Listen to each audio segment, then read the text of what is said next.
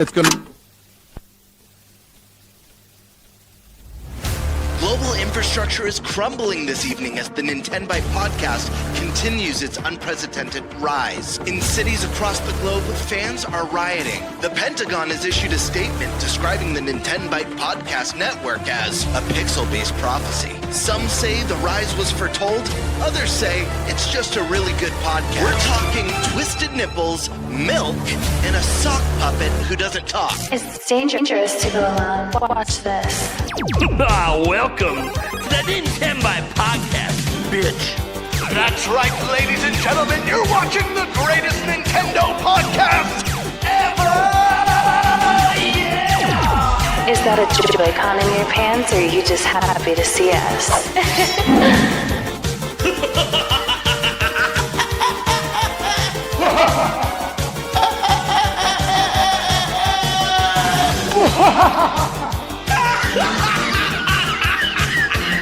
Shut up! Now feel the power.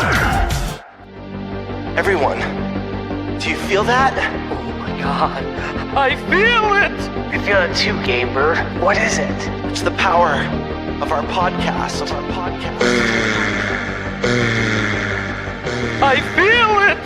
This is rad, NintenByte. So rad. Power.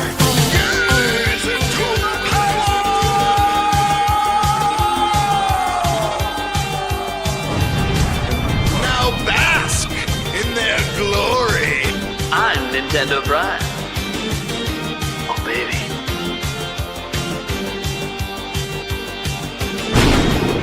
I'm Thunderstash.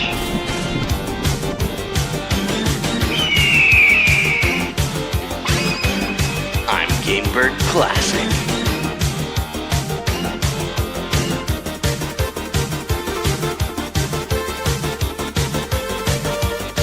NintenByte rules.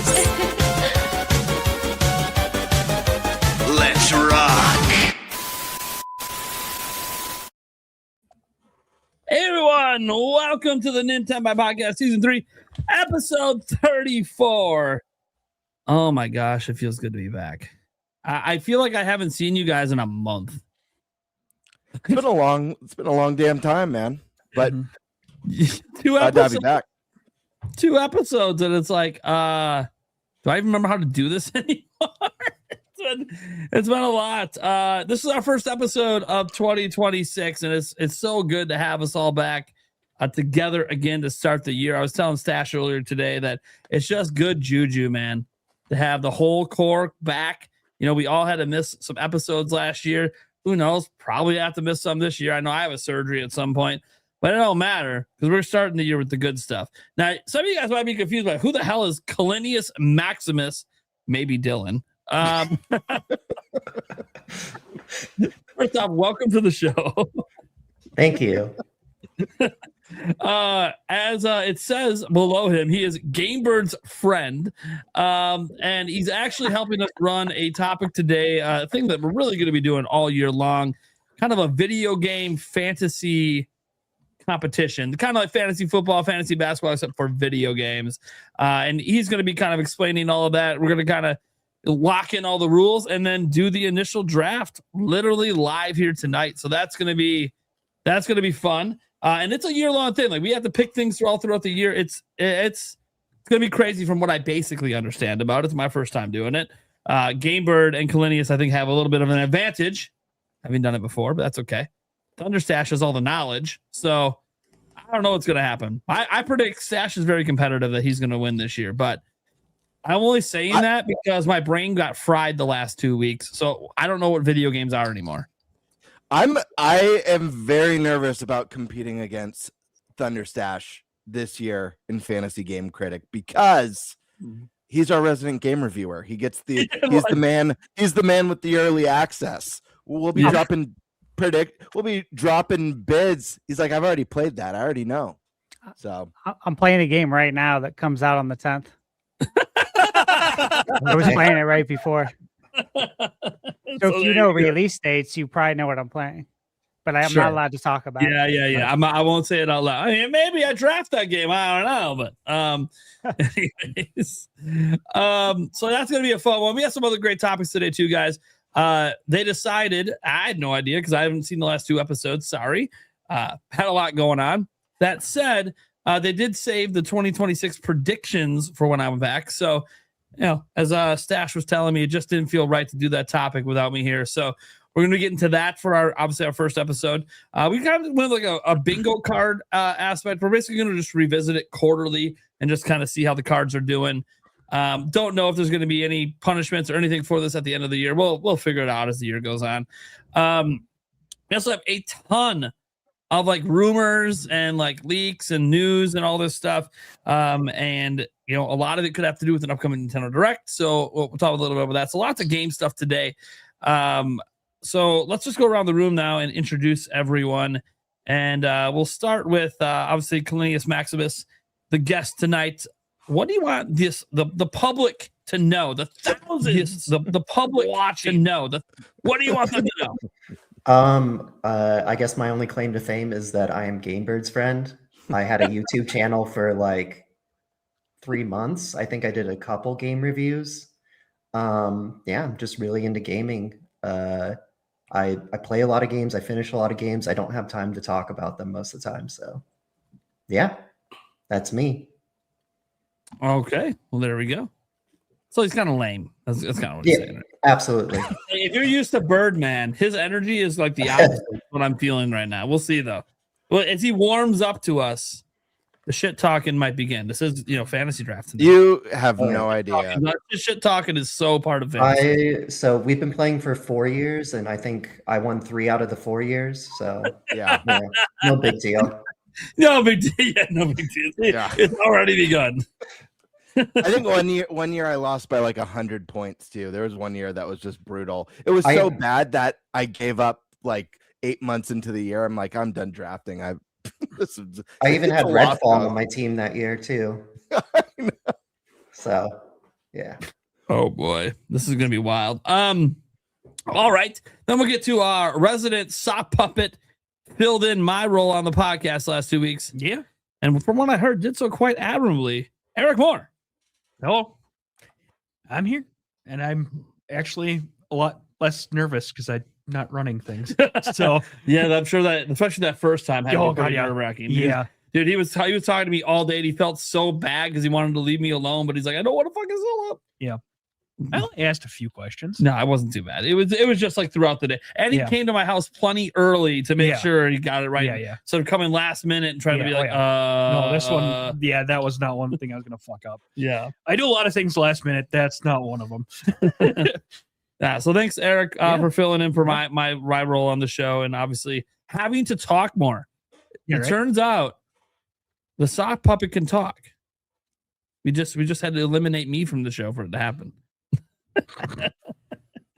All right. Then we got the Gamebird Classic. I know I sound disappointed introducing you, but you always are. One time in the last it's 3 been weeks. like that. It's been like that since I joined the show. Yeah. I've had some exciting introductions for you. It's just, I say that because like yes, he's had a couple out of like 100. Okay, we haven't had 100 episodes yet. He wasn't here at the beginning. He's been better. I've known him for 20 years, and he's always been a disappointment. So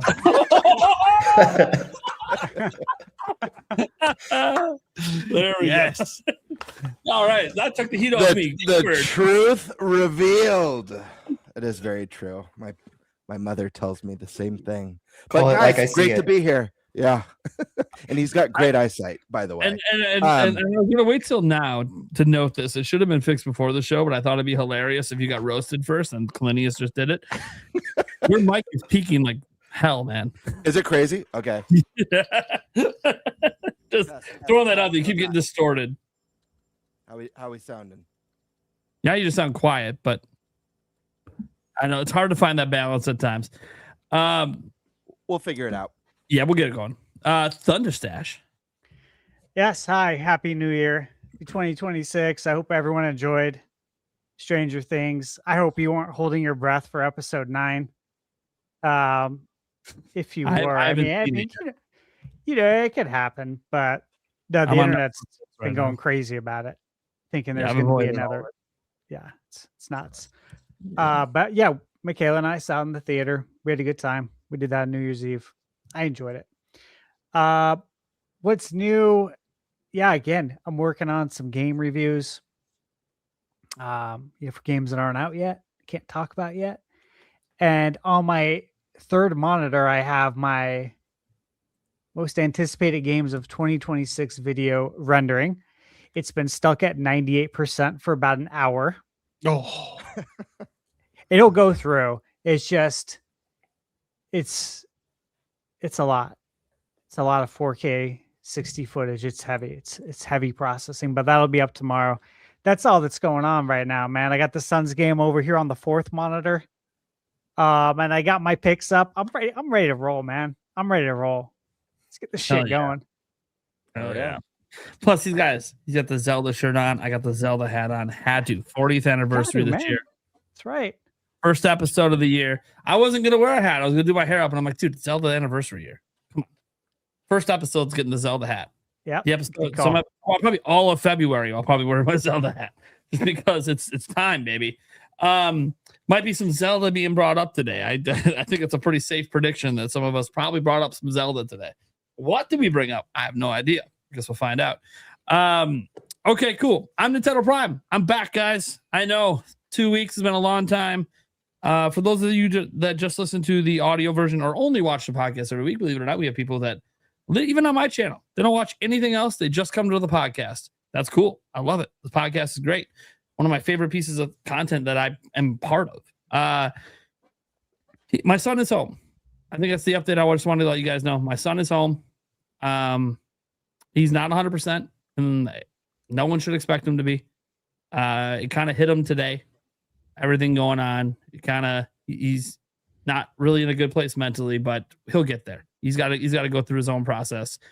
If I ever have to step away tonight, it would be just because I got to manage something with him, because for those that don't know, he has type 1 diabetes, and he almost died 2 weeks ago. We didn't know he had it. He went DKA. It's really bad, really scary. When you have the literal people telling us that your son might die in the helicopter flight that are trying to keep him alive, that's not great. Then you get to the hospital and then get told again that he might not make it. So it was a very, very trying time, but we're back. And that's what matters. I'm not fully back to work. I didn't get a video out today, but I'm back to the podcast. And with that being said, let's get to the topics. So, who's taking the first topic, since we're going to be basically doing the fantasy draft first? So, Kalinius is really kind of running it, sort of, but any of the hosts want to actually take that topic? I say just maybe me and Kalinius. Yeah, you two are the pro. There you go. I mean, Yeah, Kalinius is really gonna take it over. He knows the rules in and out. He's managed it every year, so I can introduce it, and then he the can... GM of the league, buddy. Mm-hmm. We gotta listen to him. All right. Yeah. We're not gonna jump into it quite yet. Okay. Stash, what topic do you want? I'll take the bingo card predictions. Okay, so that'll be topic 2. I'll take the rumors and all of that. Okay. And then if we need a fourth topic, Eric will figure something out. I'll look at something. There's always stuff. There's always news. There's tons of stuff that we're not talking about today. Yeah. Lots happened. Yeah. All right. Well, that being said, I guess I throw it over to Gamebird and Kalinius. How are we doing? All right. Okay. So there is a website called fantasycritic.games. If anyone else is interested in doing fantasy video games, and basically what we're going to be doing is kind of like fantasy football, going one at a time in like a snake drafting games. And when those games release and the critic consensus comes out on OpenCritic, not Metacritic, I'll explain the difference. It will populate a score based on the total over 70. So for instance, if a game scores 75, you'll get 5 points. And so 78, 8 points. And then anything over a 90 scores double points. So if GTA 6 comes out and someone drafts GTA 6, and it scores in the 90 like Rockstar's other games, then like a 92 will net you 24 points, and 2 points, so on and so forth. And then, okay, so OpenCritic, I should probably talk about that. So OpenCritic is an aggregate score, aggregates a score like Metacritic, but it's not weighted based on the size of the website like Metacritic does. So people should definitely take that in mind when they're drafting, because like a small website can put in a score and it'll have just as much weight as like an IGN or a GameSpot. And there have been some websites that kind of will throw a wrench in your plan for OpenCritic's usually at least like 2 or 3 points below where Metacritic's sitting. Yep. Colin, do you want to let the viewers in the panel know what happens if your game scores under 70, for example? Yes. Oh yeah. So if you're unfortunate enough to draft a game like, I don't know, Redfall, Oh God. or what did you draft? Sports Story? Yeah, Sports Story was my all-time worst pick. The first one, Golf Story, was great. I didn't know. Marathon this year. Who's taking the shot on that one? So if your game scores below a 70, so like let's say your game scores a 65, you will lose 5 points. So it's -1 and it goes down. It just goes down from there. So please don't draft a 40. Just don't. So we can talk about counter picks when we get to that. I should probably share screen and we can go over the rulings set. Sure. All right. So present, share screen. There we go. Let me move you guys. Sorry. Let's see. Doo-ba-doo-ba-doo. Okay. So here's the website. And then it's probably, I'm going to zoom in. All right. So we're going to go to, where is it? Yeah. Let us know in the chat too if you guys can see that okay. I know it might be a little slow. Colin, if there's any way to stretch it out even a little more, that would be epic. I'm not sure. There's also a way I can make this a little better. Just give me a second here. Okay. How to putting us on the bottom. Yeah, the one next to it. Okay. Everyone can see that? Actually, yeah. Real quick, Colin, I just to give the viewers, or actually we could do this at the end. We should show our game from last year just so they could see like what it ends up looking like each week as the games come in, and it shows the points and how you determine the winner as well. Okay, so you want me to show them the 1 year that you beat me? I was going to say, is that the 1 year? Convenient. Very cool. Yeah. Okay. Yeah. No, I'll show it after. Okay. So total number of games that'll be on our roster, I think. So Stash talked about wanting to do 25. Does anyone have any objection to 25? I'm good with 25. I saw Stash's suggestion. I think that gives a lot of picks to cover the whole year. I think it's good. So thumbs up, everyone. What will happen throughout the year is we're going to draft 6 games tonight, but throughout the year we have to fill up a roster of 25 games, which will make us probably have to dive pretty deep for some of them. But I do think there's a lot of good indies this year. Are we good to draft 6? Do we want to draft 7 since we're on 25, or does anyone have a? I'm good with 7. Okay, let's do 7. Damn. All right. Damn you, Stash. I need to make a bigger list. Well, you got time because we're going over all these rules. All right. I know. So counter picks. So I'll explain counter picks now. At the end of the draft, if we decide to do counter picks, we'll draft 1 counter pick, and basically it's making a statement that you think that game is not going to do well, or you think that game is not going to come out.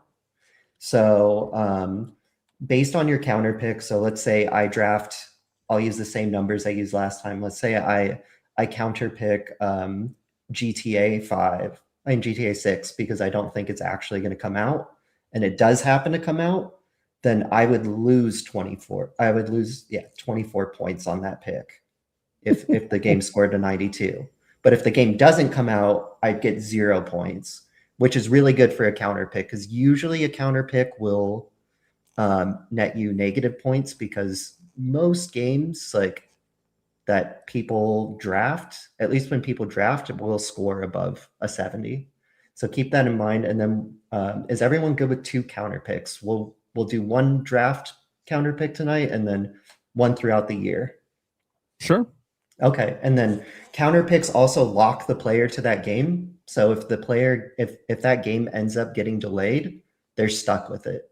So, or if that, so how about 1 counter pick? Do you guys want 2 or 1?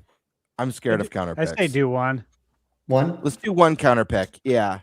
And do you want to draft the counter pick or do you want to wait throughout the year? Sorry. Let's wait. Yeah. Okay. Or wait, you guys all have to agree. I'm starting to realize why Gamebird loses 75% of the time. He does draft a lot of speculation.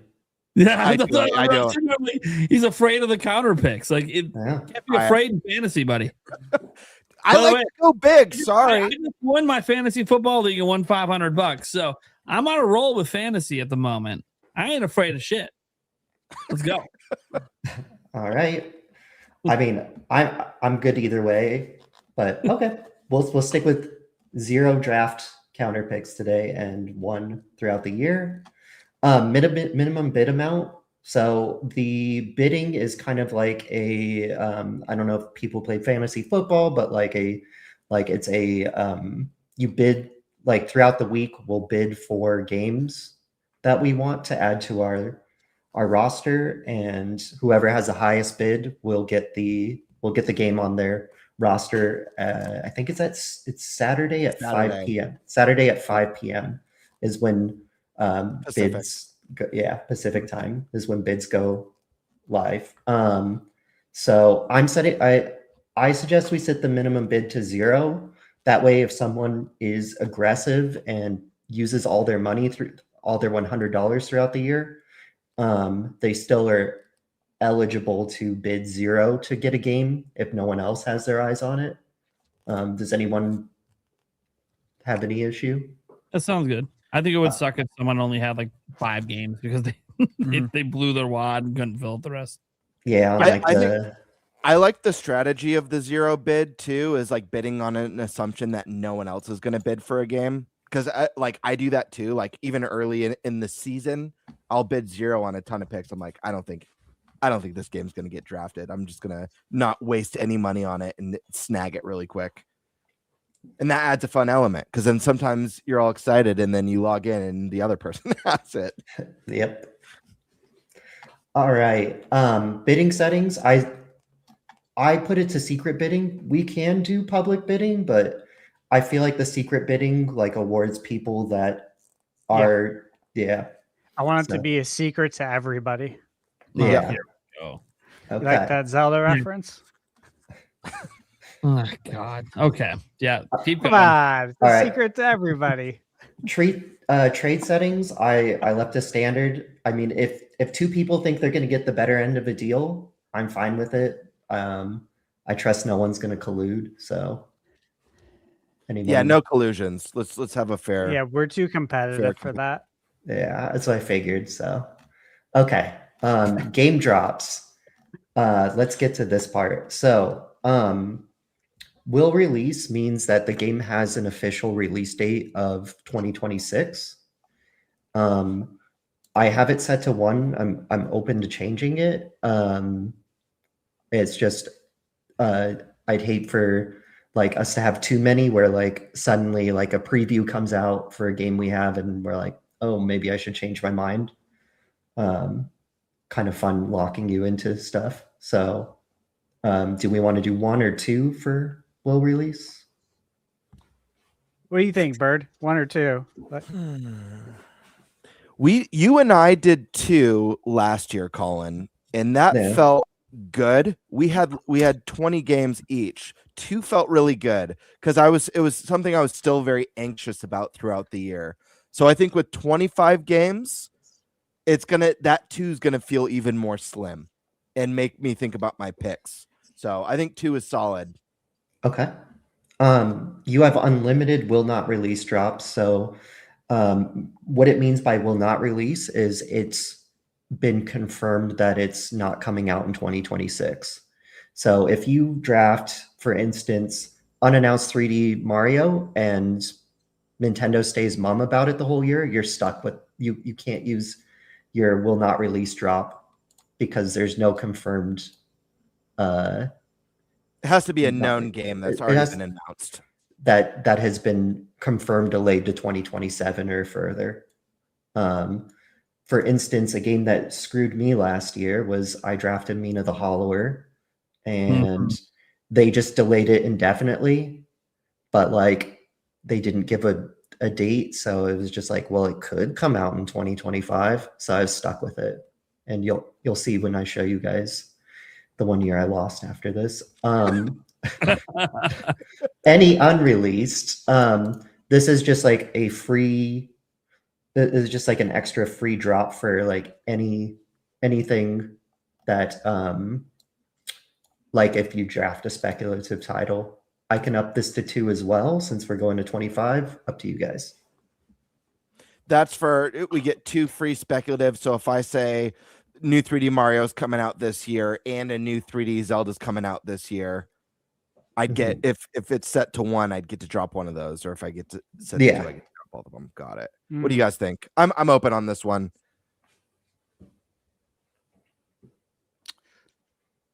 Let's do 2. 2.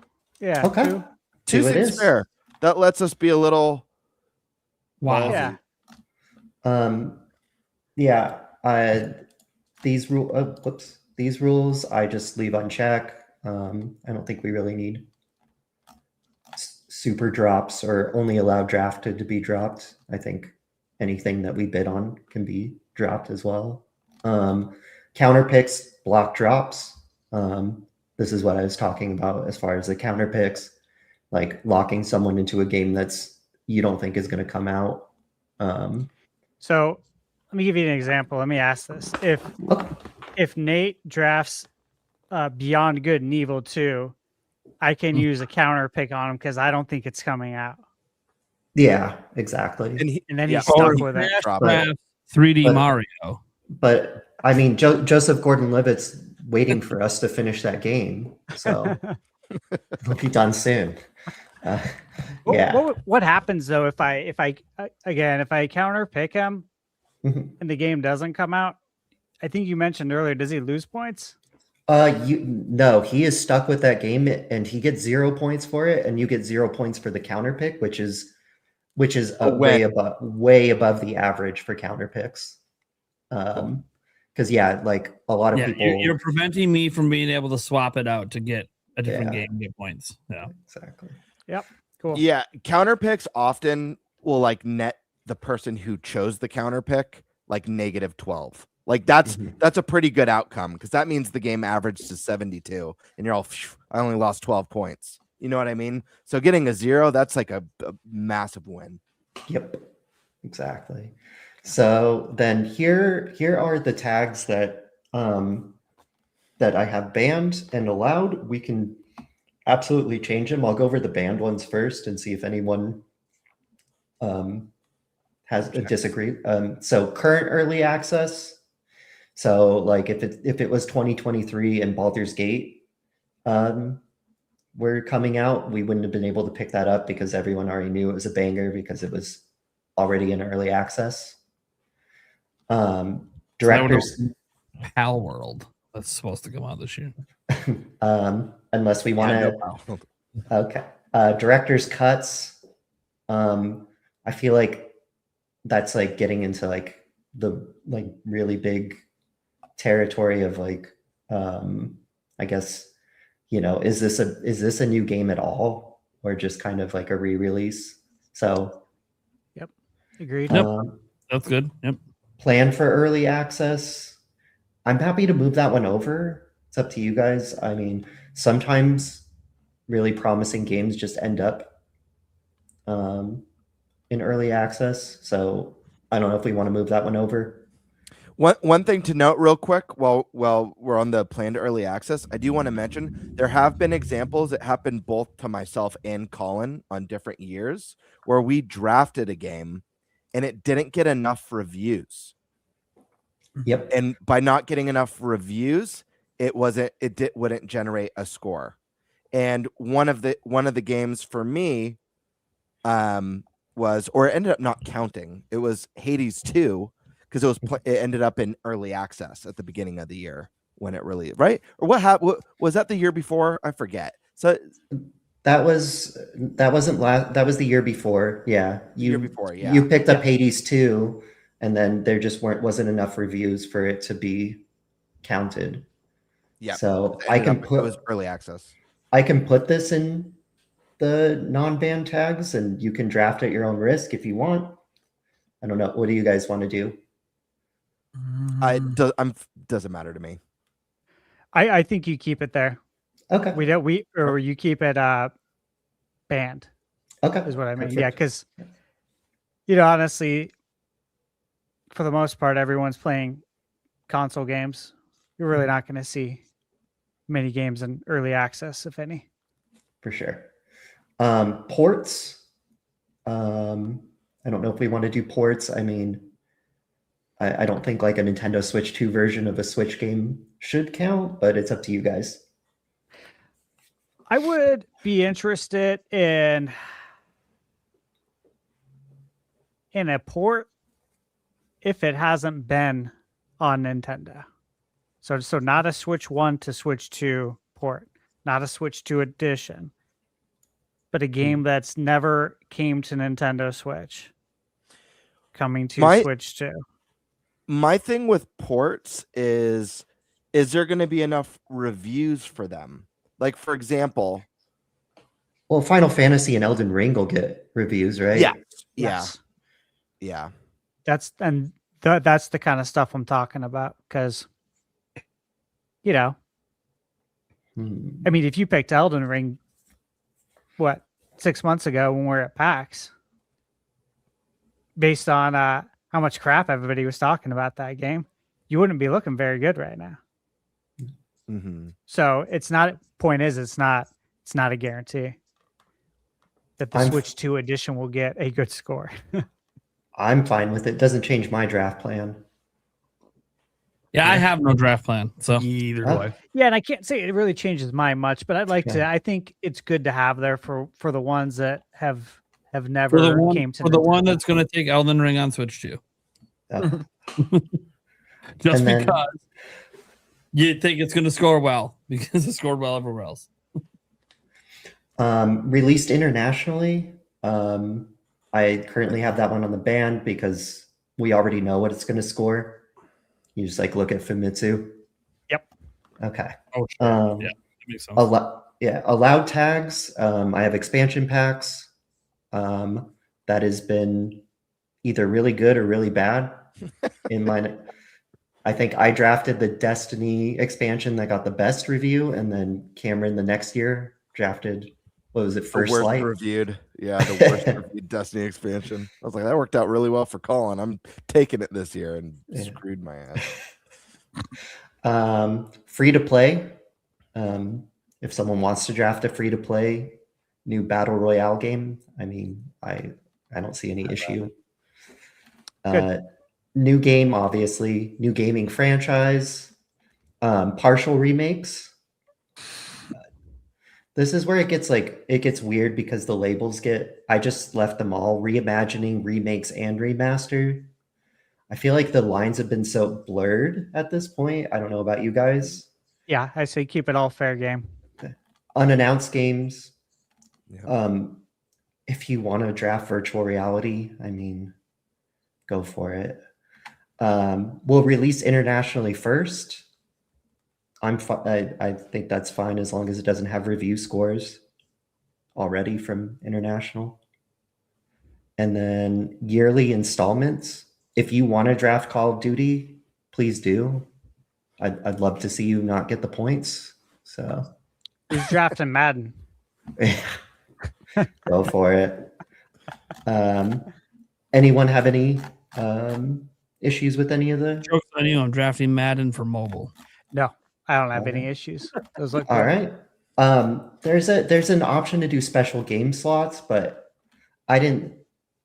We can, but like the special game slots are like you have to draft one VR game, you have to draft one brand new. I think we should keep it pretty simple this year. Maybe we'll play again next year and stuff, and we could add some gambits into it, you know.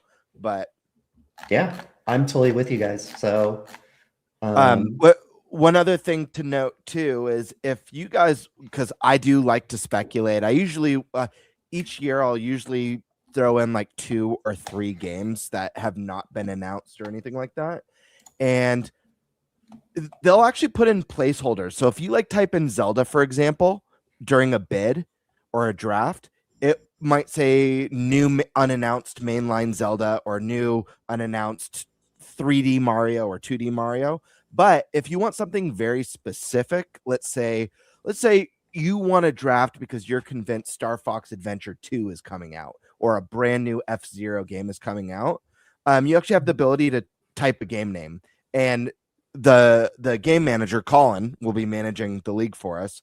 He'll be able to approve it, you know, when it's released and all that stuff. So you can fully speculate. One caveat with that I want to throw in, just so it's a little bit harder to do the speculation, is if you are banking on, I don't know, like a Zelda remake this year. So like, let's say you want to draft Ocarina of Time remake, you need to call that shot unless you guys want to change that. But like, so like if you call that you want to draft new remake of Ocarina of Time and then they end up announcing a 2D Zelda, I don't think that should count, but you guys let me know.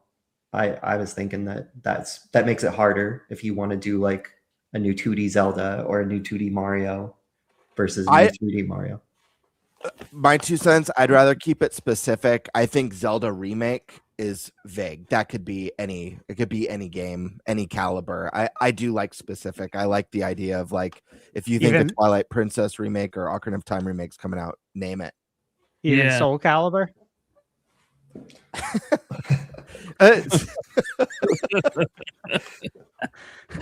So I'm cool with Soul Calibur remake. Yeah, I'm fine with that. You said any caliber, so okay. There we go. I'm good with that though. I think that's I like that. I think you got to be specific. 3D Zelda. Now you can say 3D Zelda remake / remaster, right? Since the lines are all blurred anyways. It's just a matter of 3D or 2D. Yeah, I would say like if you are banking on a brand new 3D Zelda, which I mean, I wish, then yeah, you would call like a brand new 3D Zelda. And then if you want a remake, I would say like a 3D Zelda remake. Yep. Okay, cool. So this is what happened last year. So I'm Illanagnum Publishing, and then Gamebird was Hey, That's My Stick. And so like this is Doom the Dark Ages was one of his first picks. It came out with an 86 aggregate review score from OpenCritic, and he got 16 points. I had like a really good draft, and then it just kind of fell apart. Yeah, so Mina the Hollower by Sweet Carol, good ones. And then he drafted Expedition 33, which was just, and then Silksong actually came out. So yeah, so this is what it'll look like, and it'll give the scores. Yep, and tell them a little bit about how hype factor, and as well as see where it says show projections, right? So so this one, since all the games have already been filled in, you can click the show projections and it'll kind of tell you like what it's projected at, and it's never right. It's always completely wrong. I would completely not pay attention to it. Yeah, to be honest, it's like I drafted some game, like I think I drafted Tears of the Kingdom, and it's like It's like, yeah, they'll get you a solid 11 points. I'm like, I don't think that's right. So it's think so. projecting at 81. Yes. That's I'm like, stupid. yeah, so Yeah. I wouldn't really listen to it. So when you are drafting it, so it's going to show you you're going to like have all the games, and there's going to be a draft button on the side here, and this is like the order that things have been kind of going. So it'll show all these games, just like if you're doing fantasy football, it'll say like the top drafted player by like, most leagues. So Ari Requiem looks like it's the top pick, and it shows like the percentage picked, and then the hype factor. I don't know. Well, the hype factor says it's going to get 18.2, so like an 88. That's fair. And I think the hype. Oh, go ahead. Just to mention, both me and Colin, some of our best picks ever have been games with hype factors of like 2. Yeah. So like if you get let's just say you have like let's just say you picked the top 3 games on here. The projected winner would probably show very heavily in your favor just based on what people are making bids on. But I wouldn't, like Colin said, I wouldn't weigh your decisions too heavily on hype factor. And some of the biggest clutch things, and I recommend, not to give you guys too many pointers, I want to keep it as competitive as possible, but some of the biggest clutch picks have been indies. So like I definitely recommend, I know Stash, you pay attention to those. I definitely recommend paying attention to that stuff at the year, especially when we get those, we're a Nintendo channel. So especially when we get those Nintendo Indie World directs and stuff, keep an eye out for things that might look like bangers that are dropping this year. Because I think one of Colin's like lowest hype factor games that ended up being one of his best picks the year it came out was Neon White. If you guys are familiar with that one, scored in the 90s or something like that. And I think it had a hype factor of like 1.5 or 2 or something really, really low, just because it's not a game on people's radar. So, yeah, I appreciate that they give me like a hype factor and stuff, and they kind of sort it. But it's kind of like when you drive by one of those, like those signs that tell you your speed limit, your speed on the side of the highway. And I'm like, yep, have that in my dashboard. Thank you. But yeah. So the draft, we can start the draft if. Does anyone have any other questions? Let me make sure I have it open here. And this isn't the actual draft position. It's going to randomize once I hit set draft order.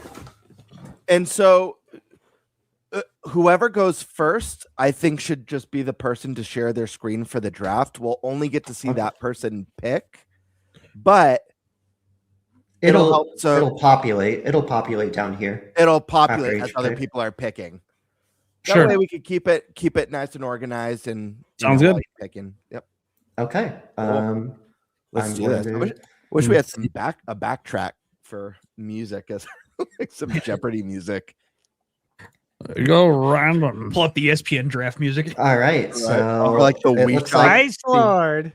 Spice Lord. Yeah. Oh. All right. So I will stop sharing. And okay, where do I even? Yeah. I know your screen, but where am I picking? Colin will guide you through it. Yep. I'm gonna hit start drafting. Okay. Yeah, it hasn't started yet. Yeah, that would be why. Okay. Oh, real quick, Colin, in case anyone in chat doesn't know, it's the snake style draft. Do you want to just explain that real quick in case anyone in the audience isn't familiar? So first pick will go to Eric, and then he will not pick again, or then it will go down. Nintendo Prime is 5th, but he'll also be the 6th pick. Yeah. Right, I get my 2 picks in a row, baby. Yeah, that's a good spot. It's a great spot. I mean, 1's not bad either. Something you got to wait for a while, but All right, try refreshing the screen. See if it. Yeah, I'll refresh mine. Oh, there we go. The draft is currently in progress. Next to draft. Okay. Yep. There you go. And you can use that list, or you could search a specific game. All right. Why not? Hey, that's not a bad pick. Yeah. Resident Evil tends to review very well. That All is a great first pick. This That is- is gonna do This Honestly- is a Nintendo podcast, and we are getting a Damn sequel you. to my favorite Switch game this year. I mean, And so- and I did play it at PAX, and it was pretty fun. So Oh, Fire Emblem's already off the board. I love Damn. your team name, by the way. I was hoping that was Thank going to you. drop. I laughed when I read it. Like, oh, it's so good. And I got Fire Emblem, so I'm happy. I was really hoping Fire Emblem was going to follow me. Oh God. Okay. But I guess when your name of your team is Unintelligent Systems, I guess I should have known. Yeah. that was my first. Those were actually my first two picks. That got Well, so I had no shot at it. Good to know. this one is a gamble, but I'm going to go for it. I don't think it's a bad gamble. I'm birds of benefits in the guy, buddy. I don't know if it's my ideal first pick. Oh. okay. Oh, okay, Wolverine. Well, always the bridesmaid, never the bride. We'll see if they can crack a 90. Yeah. What did Ratchet get? The latest Ratchet. Rifts Apart. Yeah. I remember what that one got on Open Critic. Well, 88. Close. Mhm. I don't know if I get an 88 with this, I'll be pretty damn happy. Dash going on I the don't- limb. It's coming this year. I don't care about Jason Schreier's report that came out 2 hours ago. In fact, I was hoping that would scare you guys off. I didn't even see the report. What was Yeah. the report? Just that, hey, maybe it won't come out this year. They're still it's working already on taken. some stuff. They're still getting submissions not completed. content complete. I saw the Yeah. not content complete one. Yeah. But you know what? I think I can count on Rockstar to work their employees to the bone and to basically employ crunch. I think they'll crunch their employees. And I Interesting. like that. I like Good. people who like to work a lot. This just we've already eliminated. By the way, Stash, I don't Most of think my it's prospects. like to work a lot. I think forced to work a lot. Yeah. Hey, whatever you want to call it, man. You can get up and go whenever you want. That's the perfect spot for GTA 6 to go. That was Oh. where I was telling Gamebird earlier today. If it falls to me at 4th, I'm gonna pick it up. If I'm 4th and it falls to me, I'd pick it. Yeah. Yeah. That's like an easy counter pick for me. I've thought before we got to this year it was going to get delayed out of this year again. Yeah. Here's my concern. So I think I told you this as well, Stash, when we did our quick little Discord call, and I was telling Colin the same. I'm very 50-50 on it. If they had announced if they had given it like a spring or like early summer release date, I would have been like, no brainer, I'm picking it first. It's the fact that it's a full year delay that has me anxious. But I don't know. This could be one that bites all three of us in the ass. So All right. it's a good pick. No matter what, it's a good pick. Have a lot of faith in this pick because I believe in the person making this game. Dustbloods. I mean, dude, Yeah. it's Miyazaki. Are you Yeah. kidding me? Yep. That half review at a chance that's easily got a shot at in the 90s with him behind that I just game. took that off. I just took that off my list. That was a high pick too. I agree with you. Yeah. Night Rain was not made by Miyazaki. It was not. His Yeah, it was not specialized made by him. team. Yep. So And this one is, and he's been cooking on it for years. You again. That's right, Snake Draft. Let's see here. Then we're gonna follow that one up with. You know what? I'm taking Mina. Taking Mina. Nice. You son of a bitch. yeah, you son of a bitch. Yeah. That comes I off had the that one list. high on my list. Same. We I all got did. to see things with that game behind the scenes that I know this game is. This might be indie game of the year. It Yeah, might they- be. Like, We know things that we yeah, cannot speak Ash about. and I know some things that like this is going to review very well, very very well. It's make or break for them. So yeah, I imagine they're gonna put their all into it. So I'm super excited for it. After this game comes out, they'll be getting a yacht. Like literally. Ah, And I knew Stash was going to take it with They the can- next pick. they So could I actually had go to on a- have it. they could actually go have a club on a yacht. I totally knew Stash was going to grab the game. Like, fuck no, dude. I know the same things you know about that game. Fuck off. Yeah. You did. All right, who's up? Stash. Well, I'm Stash. up. Okay. That's why I took it, Stash. I knew you'd take it next. It was right there. Okay. Here we go. You know what I'm going with? Oh, he's searching. He's going deep. The game coming out on the Select. Dude, this is gonna be such a Nice. Dragon Quest 7. Reimagined. Yep. Makes sense. Makes a lot of I'm sense. very good about it. It looks really good. Yeah. It's a good pick. That I was debating on that one too. who's But I'm up? like, like Mina might get a Oh, little it's high. my turn. Oh my gosh, guys. I color coded. I was racing, so I only have 2 colors. I have great picks and I highlighted yellow, and good picks I highlighted green. But half my greats are gone now. Well, And it means so- you have some. Yeah. I'm color coordinating over here too. Yes, but the greats that I have remaining, they're very risky great picks. I They're mean, very yeah. risky. They're very risky. I'm gonna go for. You know what? I'm just gonna go for it. Hold up.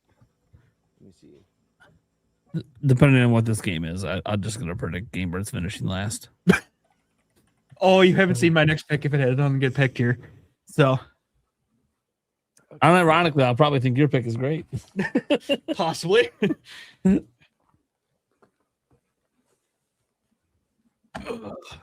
Gamebird's struggling over there. No, I got it.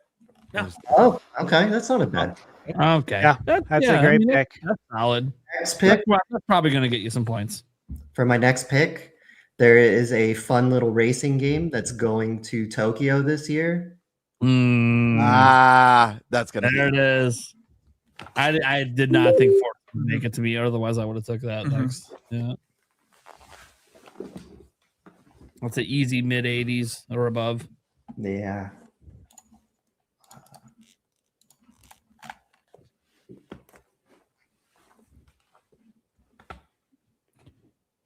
Why not? I know what it is now because Oh, I saw yeah. what he was searching. Oh, yeah. Saw what he was searching. I'm like, oh, I know what he's picking. It's a good one though. That's like an unknown. Could be sneaky. You ready? Could be. It could also be. Well, they can see it. Yeah, they can. Splatoon Raiders. That's a yeah. sneaky. I'm up You don't know with that one. That could be mid 80s, or above. Mm. It's sneaky.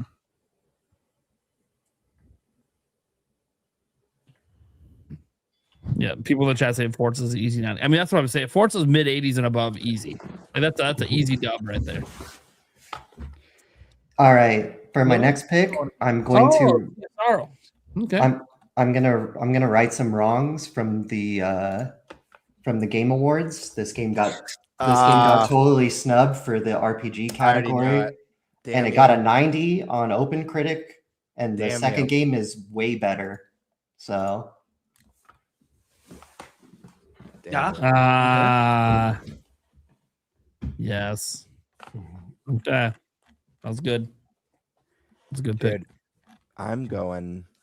I might get thrashed this year. I'm gonna be going risky the rest of the draft because There was a point made in the chat, by the way. We do have an audio only version. We should say the games we picked. Yeah, yeah.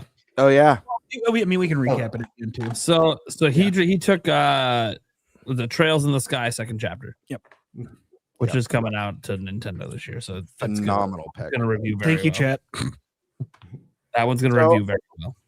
I have some safe picks that are in great, but I also have some very risky ones that may not come out this year. I'm feeling risky, guys. I think I'm going to go a little bit big. I think I'm going to gamble on some picks here because why not? You know what I mean? Look, I gambled with Christian McCaffrey and won the title. So Yeah. Yeah, guys heard every year, and Oh, okay. I just Oni chose Musha. Onimusha Way of the Sword, one of my Musha, favorite nice. series of all time, Reborn, baby.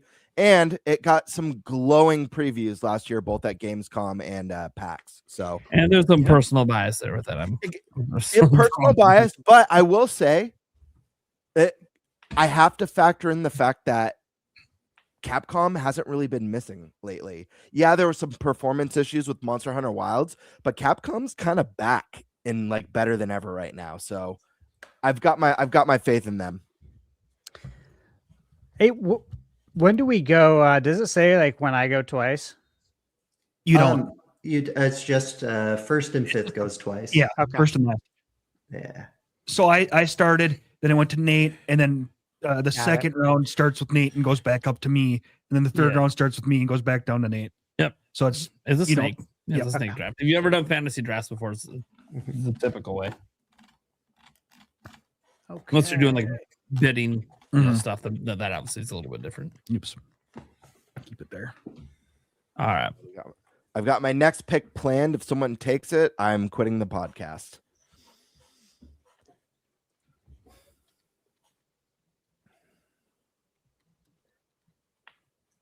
I feel like the thing is with like this, I feel like this is going to be one of the best looking drafts I've ever seen, just because of the sheer amount of like games that are probably going to be really great if they come out, you know, if they all come out. Yeah. See, I know Stash is ultra competitive, but his first pick's a game that might not be out this year. I don't know, man. You know why I picked it? Go ahead. Because it'll be the highest rated game this year if it does come out. No, because if it doesn't come out, I still know so many other games that you won't know about The that are people going to from score very high that I can pick up. That not even on your radar. I wasn't in a hospital the last 2 weeks. No, this is gonna I would've it's gonna be told like you that for the to- rest of the year, Oh, like for okay. eternity. Okay. Yeah. Okay. I'm just saying, no, like there's games Look, I know like, about you that can you kick don't my ass know about. in 1v1 So I video feel games. comfortable about it. Yeah. Yeah. I'm trying to find my game, and I cannot find it. What do we do in this scenario? Try typing it in. Did you search it? Yeah. Let me see if I can add a Way You to should- add your custom game Yeah, let's Mhm. see. on the list. Let me see if I can find it. Yeah, Um, I believe there's a setting for it. I think I saw. See, I've seen this kind of video game drafting one time ever, and it was kind of funny doing it. what's the game that you want? Final Fantasy VII Remake Integrate for the Switch 2.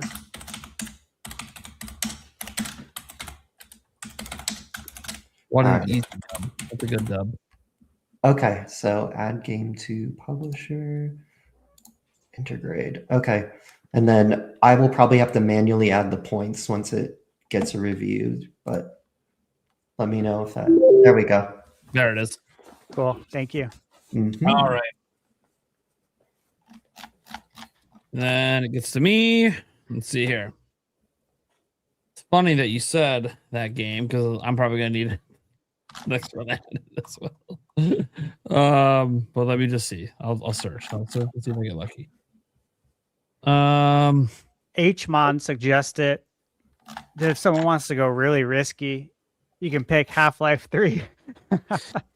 Yeah, the rumors are so heavy to end the year again for it, and it's like nothing. Like, I know. There are people drafting that. Someone from Kind of Funny draft. Greg Miller did. Greg Miller Greg from Miller Kind did. of Funny. It's kind of funny. I mean, if it does come out, you know.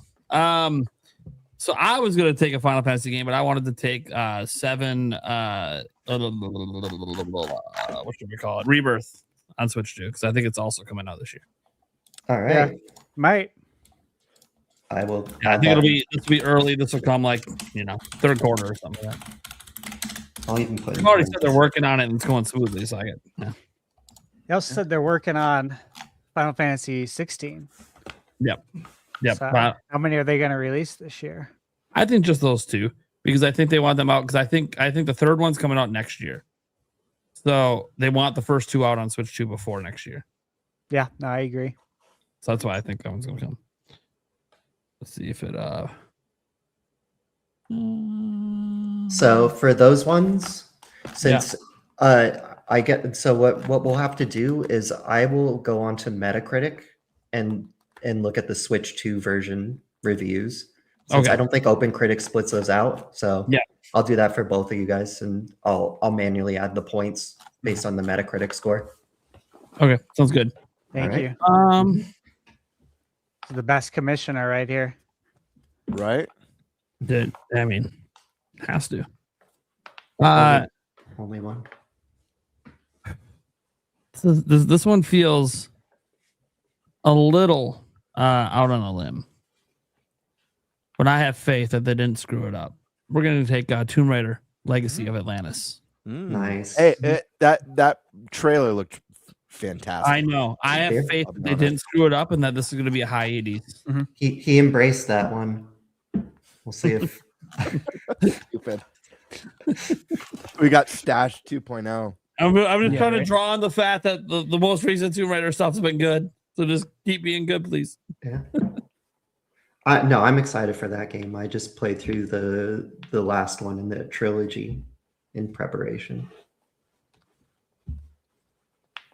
Cool. Who's that? I think it's Stash. Yeah, Stash. Oh yeah, Stash, man. Stash. Please don't. Well, Stash is digging deep. There might be games. He ain't gonna be there because he's. I feel like he's gonna pick what I want to pick next. The Adventures of Elliot. Damn you! I knew you were gonna pick it too. That was literally gonna be my next pick when it came back to you. I was so freaking happy knew to it, get dude. that. I knew it, dude. I freaking knew you were gonna pick my game. I literally have it all in. highlighted On Square Enix this year. Damn you, dude. I freaking knew he was gonna do that. That felt Bullshit. good. Oh god. Snatched it right out from underneath them. Oh man. Okay.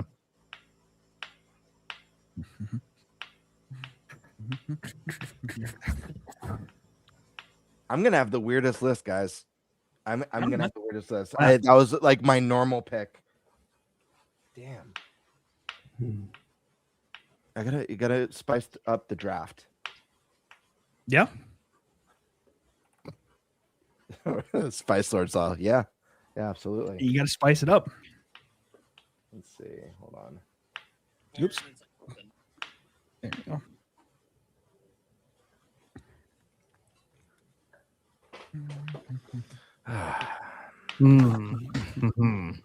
As I'm doing like research, what do you think? Mixtape. All right. The art style alone is wild on that game. And the music too. Really cool. I'm surprised this one made it this far in the draft, so I'm gonna pick it. There's a little company called Housemark, and I don't think they've ever made a bad game. So They haven't. I'm gonna draft Saros. Yeah, it's on my list. But can they strike? Can they do it again? I mean, this one looks roguelite with more progression, so I'm excited for it. I am too. 007 Ooh, First Light. First Light. Lenny Kravitz. And then Do it. hey, cool. It popped right onto the first screen. Cool. Crimson Desert. Because it was freaking fun. Nice. Good pick. The only thing that might hold that back is the controls. You know what, Eric? I'm reading on that. Dude, I'm with you. That's the thing. It's on my list. I'm excited for it. But I think if I'm being completely frank, I think people are gonna be little bitches. Yeah, probably. And they're gonna complain about the controls. It's too hard. Yeah. I just feel like that's exactly what's gonna happen. Right. So yeah. Worth a shot. Why not? Yes, it is. Still worth a shot. I need to have a cozy game on my list, so that's why I'm going to draft Pokemon. I'm not drafting Pokemon Pokopia. I'm drafting Witchbrook. That's a good one. Oh, there you go. Chucklefish. Yeah.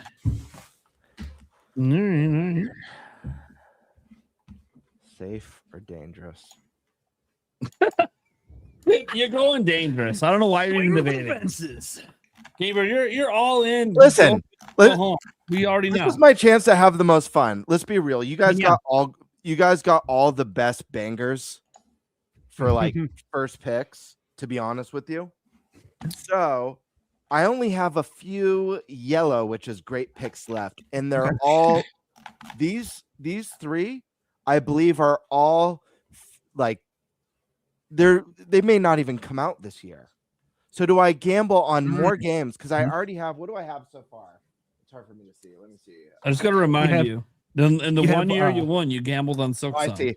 I see. Wolverine, I'm not convinced is coming out this year. Replaced is coming out. Onimusha, I'm not convinced is coming out this year. Mixtape doesn't have a release date. It's just 20. So I only have one game that has a release date in my pick this so far.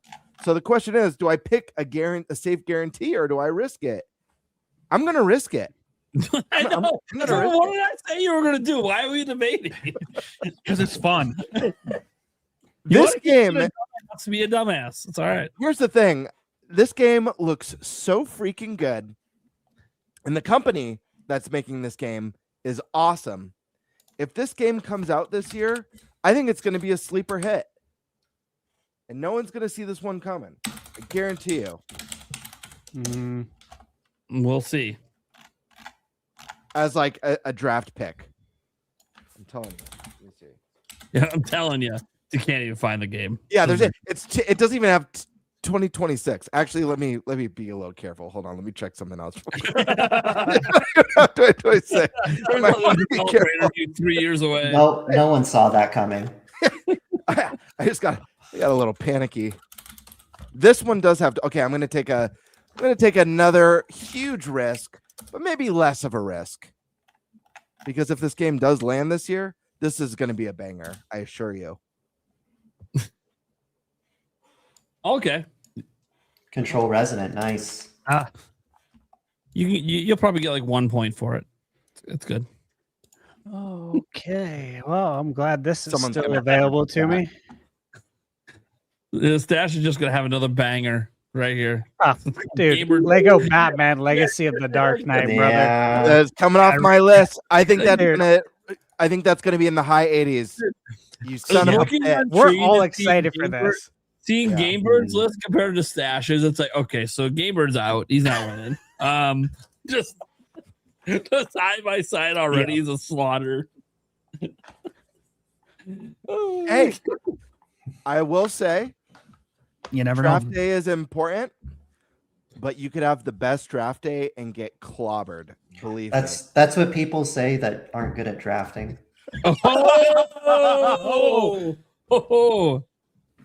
Hold on here. I gotta glance at something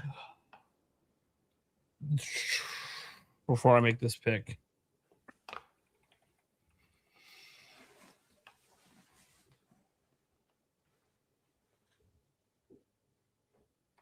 Yes, yes, yes, and fuck yes. Yakuza, Kiwami 3, and the Dark Tides, baby. A good one. Woo! Dude, that's gonna be a mid 80s. Easy. That is a great pick. Easy. Mid 80s, and I got it now? Dude, I that's know gonna my next be pick. like every game on Gamebird's list. And that was like, what is this, like round 5, 6?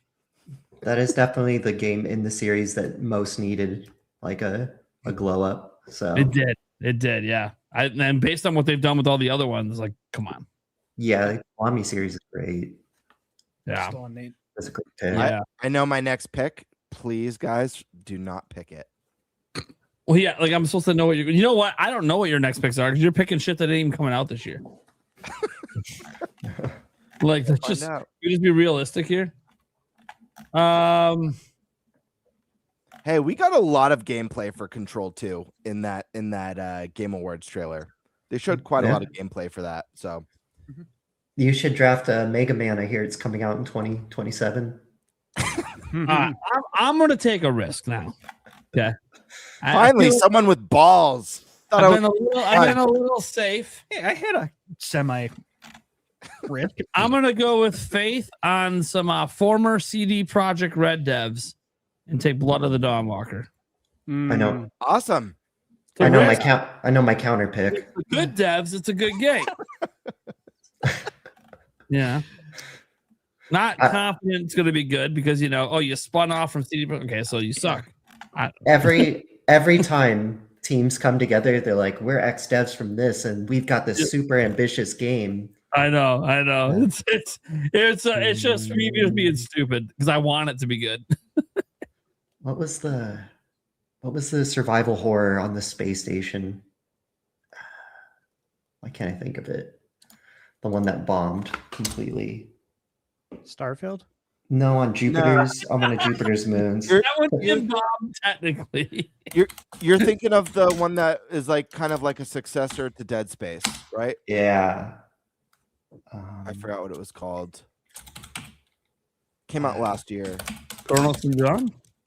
No. Callisto Protocol. Yeah. Callisto. That was another one that was like, we're a team of ex devs from this blah blah blah studio, and we're gonna make a project that's gonna rock your socks, and not even close.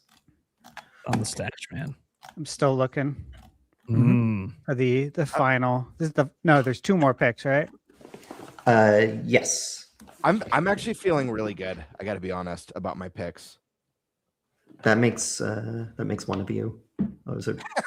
I don't feel good about yours at all. Oh no.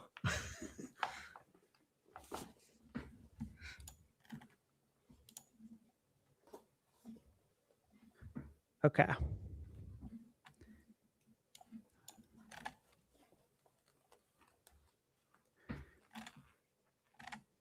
Taking Mio Memories in Orbit. Nice.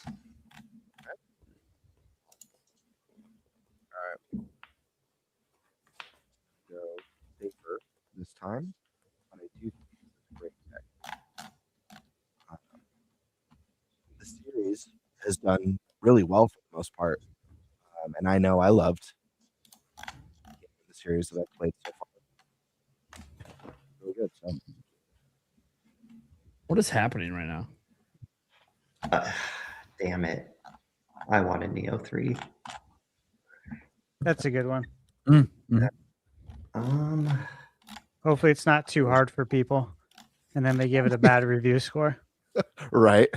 Got to factor that in, man. I know. This is a From Software game. Then they're just going to give it a good one anyway. Also got to factor that in. There's Well, a game that I'm blood. surprised no one has picked yet. Actually, a few. Dude, I got all year, man. These are just my locked in, gonna bring me home games. I'm telling you. This game has a confirmed release date, and it looks really awesome. If it sticks a landing, I think it's going to do really well. So I know. I'm going to draft Phantom Blade Zero. Phantom Blade. Yep, I knew it. Good call. I think this game is going to throw a lot of people off because from what I know about this game is that it plays like a Bayonetta or like a Ninja Gaiden, very more action. And I think people are going to go into this. I'm not talking about review scores, just like the public. I feel like people are going to go into this expecting a Souls game, but everything I've read about it is not Souls. So I'm curious what people are going to think of that. But good pick. Good. It's a exciting one. So wait, Eric, what was your gamble? Splatoon Raiders. Splatoon Raiders. Yep. No confirmed release date. I feel like your gamble is Phantom Blade so far, Colin. And Crimson Desert again, great game, but it's one of those that it could questionably go completely and horribly wrong because of the controls and shit. So, cool. The ones that I were thinking are right here. Monster Hunter 3. Damn you! Damn it! That's gonna be my next one. That was my next pick. That's a good pick. Well, piss off Thunderstash, Mouse PI for hire. No, you're good. Okay. You take it. I'm excited for it, but you can have it. I hope that's in the 80s. That was promise. Damn it. That was my last big pick. Like laughing. He's like, I've been playing that game for a month. You're fucked. sucks. You're fucked. I'm worried about mouse PI. Really anxious over there. I'll be honest. Last round. You'll be honest that you Okay. think you fucked up. I know you fucked up. I think mouse PI may have been a fuck up. Yeah, possibly. I don't know. Yeah. It's like I The wanted art to get- style is unbelievable. The art style is unbelievable. It's a visual treat. I'm worried about the substance. Like, is there enough? You know, Mm, Yeah. No, I get we'll you. have to wait and see. we'll see. And that's saying, does anybody even review it? Oh, It'll get I will. reviewed. I mean, I It'll will, get reviewed. but I won't give I a think score. there'll be enough reviews for an Enough open reviews, critic. Yeah, I think we only like 4 or 6. I can't remember. Oh, okay. So do I go with my heart or my head on this last pick? I think I'm gonna go with my head. I'm gonna draft Reanimal. You're in a bigger group here now, so yeah, you gotta worry. Reanimal, okay. It's a good one. Not bad pick. All right, Bird. After fuck it up, you're gonna make up for it here. No, you guys are gonna hate my You just continue the fuck up. dude. This is not a listen. They're not conventional picks, but if all these games come out, Oh, absolutely. Dude, like yeah, the okay, then potential go is big. really Go, high. go with 3D Mario. Go No, I'm big. not. Because That, it's going to be 3D a Mario 95 already rated burned game. me last year. It's going to be a 95 plus rated game if it comes out this year. I'm going for Snap. something that no one's gonna see coming. Because you know what? Let me look at what I've got so far. See, no one's got the balls because they know I'm going to counterpick that 3D Mario in a heartbeat. Listen, I've already got 2 indies, and like I said, indies. Listen, we all know. Listen, with the big AAA games, they're either gonna explode into the 90s or they're gonna be in the mid 80s. Most of them. The indies are really some of the best gambles. Yeah. So this one doesn't have a set release date. It was supposed to be 2025, 2026. Obviously, didn't come in 2025. But this guy makes unbelievable indie games. Really weird, really bizarre. I hate you. I was hoping I can grab it on the Nope. bids. So I'm very excited for this one because I played a game from this guy this year called Inscription, and it's a roguelite card game, one of the best I've ever played. I know what It game it is. mixes roguelite card game with escape room mechanics. It is so Interesting. cool. But listen, he's got his what do you call it? His creme de la creme. That's coming out. Creme de la creme. Damn. My God, man. Pony Island 2. 2. And if All you right. don't know what it is, just watch the trailer. Pony Island is actually a fantastic game. Yeah. If y'all haven't played it. So I'm gonna have the weirdest list. I'm sure the chat's like, dude, Game Bird is whacked. But listen, I mean, look, the first one was the mid 80s, you know? yeah, That's the thing. That's one of those ones that no one else was probably going to pick. And it's again, easy mid 80s game, probably. Unless they fucked up, of course. I don't think they did, though. That developer's had a couple consistent bangers recently, so. Pragmata. Pragmata. Good choice. All right. I'm 6 surprised years that in they were more than development. you did. That is going to be a very solid 7 out of 10 that I love, like an 8 or a 9 out of 10. But It's gonna do well. I think it's a 7 out of 10, man. Demo reception has been through the roof. Yeah, the demo reception is good. I think it's going to be, I don't think it's going to be a 90, but I think it's going to be like an 82, 83. And from what I've played, it's been awesome. Fair enough. I don't know about you guys, but I think all my games are going to be 90 plus this year, and I don't think any of them are getting delayed. All right. Let's bring this home. So now we got to do our counter picks, right? No. Not yet. Not yet. Almost. No, I think. Oh yeah, we're doing it afterwards. That's Yeah. right. Yeah. But we could do it immediately. We could do it like now if we want to. You could, Yeah.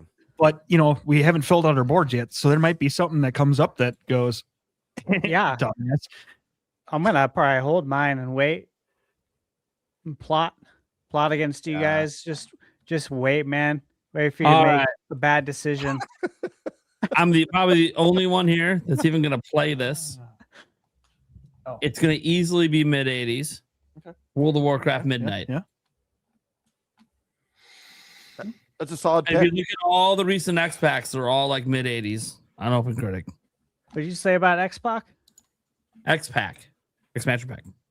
Oh, I thought you were talking about the generation. All right. No, Now, just for fun, guys, let's just look at the projections for fun. Let's see. Yeah, mine's going to be so low. Where am I going for that? Where are the projections again? So go up to right there. See right above all of our teams. Go down, scroll down, right there. See the little white button? Oh, show There you go. projections. Yep. Now scroll down Yeah, and you show can see the tallied guesstimation below our cards. There you go. Okay, so I'm sitting at right at around 200. Yeah. So right now the GM buddy over there is predicted to win. 214, Yeah, you know. 200. And I know it. 201, I know it predicts me and for last 188. place. Yeah. But I got to be honest. It's only look at the points it's given for some of these. Come on, these projections are terrible. It's basically it's saying World of Warcraft Midnight is going to be a 76. Come on, As what Dylan was saying, the projections are trash. I don't care about those. Yeah.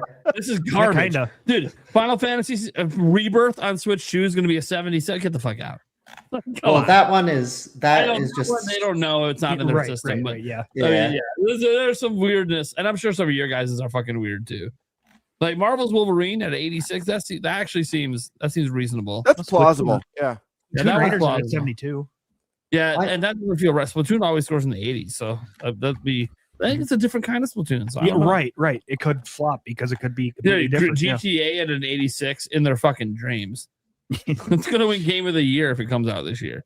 I think predicting me. Unless it releases outside the window. Mhm. But I think predicting me as the winner is a safe guess. So I like the projections right now. I'm So. sure you Hey, like the predictions. Can we organize? First of all, a huge thank you to Colin for getting this all set up. We're all super busy. It's the rest of the crew's first time playing. Colin spent the day getting everything set up and planning to explain the rules and stuff. So huge thank you. It would be awesome if we could bring him back on for the final, like the winner announcement or whatever. If you guys are cool with that, I think that would be fun to just like. I'm good. Every time we check in too. I mean, I'm just kidding. Yeah, no, like up to you. we were planning to take a look at this on the podcast quarterly, just to update what's happening, how things are going so far. Having them come back for some of those quarterly updates, like 3 episodes the rest of the year. Like, yeah, that'd be kind of cool. And obviously, guys, one thing that I don't think was brought up is I believe there's a way to follow this publicly for fans if they just want to see what's going on.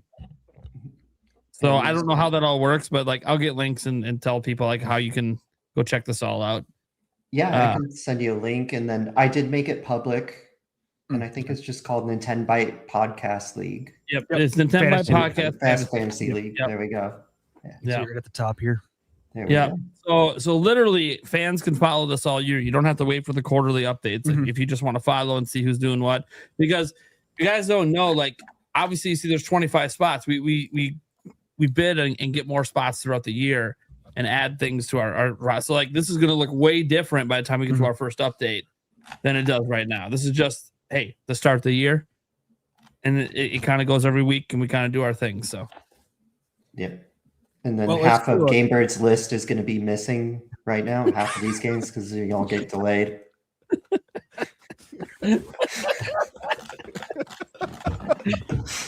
I just really hope that GTA 6 doesn't come out this year now, just because Stash has it. Yeah. If anyone else had it, dude, I've seen how competitive he is, and if he gets the competitive advantage of what's probably going to be the highest rated game of the year, god damn it! Right.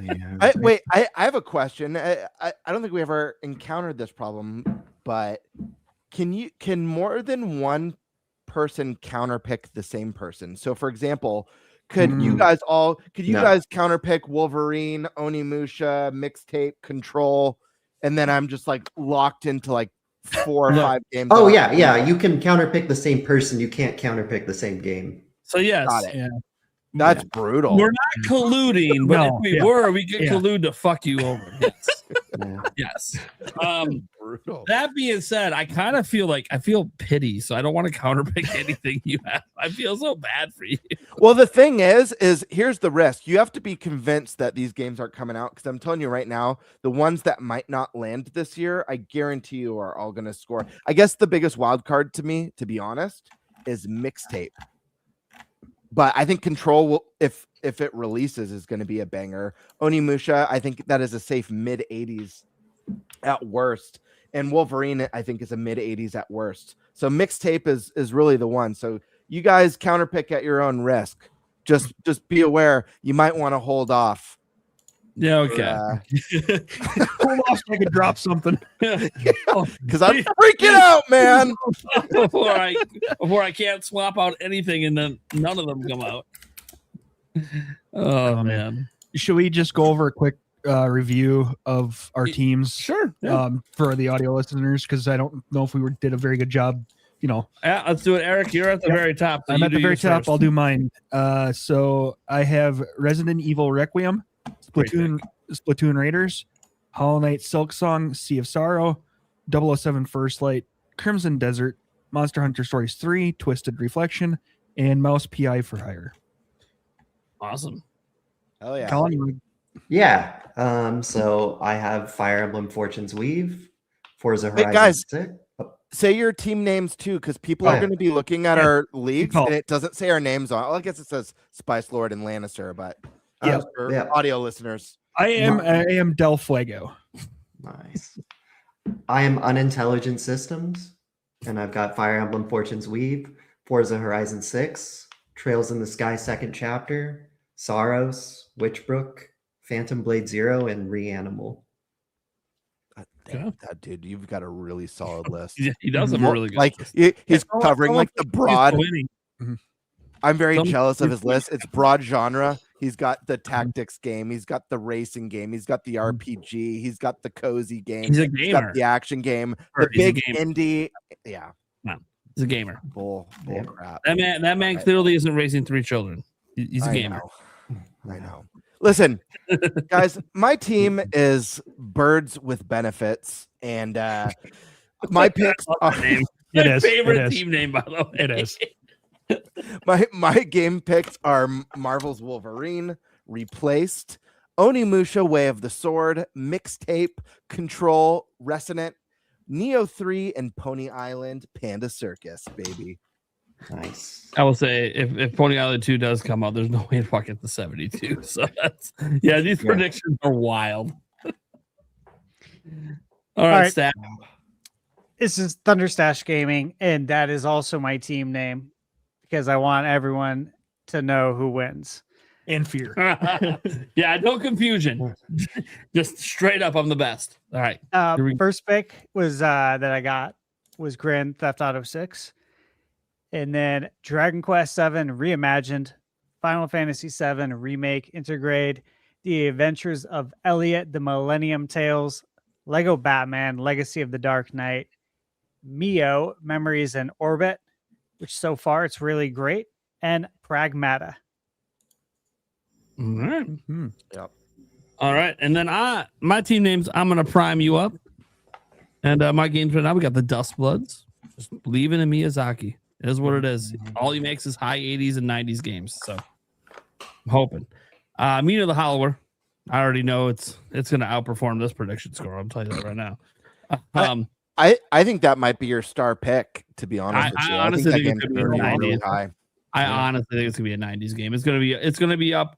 It might even be up for game of the year, to be honest, but it's gonna be up for indie game of the year for sure. Yeah. Final Fantasy 7 Rebirth for Switch 2. We don't know if it's coming out this year, but I believe it will be because the third one. And obviously we know it's a high review game, so we'll see what happens with that. That was maybe a riskier one just because not announced yet, even though they did say it's coming. So we'll see. I'm kind of hoping it'll come out this year. Tomb Raider Legacy of Atlantis. Just believing in the way Tomb Raider's been, and actually the trailer looked pretty good. Feel like they're doing right with it, just like they did with when they brought Tomb Raider back. So we'll see. Yakuza Kiwami 3, The Dark Tide. I even think here the prediction it's like 10 points. So it's predicting it to be an 80 based on what they've been doing with the Kiwami stuff and all the remasters and remakes. That seems low. And this one, This one, based on just a little bit I've looked into it, really needed this. Really needed to be redone. So I think that's gonna be a mid-80s. I got Blood of the Dawnwalker. That one was kind of a shot in the dark, going off of former CD Projekt Red does. I have been paying attention to the game. It does look really good, but we've been down this road many a time as gamers where games look fantastic, and then they get in our hands, and you're like, "What the fuck was that?" I'm hoping this isn't one of those. Was that Alien Isolation? Was that the game? Some game that looked incredible, and then that was literally not what the game was. Colonial Marines. Colonial Marines. Yes. It's just total. What was talking about pulling the rug? Like, holy shit! How does that company still exist? Did they get closed? Like, they lied. They just straight up lied. That was bad. I'm hoping that's not one of these situations, but we'll see. That was my shot in the dark because maybe it ends up being incredible. We'll see. And then I got World of Warcraft Midnight, because I'm probably the only person on the panel that even plays World of Warcraft and knows that the X-Pack's always scored in the mid 80s. So, so that's what kind of my pick there. And that's there's a lot more to come. We have a lot more to fill out. A lot of things change. Games might get swapped throughout the year. So we'll see what happens. It'll be a bloodbath. For the record, Prime, Colin and I used to play a shit ton of WoW back in the day. Sure. Yeah. Well, I'm talking about today. Dude, a lot of people played a shit ton of WoW back in the day. Did 2004? Come on. 40-man raids? Shit was the bomb. Yeah. I missed the Wrath days. Wrath days. Wrath was good. Yeah. Like I actually played what is the current one? I don't even remember what the current X-Pack is, but I played it. It's all right. What is it I'm called? digging the story, but I don't like the world. Dragonflight? No, that was the one prior. I always forget because there's been so many. I just log in and play. I stopped looking at the name on the logo anymore because there's like 20 X-Packs or some shit. Crazy. But yeah, I know like the most recent one was like the start of a whole new story arc. I'm really liking the story in it. So didn't like the world as much, but I see what they're going for. It's building towards something. So I think this next one's going to be much more impressive, and I paid a little bit of attention to it on the beta server. So, all right, cool. Well, that was our fantasy draft. I hope you guys enjoy that. Something new, something fresh. If the audience loves it, and obviously we love it, we'll do it every year. If you guys, really think it's awesome, obviously next year, maybe do a whole episode just on the fantasy draft. But we'll see. For now, we should probably move on to our next topic. And that goes over to Thunderstash. Mm-hmm. Yeah. Okay, let me get this pulled up here. I'll stop making my bids.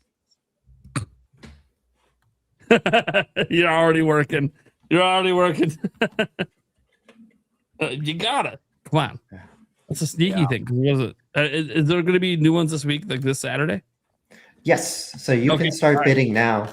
Okay, cool. Yeah. Yeah, sounds good. I will. Yeah. It says I say that 2 days, 21 hours. I wasn't looking at it. All right, cool. All right, let's see here.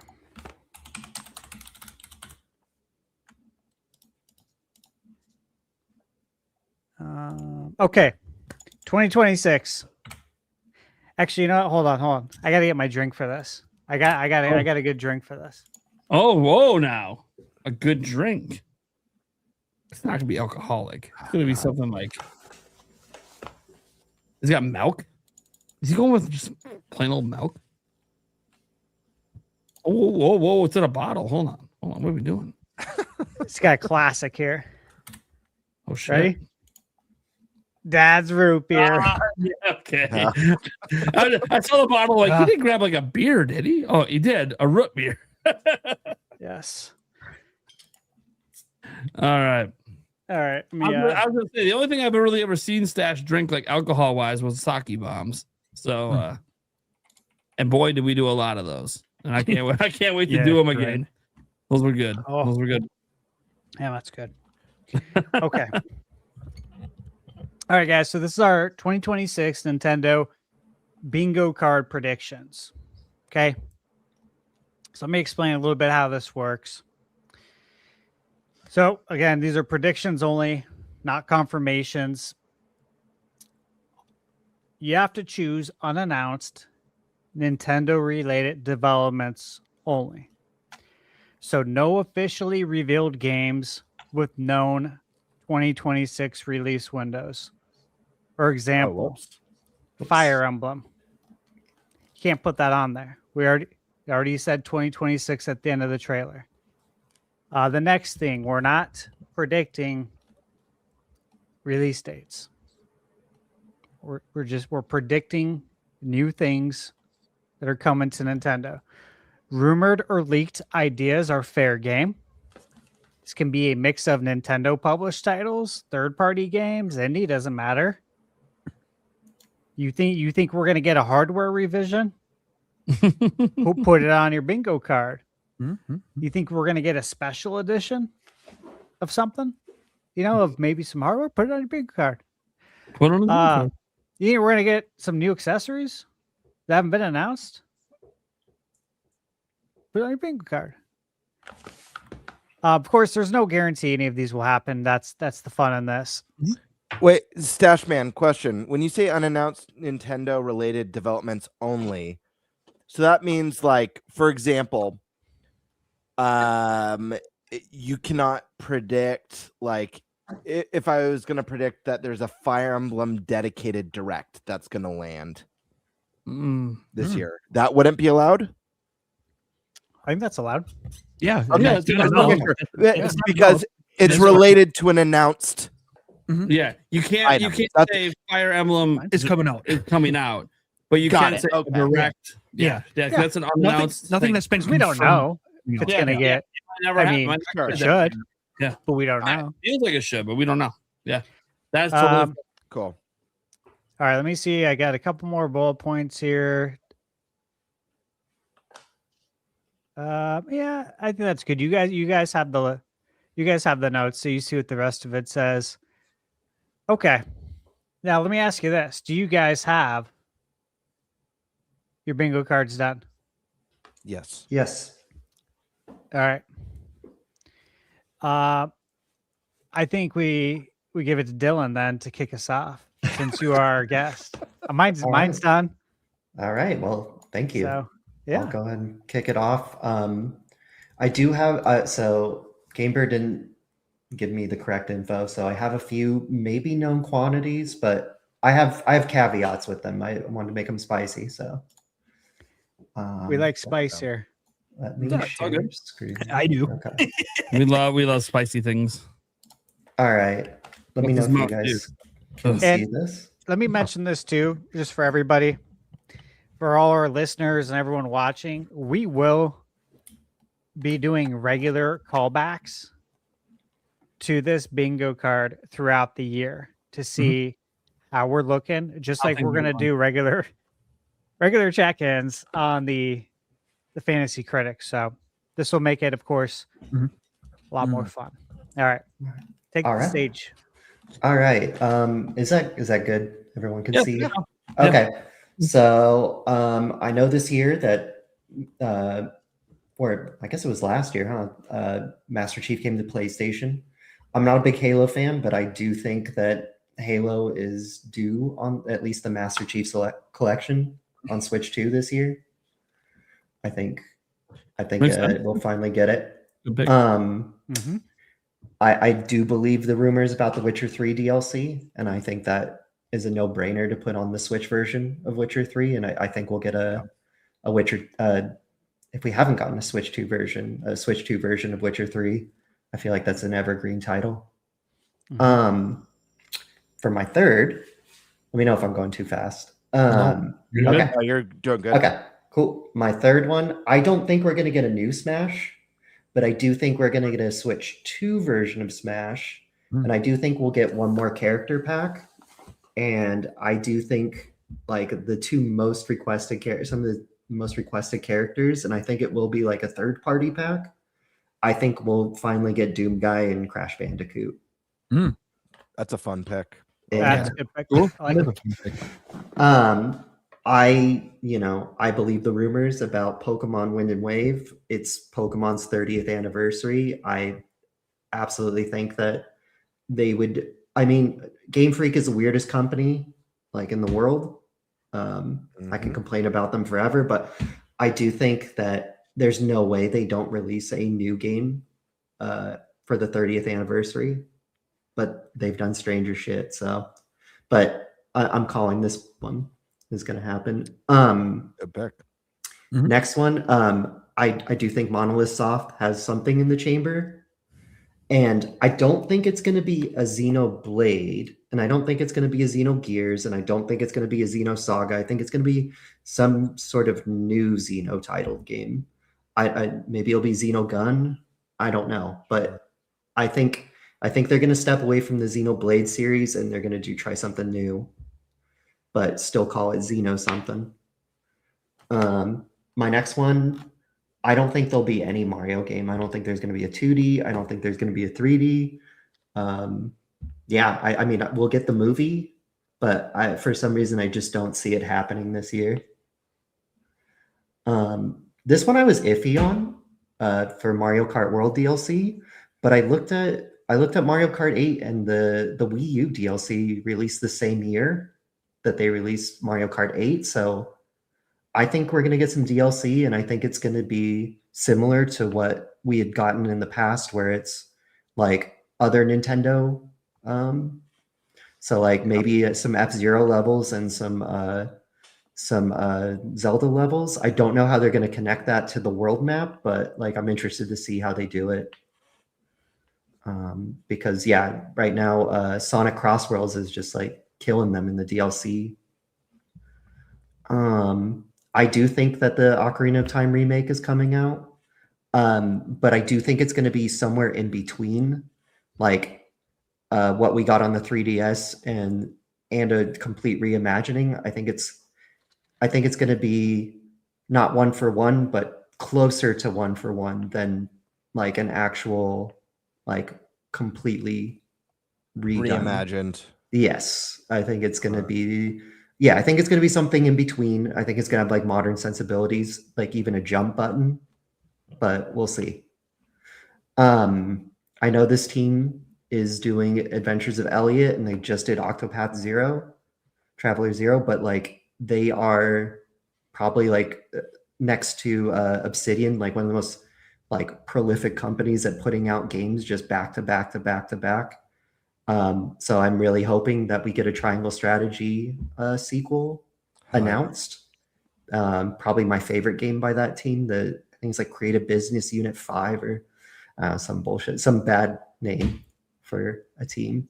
I feel like Sony is still kind of trying to ride that like games as a service. And I know there's been talks about maybe putting it on Xbox, but I do think it's ripe to put on the Switch too. And I think, having played the game, not a big fan of it, but I do think that there's a good chance that it would run really well on the Switch too and see new life. So I do think it'll be coming. I know we're getting the Dragon Quest VII remake, but Square Enix has been pumping out the titles. I wanted to put 4, but 5 is such a fan favorite that I feel like it's, like they've already shown that they're willing to skip around. So I do think we'll get maybe a tease of a Dragon Quest V remake this year. Next, Blooper Team is, I know, working on some sort of Switch 2 horror exclusive. I don't think it's Eternal Darkness, but I do think it's going to spiritually feel like a successor to Eternal Darkness. And I think that's why they gave that hint of like this game could only be for Switch 2. So for my free space, I did put Fire Emblem, but I'll add like a take since I just drafted it. I think it's going to score at least a 92 is the shot I'm calling. So that's a huge shot. Well, I mean, Three Houses scored an 89, and I think just by the look of it, it looks like it's just going to be even better. So we'll see. I don't know. Nintendo's been like oddly like front and centering Pikmin with like those weird videos that they did. I don't think we'll get Pikmin 5 this year, but I do think we'll get an announcement at probably the September Nintendo Direct, if I had to guess. I think Splatoon Raiders is going to get its own Direct, and I think it's going to be a lot bigger than a lot of people think it's going to be. And then I am with Eric when he drafted it. I do think it's coming out this year, even though it's got a TBA. Last year's Game of the Year, Expedition 33, deserves all its flowers. It's an amazing game. I do think that they would be leaving money on the table if they don't do a Switch 2 port. So I do think we will get an announcement of a Switch 2 port somewhere along the line. Platinum Games, I think, they've kind of exhausted Bayonetta at this point. I think that they might revisit Astral Chain, and I think that would be a really cool announcement if they do like Astral Chain 2 and then maybe even a Switch 2 version of Astral Chain while people wait. A game that I've been waiting forever for. I think it'll finally release this year. I think Deca Police is going to release this year. Super excited for that one. So there was a weird interview with the director of Chrono Trigger not too long ago, and they asked him if a Chrono Trigger remake was in the works, and he said, if I answer this question, I'll get in trouble, which is like a really weird response when all you have to say is no comment or no. So I do think that we will get an announcement of a Chrono Trigger like HD 2D, and I think it's going to be announced at a Nintendo Direct. So we're getting Fire Emblem Fortune's Weave. I do think that Path of Radiance is ripe for the GameCube Virtual Console, or Nintendo Switch Online. NSO, yeah, same thing. So I do think we're going to get Path of Radiance sometime this year. So this is one that's been like speculated on for like ever, I feel like. But it just seems crazy to me that we have Mario Maker and we haven't gotten like 2D Zelda Maker. I think the closest thing we've gotten is like Link's Awakening. They had that extra mode. But it just seems like such an easy win to like give out the dev kit for the 2D and just let people design crazy stuff. Dude, if that ends up being a thing ever, I think it would be so huge, and have like the online, like the rating systems, and you could just play all the dungeons that people are creating with puzzles and different item arrangements and bosses. I think if done right, the game could be phenomenal. Oh yeah, it's a Zelda dream come true right there. Like, I don't know how much Nintendo focuses on their media presence, but like if I go onto YouTube Shorts, I think like every 5 videos it's someone doing some weird hard Mario Maker level. Yeah, I mean, I just feel like just for the media presence alone, a Zelda Maker would just go nuts. Well, look at how that fan base goes with Breath of the Wild and Tears of the Kingdom, with all the weird contraptions and like weird like ways that they find out how to do things. I feel like the audience is like perfect for exactly what you have on your card. Yeah. I do. So I'm not as hopeful that it's going to come out this year as Nintendo Prime for Final Fantasy VII Rebirth, but I do think we'll get the release date at the very least at the September Nintendo Direct. The Okami sequel, I do think that the next time we see it is at a Nintendo Direct and not a Jeff Keighley event. I feel like they have like a very like strong presence with Nintendo on this one, having done like Okami done on, what was it, 3DS or was it DS? I can't remember which. DS. DS, yeah. So I do think that we will see this at a Nintendo Direct this year, and hopefully get a 2027 release date on it. Yeah. So Konami is back. They're back in the game. They have released I think they've released collections for every single 2D Castlevania at this point. All they really need to do now is like get a team to make a new Castlevania. I'm not sure which team. I thought that the team that made the Prince of Persia Lost Crown, I didn't realize that they dissolved them and they put them into different teams. They didn't fire them, but like that team would just be so amazing for this. But I do think we're going to get a Castlevania 2D announcement. And then finally, I think because it's the 30th anniversary for Pokemon, I do think we're going to finally get the Black and White remakes.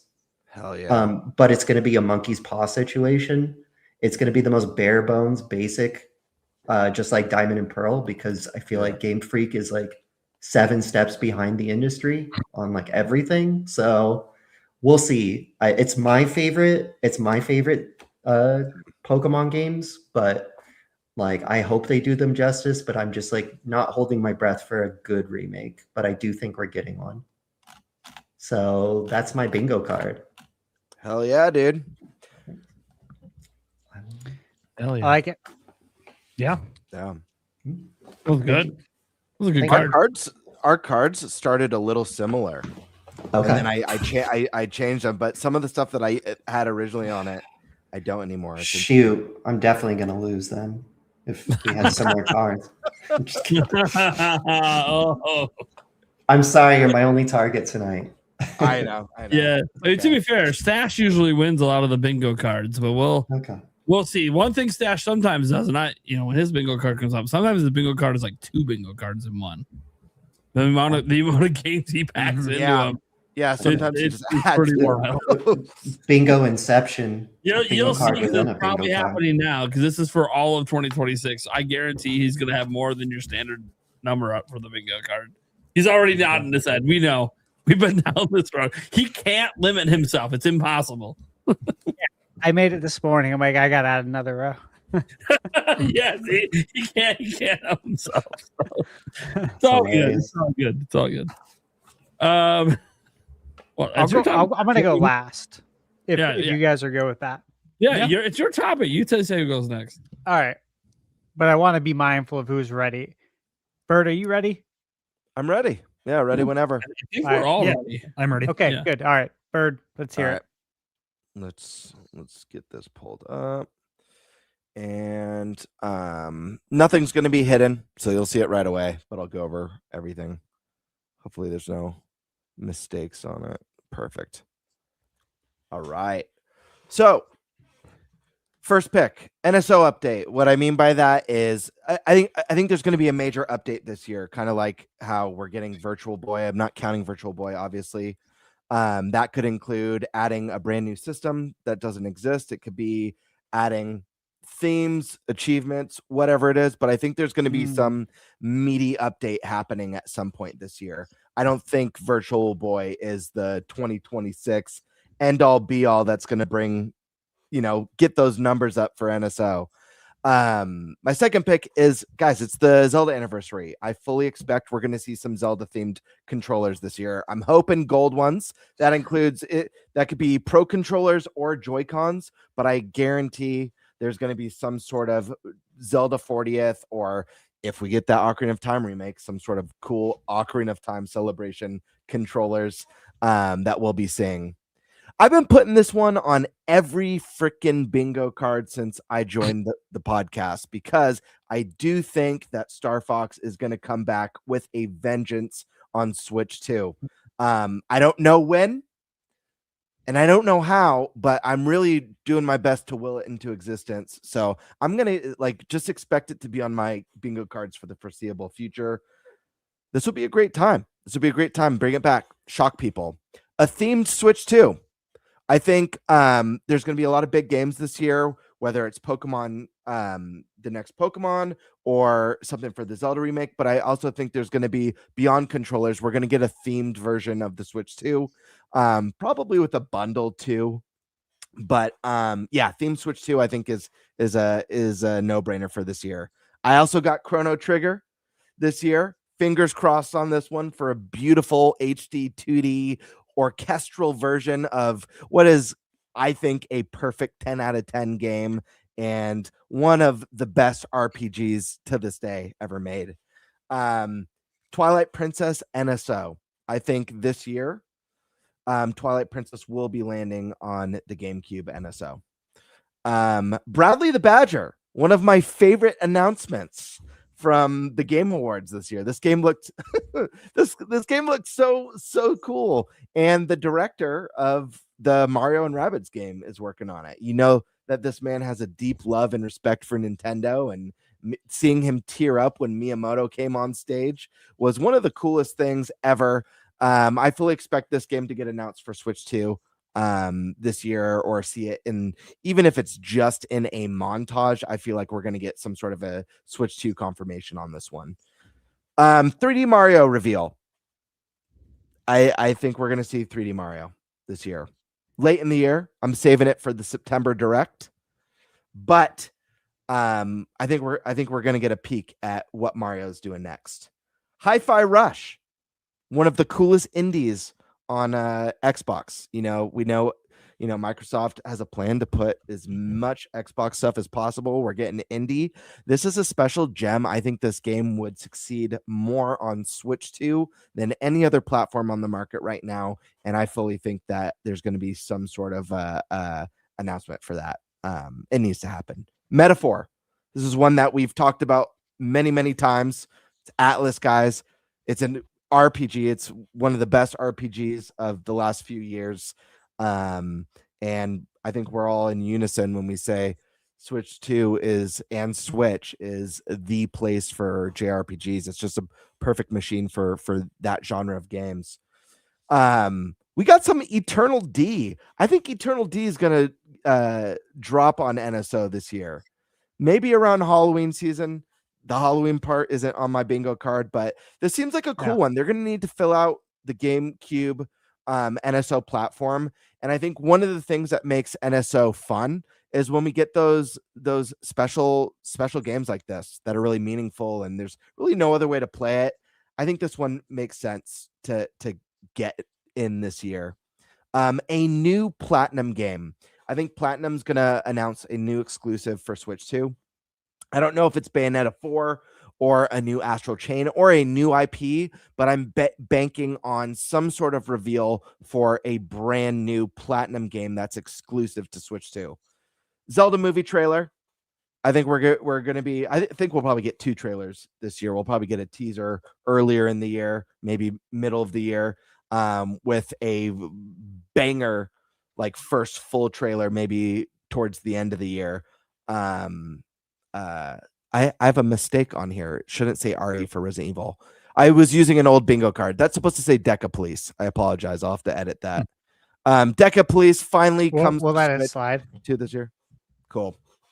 Deca Police finally comes to Switch 2 this year. And I'll add a second part to that.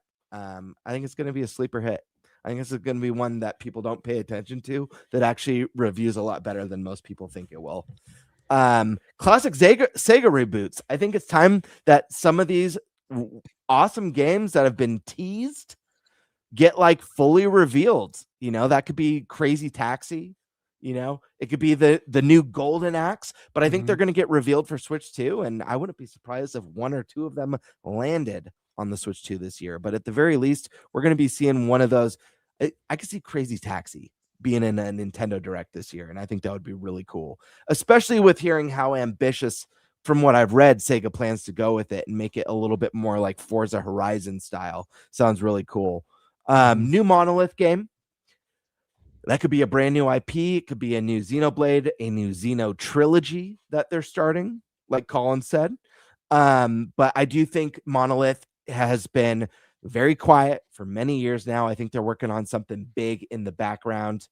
And so, yeah, dude, I have a busted list. This is also, I guess I wasn't ready. That's from my old bingo card too. I don't know what I meant to have, so I'm going to have to think of something on the fly.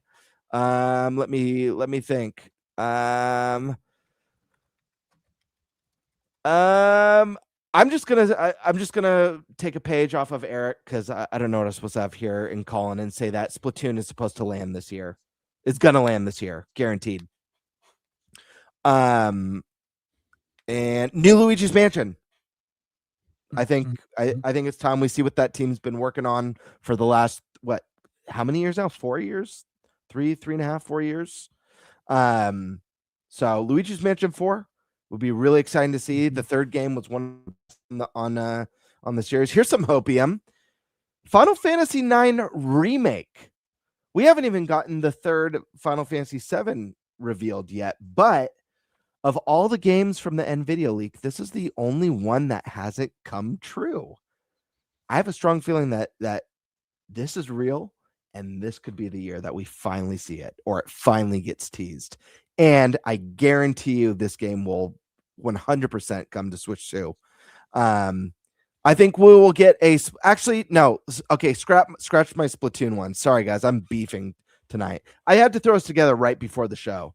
Splatoon, I think we're getting a Splatoon specific direct this year. So I have a blank space. I'll think of something by the end. But yeah, I think they're going to do I think it will release this year, and we're going to get a full direct dedicated to just this game to show how this game stands out from the rest.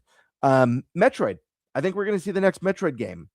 I know Prime has come and gone to mixed reviews. Overall, it averaged to be a great game, but I forget the name of the team, Mercury Steam, I believe, that made Dread. They've been radio silent for years now. I think it's a good idea to keep the momentum going. A Metroid game has come out. The name is relevant. Get another one out this year. Keep that momentum and build hype. Romeo is a Dead Man, the new Suda game. He mentioned in a tweet, I want to say like a couple months ago, that he'd love to have a version for the Switch. I think that's coy. I think there is definitely a plan to get this game on Switch, and I think it's very likely we can see an announcement for a Switch 2 version this year. Ocarina of Time remake. I'm gonna throw a bet in on this. I think it's real. The gamble is, do we see it this year? And I think yes, more likely than not. Could be wrong, but we'll have to wait and see. Pokemon Gen 10, I think, is very likely to at least be seen here, but I think it's also possible to release this year. I think it just makes sense with the timing. New controversy. What I mean by that is there's going to be some sort of announcement from Nintendo that's going to piss an entire segment of the internet off for months and months, and we'll be making videos talking about the discourse. But I do believe that there's going to be some business decision or announcement that just pisses people off. I have to say something. First off, shout out to Odo, it's Alex for Tonga Plays and all the content creators out there that have made videos not liking my video game opinions, because all of them have come through to help support what's happening with my family. I think it's funny because we're 7 days into the year, and I'm actually shocked. Correct me if I'm wrong. Nothing controversial has happened with Nintendo yet. Not yet. Yeah. But I'm banking on that. It's coming. It's coming. We all know it's coming. It's just, I almost thought while I was gone, something new was going to happen. Ocarina of Time remake's going to be $90. Oh, there we go. Oh my God. There it is. So I've got to fix one of my blank spaces. I'm going to take another one from Colin, because I think this is a great prediction, and it's one Stash has made many times on the podcast, and I think he makes a really great point on it. So I'm going to replace the NSO game, that second NSO GameCube update, with a Switch 2 version of Smash Bros. Mm-hmm. I think that's pretty sound. And that's my card, folks. Sorry for the little bumps along the way. It's all right. Yeah. Okay. All right. All of us have little bumps. It happens. Eric, you want to go next? Yeah, I can. I can't wait to see Eric's card. I have no idea what's on it. Well, I think I know one game that's on there. Unless he was just yanking my chain for half hour while he was making his card. Right. He only said it to me like 17 times. Oh no, it's definitely on there. Something he's willing into existence himself. It's definitely on there. All right. I love using the direct one to be for 2026 over. Yeah, right. That's hilarious. Nintendo 2026. All right. I think we're gonna get a new Animal Crossing game, Okay. Star Fox game, Luigi's Mansion 4. Oh yeah. I think Master Chief Collection is coming to Switch 2. It is Halo's anniversary, I believe. Looking that up. Diablo 4 coming to Switch 2. That's a good call. Or Diablo. It is Switch. the anniversary, Eric. I literally didn't even is, have okay, that. yeah. Damn. Starfield. Mm. Zelda Switch 2. Okay. I could see it. Again, I had Hi-Fi Rush just like Gamebird did. God of War coming. Red Dead Redemption 2 God coming. of War, that's a big one. Yeah. Red Dead Redemption 2 coming. A new Kid Icarus game. Again, anniversary. So I could see him doing something. Dude, you put Baldur's Gate 3 on here. I'm so happy. Yep. Baldur's Gate 3. Oh, I'm so happy. I really want that one to come. Yeah. Oh, man. The one that I'm willing into existence, Snowboard Kids 1 and 2. One that I think would be fun is any of the backyard sports games. I don't know when they're. This is not obviously not announced, besides that they're coming back. But yeah, I think they're a lot of fun. So I'd like to have them on Switch. They are. Castlevania, a new Castlevania game. Okay. New Sonic game, being again another anniversary. Mm-hmm. A new Crash game again, anniversary. Yeah, another anniversary. A John Wick game. I'm surprised that hasn't been turned into a game. There is one. It's called John Wick Hacks. Is that like an actual video game or is it a? Yeah. Okay. I don't, But that wasn't very good, right? I think that game sucked. Am I wrong? I Um, remember like trying it out and I was like not impressed. I didn't play it, Hmm. so Because I like John Wick. yeah, I'm just kind of surprised that I it like hasn't- him too, like as a person. But I don't know about the game. I like what he's about. Yeah.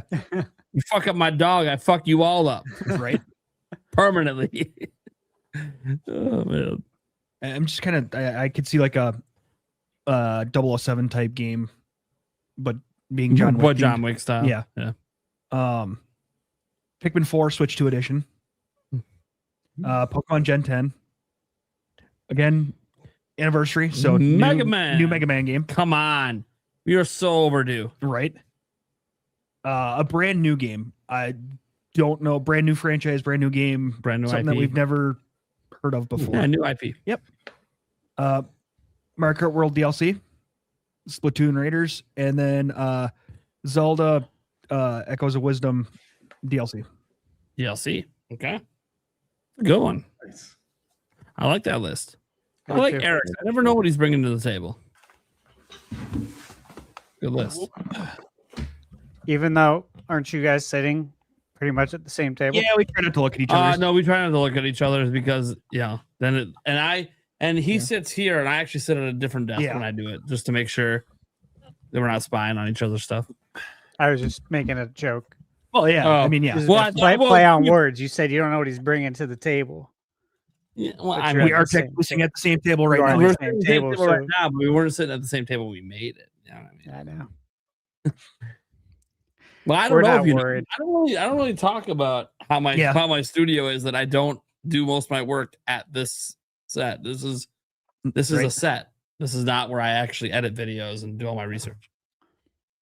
Ooh, Boo Mini. Real and quick. Wisdom Amiibo. Real quick, I gotta ask, Stash Man, how is that root beer? Is it good? Oh, dude. Oh, yeah. I know how good that root beer is. Yeah. It Never had it. tastes Mm. like, the 80s. It's really good. I mean, he's not wrong. It tastes like the 80s. He's not wrong. I love it. I love it. Oh my god. So I think I'm next. Yep. We'll just kind of fly through this like Eric. I don't think we need a ton of explanation. Just a couple spots I might have to explain what they mean. Ocarina of Time remake, that's what the top left is. I think that's not just announced, coming out this year. That's what that spot is, coming out this year. For the 40th. You know, we got the Zelda Lego set coming, all the teases, stuff we've been covering. Yeah. I think it's coming out this year. Monster Hunter Wilds. Look, guys, the data mines are out there. Mhm. Yep. The game has had work done for Switch 2, quite a bit of work done for Switch 2, Yep. suggesting it's probably planning to come out this year, Yep. maybe seen as soon as the February Direct, but it's not announced yet. So There's no Lock that guarantee. shit in. Yeah, they could have did the work and then just decided they couldn't get it to work, so then it's not coming. But I know that Capcom knows there's a lot of Monster Hunter fans in the Nintendo fan base. They know it. They're wild about it. Yeah.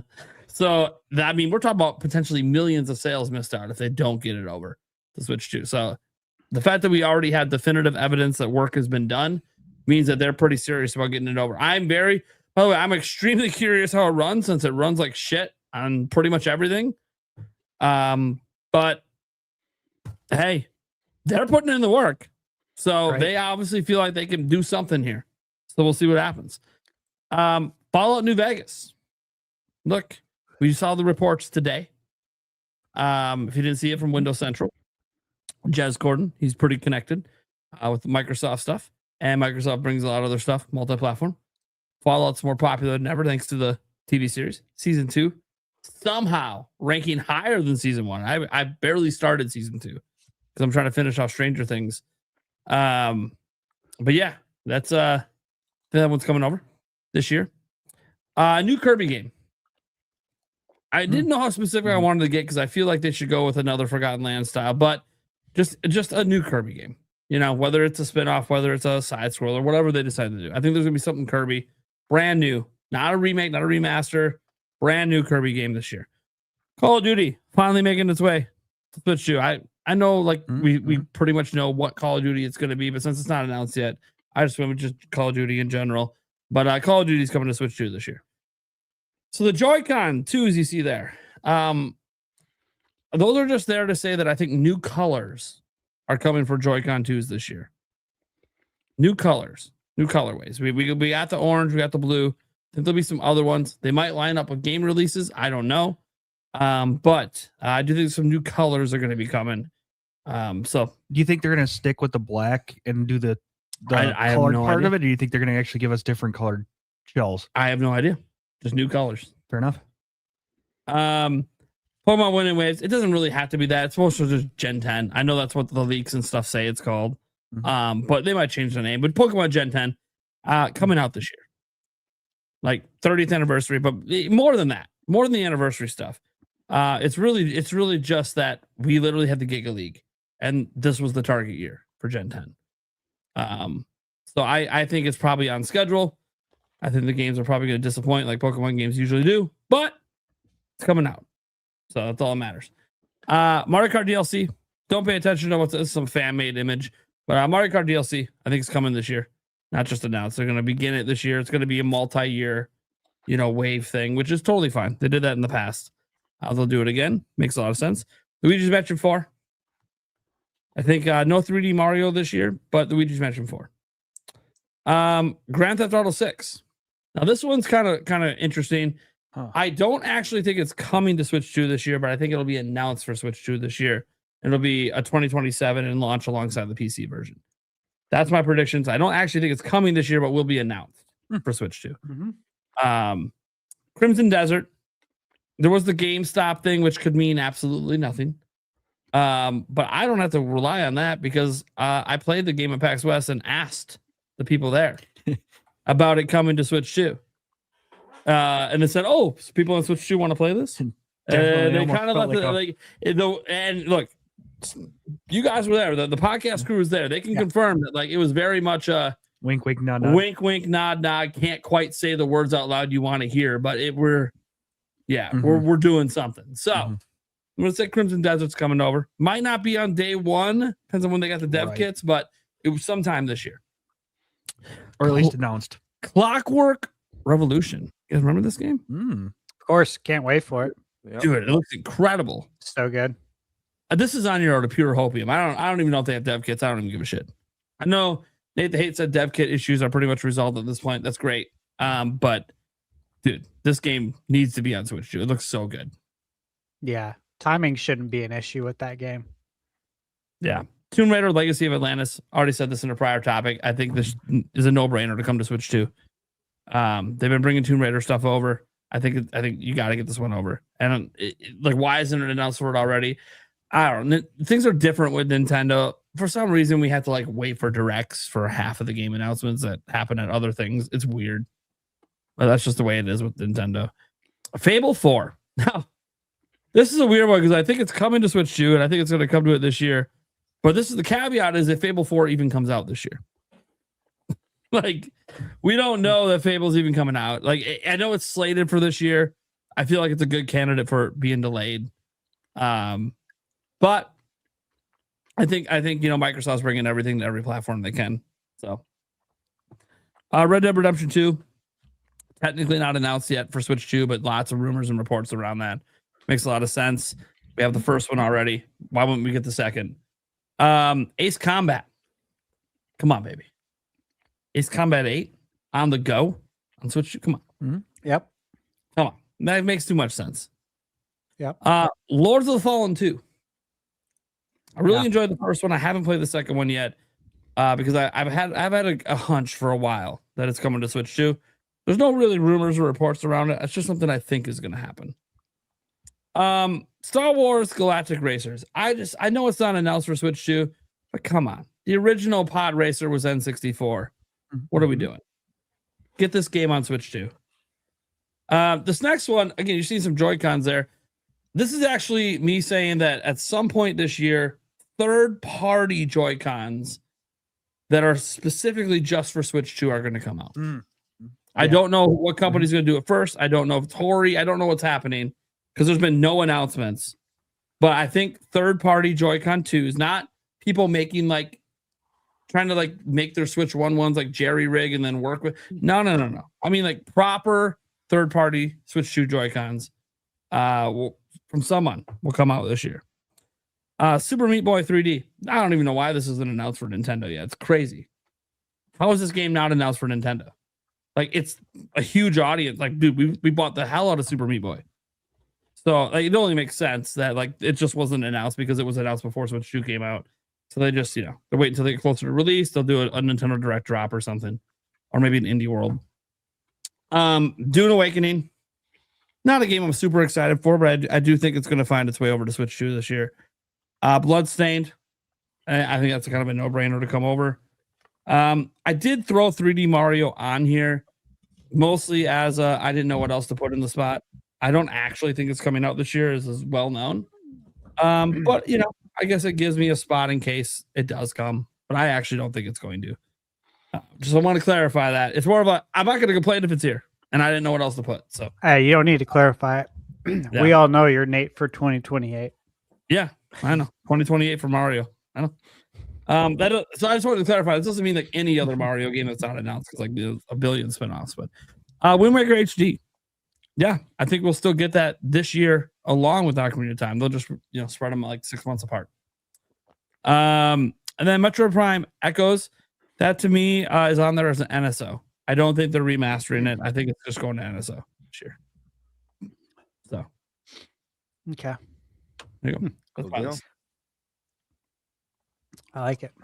Now unleash the beast.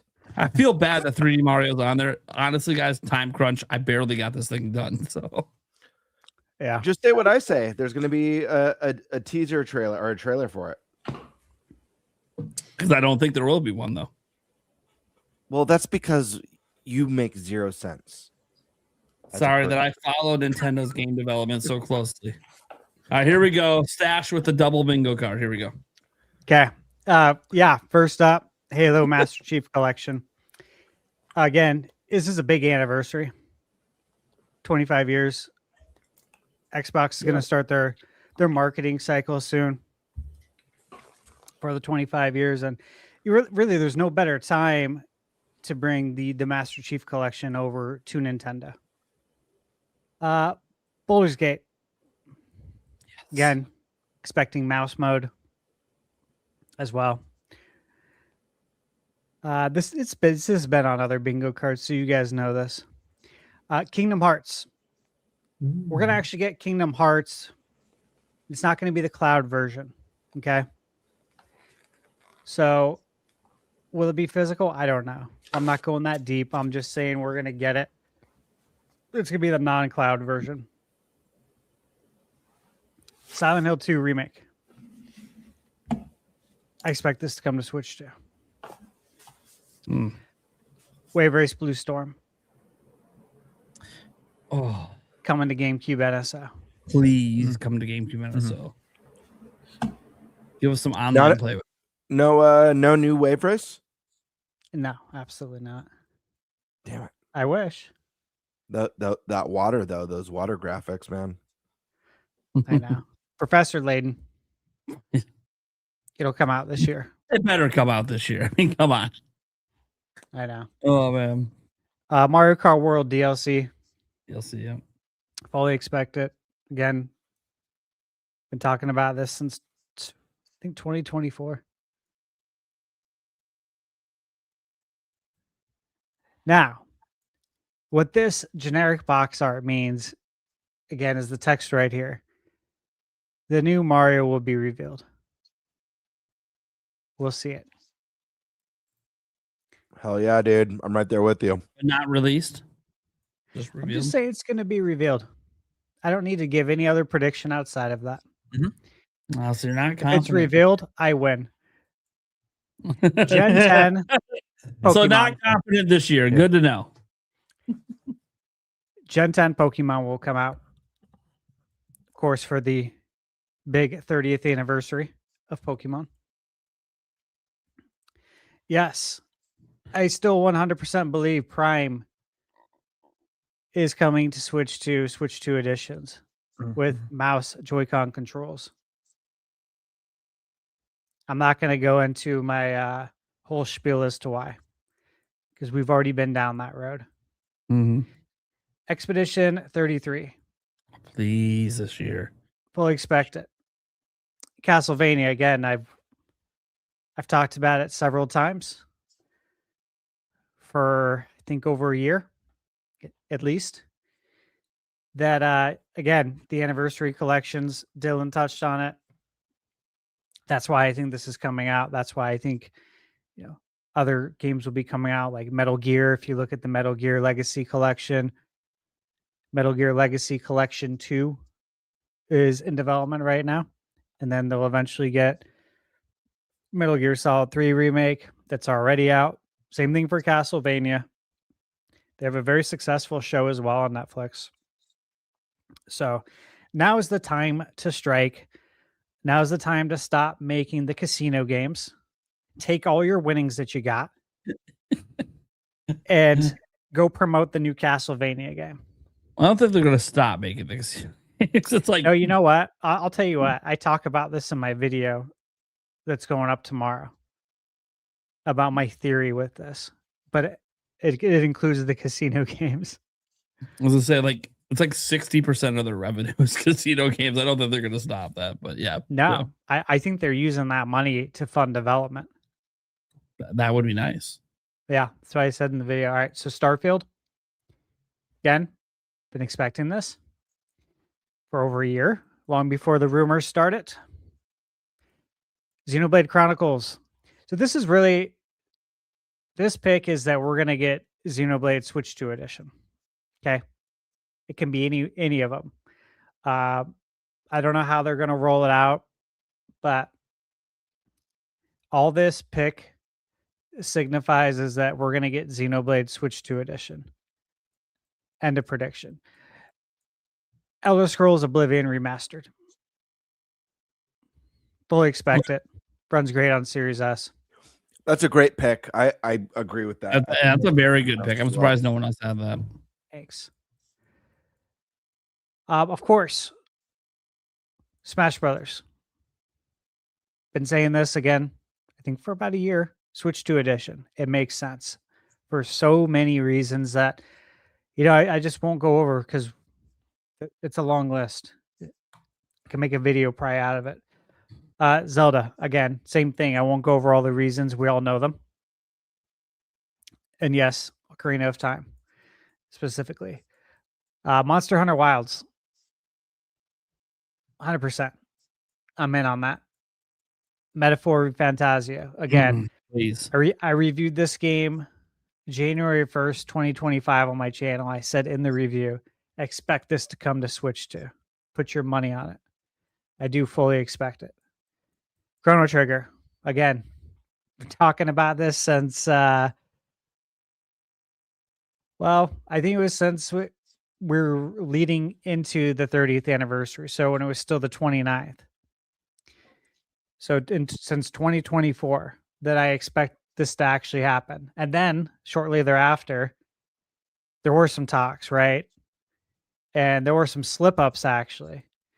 And so it just lent even more credence to this happening. But this has been a prediction for since 2024. So I do fully expect that. Kingdom Come Deliverance, Switch 2 edition. Fully expect it. I think Kingdom Come 2 will come, but I think this will come first. Obviously, it's already on Switch 1. I mentioned several months ago on the podcast for people to buy this game when it goes on sale, to add it to your wish list, wait to get a notification for it to go on sale, and then buy it because it'll get a Switch 2 edition. And you'll be happy that you bought it for $5 like I did on the eShop, because you're going to get a Switch 2 game for $5. Paper Mario, Thousand Year Door, Switch 2 edition. It's coming at some point. Will it be this year? Maybe. Maybe they'll want to strike during the movie marketing. Maybe they'll release it around the time that the Mario Galaxy movie comes to Blu-ray and 4K. But it's in the code, so I expect to see that Switch 2 edition. I do expect Dragon Quest 12 this year. That's a big one. I can't say anything else. I'll leave it at that. Oh, Diablo shit. 4. And I better start spamming my Dragon Quest games now. You're an ass, dude. God damn it, Stab. Can't say anything else. Diablo 4. Yeah. Again, mouse Joy-Con mode. That's money. Diablo was really cool on Switch. On Switch 1. It was the best on Switch. Well, not yeah, dude. PC obviously is going to be king for that game. But console wise, just being able to play that at home and on the go and like couch, like just like locally on the couch. I mean, Colin and I, we sunk dozens of hours into Diablo 3 on our Switches. And that was the best time I ever had doing like the local couch play. It was the most fun I ever had playing Diablo ever. Playing Diablo. Okay. That's what I'm saying, right? Like this is perfect for Switch 2. Everything's just a matter of when, not if. I fully expect it to, and like we got 12 months to make it happen. Yeah, I think it comes out. And hey, you know what? Maybe, just maybe, it comes out around the time that they release their next expansion. That'd be a great time to use some of those marketing dollars to also attach it to the Switch 2 and pull in a nice return as well. Blueprints, again, just a matter of when, yeah. And so, as we know, development kits, they're out there now, right? We've seen the news that the developers who want it, they got it now. So I expect this to come over this year. Again, another one that I mentioned to pick up when it goes on sale, because it'll get a Switch 2 edition. That's Witcher 3. Again, if you add it to your wish list, you can get it for under $10 with all the DLC. So there's two SKUs basically for it on the eShop. There's the Witcher 3, and then there's a complete edition with all the DLC. So add it to your wish list. You can get it for under $10 with all the DLC when it goes on sale. And again, that'll get you a Switch 2 game for $10. That will be awesome, especially if you haven't played it. Star Wars Jedi Fallen Order. By the way, some of these box arts, just so you know, I made like all of these. Yeah. I make all of them. Oh. This is way better than the box art they actually use. It's yeah, like, I might have a future in this. This was a great pick, and just like you earlier, I can't say why, but yeah. Yep, I know. Fuck. So yeah, I didn't include any of those kind of things because I felt like it was cheating. That's fair. Well, I picked Fallen Order because that's the first one. Yeah. I think we'll get the second one. Don't know, the following year maybe. Doom: The Dark Ages again. This is a when, not if scenario. Every single Doom game is on Nintendo. Besides Every single one's on Switch except for this one. Yeah. Doom, Super Nintendo, red cartridge. Doom 64. There's a long history of Doom. Again, never going to let up on this. It's just a matter of when. It's Red Dead coming. Redemption 2, yeah. No. And my will into existence because it's the 20th anniversary of Mother 3. I knew you were going to put Mother 3 on there. I knew I it. had to. I had to. You know what? I was like, this isn't a good pick. It's really not. But if this checks out, if I pick this and it actually happens, I mean, I think you just you win go by you default. go down in history. Yeah, right? I think Yeah, you right. win by default. It is what it is. Unless you're just someone who did it every year, because at that point, then it's like, well, okay, like yes, someday it might happen, maybe. Yeah, But it's here, it's the 20th anniversary. If you're gonna do it now. Mhm. If you want more people to come to the NSO, bring that over. Absolutely. Okay. All right. That's it. Great picks, everyone. I could see all of this happening. Yeah. Everyone. I mean, a lot. Stash, you had a huge bingo card, but I think they're all great picks. I mean, a lot of the stuff that was on your card is stuff that I think a lot of us were saying, like, oh, this stuff's definitely coming to Switch 2 on the podcast many times. Yeah. And a lot of stuff that's landed on our bingo card. So I think most of the stuff on your card, if not all, could come true next year. Or this year, sorry. Yeah, there's gonna be a lot to play. Especially if you're a multi-console owner. How That's do you even keep up? I mean, you can't.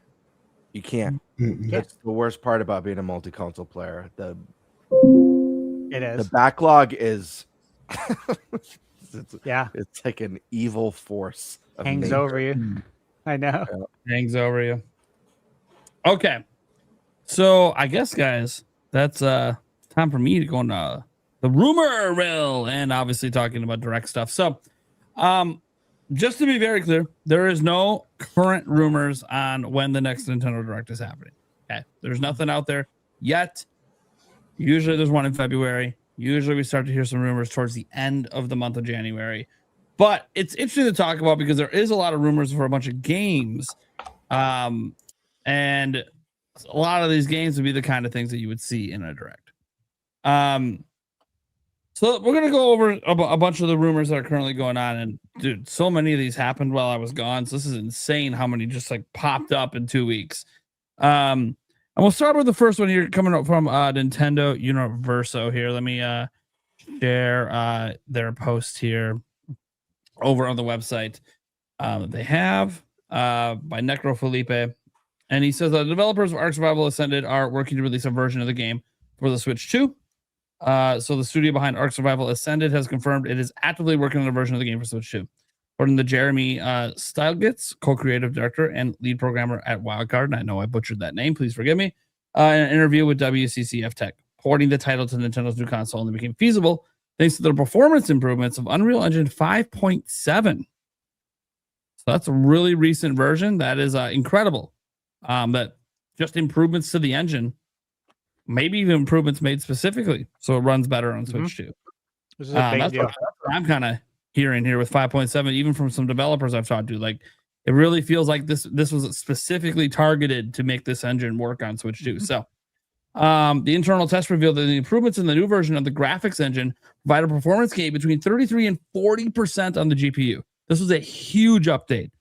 So like these Unreal Engine games out there, if they can convert over to 5.7, massive performance games on Switch 2. Like I said, this really felt like a Switch 2 targeted update for Unreal Engine 5. The developer highlighted that although the console has more addressable memory than the Xbox Series S, the biggest challenge utilizing the graphics processing power to maintain advanced visual features such as Lumen and Nanite, which, yes, those are the two things that we haven't really seen. Like Fortnite's using Unreal Engine 5 on Switch 2, but it's not using Lumen or Nanite. But there are some games that it's absolutely required with Unreal Engine 5, and now it seems to be possible to do with the 5.7 update. The team's goal is to deliver a visual experience close to that of Xbox Series X or PlayStation 5, albeit at lower resolutions, such as 1080p or maybe 1440p in docked. Achieving a stable frame rate remains an obstacle. The game is currently running in development around 20 FPS, but the studio is aiming to get it up to a solid 30 before it comes out. So they're exploring frame interpolation, which is frame generation technologies, again, which is quite interesting considering this is the first time we've ever heard of frame gen being attempted on a Switch 2. That is not a current feature that we were aware was even possible on Switch 2. It is a DLSS feature that is not part of the core feature set of DLSS on Switch 2. So they are attempting to run something that Switch 2 did not natively support. But maybe there's been some updates behind the scenes allowing the possibility to at least attempt to run frame gen. Frame gen can be a little taxing. So very interesting if they do get that to work, because it'll be the first game that we know of using it on Switch 2. And if they can do that to hit 30 FPS, cool. Obviously, guys, real frames are better than the fake frames, but we're talking about, Is there any examples of games that are currently using frame generation? Like every game on PC? Right. Yeah, Okay. they just showed, I think at CES, not at CES, but in the last couple of days, and the video was showing Resident Evil Requiem using frame gen. And yeah, there were some folks on Twitter that were reposting, and they were very upset about frame generation. They're like, I don't want fake frames. I don't want AI stuff in my games. And, then some people were replying, were like, you can't even tell. Yeah. Like, if they didn't tell you, you wouldn't know. And that's my take as well. But people are concerned about, input lag. It's going to add input lag. And it's really not. To me, it sounds like an example of like AI being put to good use. Like that's not something that's like taking people's jobs, creating artificial art and artificial storyboarding and stuff like that. It's usually it's using AI to enhance the performance of something that otherwise wouldn't perform properly or Yeah. They have to start getting acceptable crafty, since like the only cards that are going to be available for PC gaming are like 3060s with like NVIDIA doing all the AI stuff. So Oh my God, yeah. totally. And their next gen cards won't be here for like another year, and then the prices floating out from those are just like Jesus. Yeah. You need like 5 jobs to afford an NVIDIA GPU. Anyways, let me just say I'm very happy I have a 4080 Super right now, because I'm gonna be rocking this thing for quite a while. But yeah, no. So the biggest thing here is obviously, when we talk about the rumor mill, this is the one thing that isn't actually a rumor. This is one of the things that legit they came out and said they're doing it. And they do expect it to come out sometime in 2026 because they think the technical advancements will get all ironed out at some point this year. And they want to make sure that Nintendo users get the exact same content and updates. So they're not looking to like gimp this game outside of frame rate. Of course, if you like 60 FPS, third-party games on Switch 2, 60 FPS is probably not going to be very common outside of multiplayer games. But yeah, I do think it's good to see this come over. I'm not a huge Arc person. I have played Survival Evolved. I have not played Ascend. So you guys excited that this one? I mean, this one's for sure coming over. They're straight up telling us. No, Yeah. I'm not excited. no, I was really excited at first because I thought it was a new Riddick game. Yeah, when Vin Diesel walked out. Yeah, and I'm like, oh, never mind. Yeah. Well, the game okay. Set aside the game you wanted it to be. The game it is not exciting. Okay. Yeah, no, I'm not really in. It takes for me to get into this. 30 million copies. Really Yeah, popular. no, I know it was super popular. It's Yeah. nothing to do with that. It's just like these type of games, the survival ones that are kind of like Not, I guess, kind of like forever games or games that you're supposed to soak hundreds and hundreds of hours into. I don't know. It's like every once in a blue moon, a special one comes along that grabs my attention for like, I don't know, 30, 40 hours. But it's just not really my genre. The best one that I've played that I got really into for a little bit was the new Fantasy Life. And I know that's different than Ark Survival, but it's within, similar. You don't have the survival element, but it's still got like the tree chopping and the crafting and the cooking and stuff like that. Are you saying you don't like punching rocks in a loincloth? Not particularly. Oh, okay. My first hour in Ark was frustrating It's at painful. best. Yeah, to me, like it's not probably a game I'm going to pick up, but for me, it's like one of the coolest things about this is just the tech going behind it, like doing things with Switch 2 no one else has done yet. I'm guessing the fact that they could even attempt frame generation, because it just doesn't seem like a good fit for Switch 2. Must be because there must have been an update. DLSS like 4.5 is coming. It's been all over CES, and it's actually been quite impressive, even with frame gen. Like they seem to have solved a lot of the frame gen issues and lowered the performance hit with it.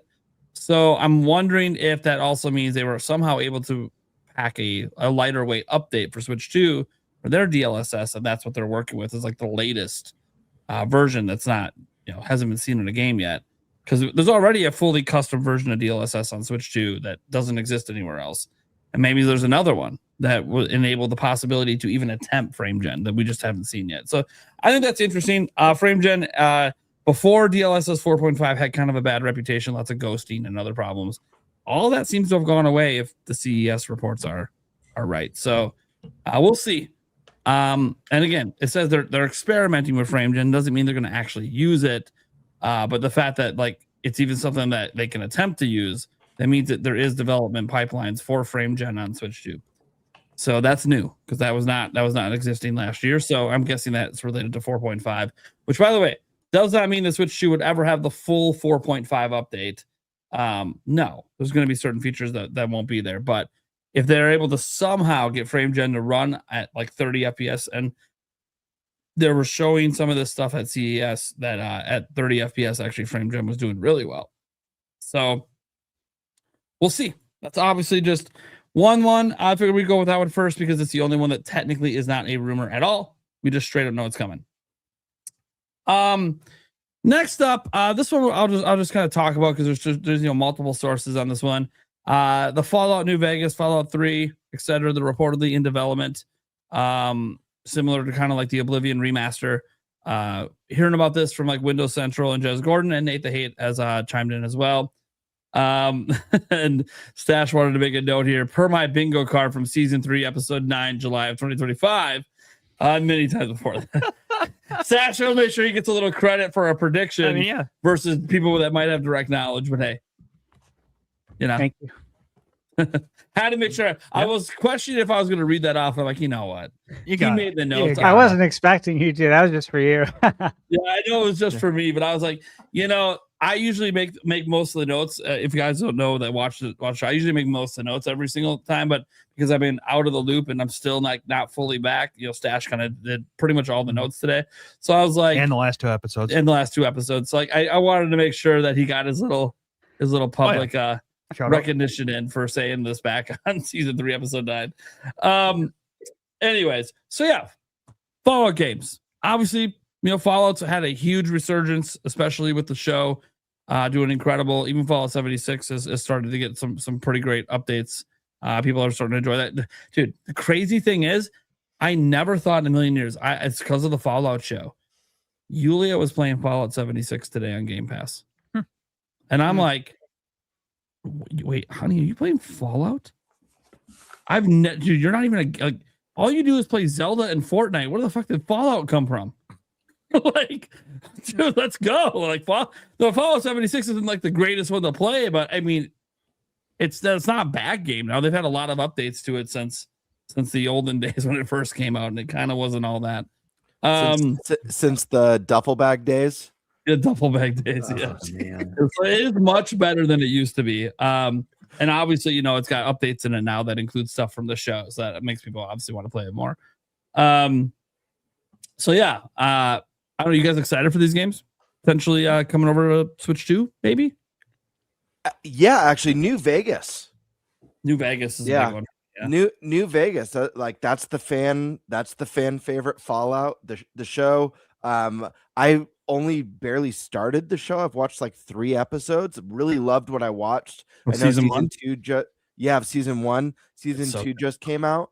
But I'll tell you what, I definitely fell victim to you know how like sales numbers like skyrocket when like a game to show comes out or a game to movie comes out. Watching those first 3 episodes, I'm like, man, I could really go for some like Outer Worlds or Fallout right now. So yeah, it does. It gives you that itch to play if you played the games. It's like yeah, absolutely. I want to get in. And so New Vegas, I never played. It's one that like you know is kind of a it's blind arguably spot the best. for me. Yeah, it's arguably the best one. I'd be into that personally. Nice. Yeah. Anyone else excited for some Fallout possibly coming this year? Not I mean, these really. are the old games. They're not new. Never played it, so There's probably a new Absolutely. one in development. I just don't think it's coming out this year. I can't wait. I'll be getting Fallout 4 also.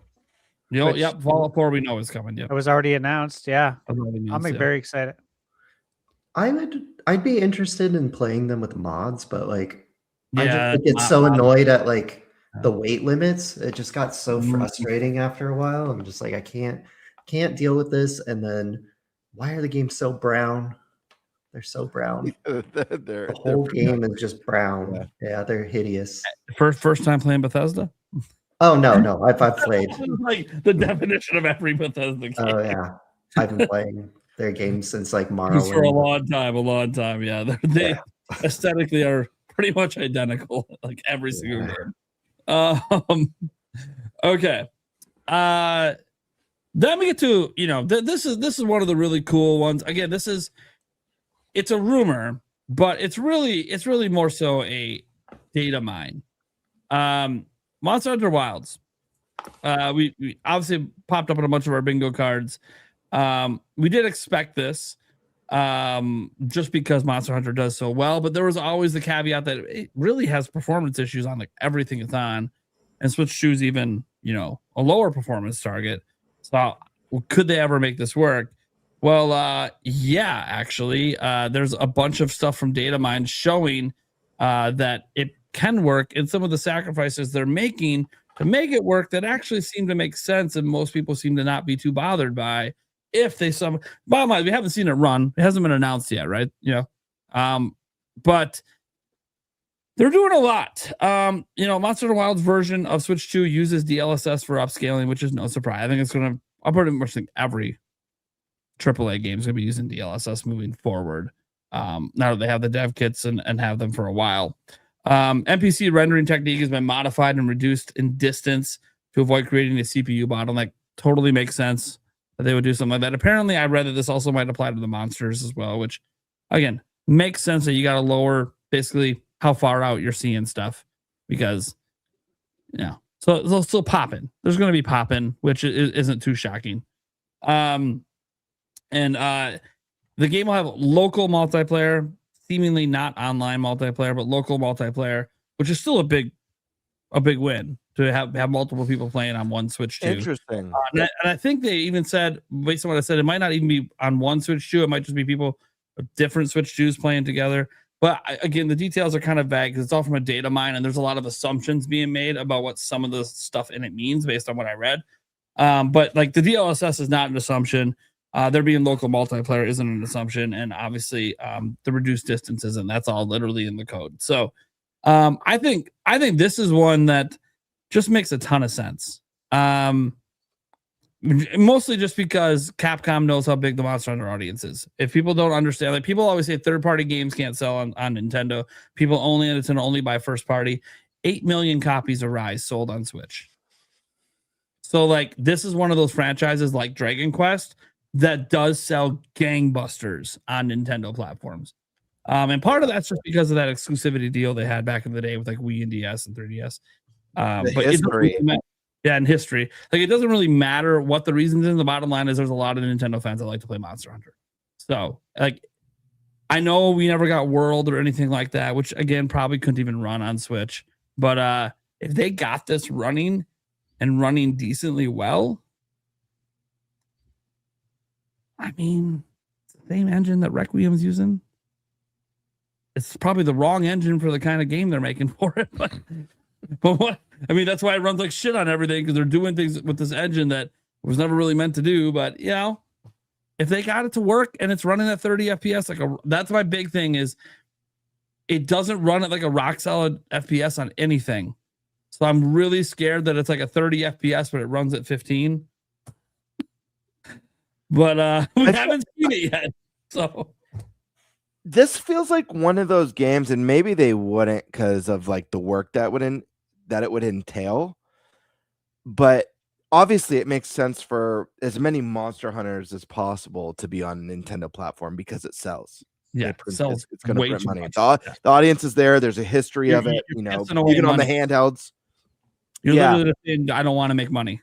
Yeah, but this does feel like the type of release where like the smart thing to do. And again, you got to weigh the cost and time and effort, but it almost feels like the smart thing to do would be to build a specific version of the game just for Switch 2. Like it's like its own, you know, kind of like how they built a Monster Hunter specifically for the Switch when they built Rise. But I mean, obviously that's a lot more development regardless of the fidelity or the scope or whatever. But yeah, I don't know. It's interesting. It without them building a specific version of this game for Switch 2, I don't know. Cause like I liked what I played of Monster Hunter Wild. I dipped pretty early. Part of that had to do with performance. The other part of it had to do with, I feel like Rise was really good about this, but every other Monster Hunter, I feel like it's very like the way they do their menu system and like joining friends, they make so cumbersome and not user friendly, like grouping up with friends and having to regroup every mission. It's like, let me party up and just stay with my friends and just get shit done. But I don't know.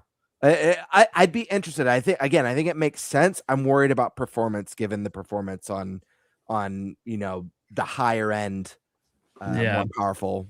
And one of the bummers is that we can't find any evidence that there's online multiplayer, and that's a big thing with Monster Hunter. So that could be a thing that makes it not sell. Not to be fair, I do know there's plenty of people that play Monster Hunter and they just play it as a single player experience, and it's perfectly enjoyable that way.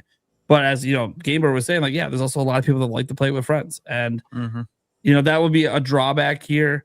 But I still think it would end up selling really, really well if they even got it on Switch 2. And I also think, like Rise, there will be a one that's built specifically for Switch 2 in the future that does come everywhere else, but is like a timed exclusive because it worked so well for them last time.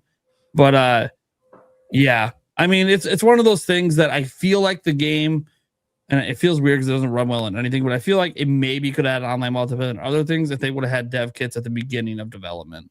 But they didn't. They're retroactively trying to make the game work, and I'm sure they'll pull it off and get some sales. But it's interesting because this is the game that like they just can't get it to run well on anything, and I truly think it's just they're trying to do things with this particular engine it was never built for, and so I think it was a mistake to use this engine for this particular game, but. It's wild they didn't use, no pun intended, but it's wild they didn't use the world engine and just enhance it, like add enhancements. Considering that game performance was not an issue, you know? Yeah, it feels like one of those situations where like, you know, EA was forcing the Frostbite engine into all these games and like, okay, it was originally like for Madden, and now you're like trying to do things with it that don't make sense. And then you know, you see that sometimes with like even Ubisoft has kind of backed off a bit. They were going to use Snowdrop for everything, and yet they're still using Anvil for some of their games because they started to realize, hey, we didn't custom build this engine to do these specific things, but we have a different engine that does. Why would we leave that engine? Because the game doesn't work as well in the other one. So, you know, it's one of those that some companies try to do this because they're like, oh, we invested so much in this engine, we want to use it for everything and simplify our development pipeline. But then you start to realize, hey, we didn't consider these things when we built this engine for this kind of game. So we're trying to like retroactively modify it and get it in. It's one thing like, you know, Nintendo is also pretty good about this. Like the engine being used for Zelda is not the same engine as being used for other games. So I feel like, if Capcom learns nothing from this, even if they get this on Switch 2 and it does sell a few million copies or whatever, I don't think it's going to sell as well as Rise just because it doesn't have the online multiplayer, at least as far as we're aware. I think that the lesson they should take away from this is they shouldn't try to force their newest engine to be for every type of game they make, because it just doesn't make sense. And they already had engines that were working well with Rise, working well with World. There was no reason to just jump to this just because it has newer features when you can't. I mean, dude, guys, I've seen someone running this game with a 5090 and seeing crazy 90 FPS drops. And all he was doing was running. Nothing even happened. Like, it's just, they're doing things with this engine that it was never built to do. And I don't know if they'll ever get that ironed out, because it requires when the engine itself is flawed for the idea, it requires so much custom dev work that you're almost building a new engine. So if they get this running on Switch 2, that's awesome. That was one of my caveats, is that it just runs so bad on everything. But like, they know there's sales. They're missing out on millions of sales and they know it. So I'm not shocked that they're going to try to get this up on Switch 2 and see if anyone will buy it. But there's going to be some caveats and drawbacks, probably such as no online multiplayer. But hey, it's cool that they're trying. And when you see something like this is the kind of thing that makes me think like things like GTA 6 might not be so far-fetched, especially if they've had dev kits for years, like we think they might, because we've already seen Rockstar show support to Switch 2. So it's kind of one of those, hey, how about a game that's been still in development, still in active development? We'll see. Okay, next up, we got some stuff on Pikmin 3 Deluxe. Stash again wanting to make sure you get some credit for talking about this at an earlier date. Not technically earlier this month, because this is our first show of this month, but Nintendo Everything has a tweet up here, probably a whole news article. We'll open up the article here and show it to you guys, because I haven't read this one yet, so this one I'm a little bit unfamiliar with. So let me see here. We gotta stop that one, and then we gotta do this and bring in Pikmin 3 Deluxe. All right, so let's see what this says here. So today the game was re-rated by Peggy. This is a separate entry specifically for Nintendo Switch. The Switch original is still on the page for 2020. So for some reason it got re-registered under a different age rating than the original release. Pikmin 3 Deluxe originally released several years after its Wii U debut. Nintendo Switch version brought along with a new prologue and epilogue with Captain Olimar and Louie, new difficulty modes, support for co-op and story mode, the return of Piccolopedia from Pikmin 2. All DLC was packed in as well. Yeah, it was the best-selling Pikmin game at the time. That I think Pikmin 4 might have passed it now, but it was the best-selling Pikmin game of all time when the deluxe version came out on Switch. It's not immediately clear what a Switch 2 version would bring to the table, or we could see things like boosted resolution. It already had pretty good frame rate. I don't know if they would attempt to push to 120 at 1080p, but that would be really interesting. That's my favorite part of this article is it's not immediately clear what Nintendo Switch 2 version would bring to the table. Yeah. Instantly, I think of mouse mode. Yeah, mouse mode's the big one. Mouse resolution, frame rate, and mouse mode. Okay, yeah, pretty freaking clear. It's all they really need to do. We don't need new content. Just give us better resolution, an attempt at 120 FPS, and give me mouse mode. Like, I don't need much more. But I didn't write this article. Okay, I think it's pretty obvious what they would be doing with this game. I don't think new content's on the table, because I think they're probably making a new Pikmin game. But those are like sensible upgrades that make a lot of sense.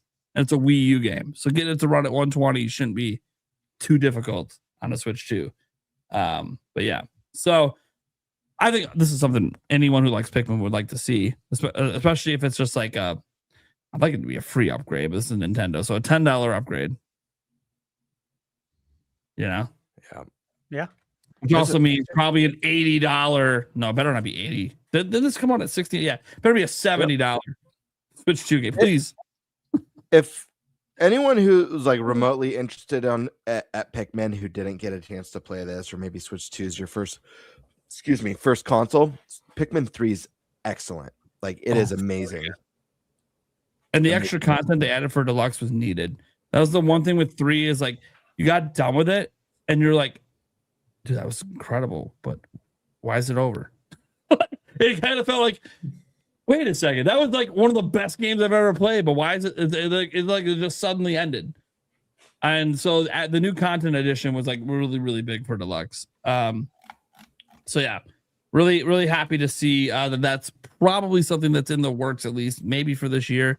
I assume for this year since it's PEGI rated, but you know, sometimes as you guys might know, for your little fantasy games you do, you'll get a PEGI rating that makes you confident something's going to come out, and then it doesn't come out that year. Yeah, so it's not always a 100% for sure thing. It usually just means it exists. When it's going to come out, you know, that's always a TBD thing. You guys excited for Pikmin 3 Deluxe Switch 2 Edition? Well, let me ask: can any of you guys do a good impression of the PEGI guy? No, I cannot. Can you?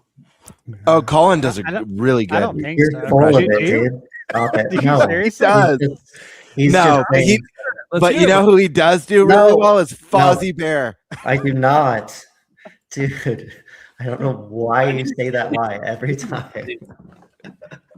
Dude, anytime I see a trailer and it's a PEGI one, and you know the PEGI guy says like, Yeah. you know, PEGI 18 or whatever. Yeah. Like I always try to do the voice after, and then I like shake my head in disappointment. Like that wasn't. No, good. you can't do it. Like it seems like it should be such an easy voice, and then you do it. You're like, no, I can't do it. Like what the fuck?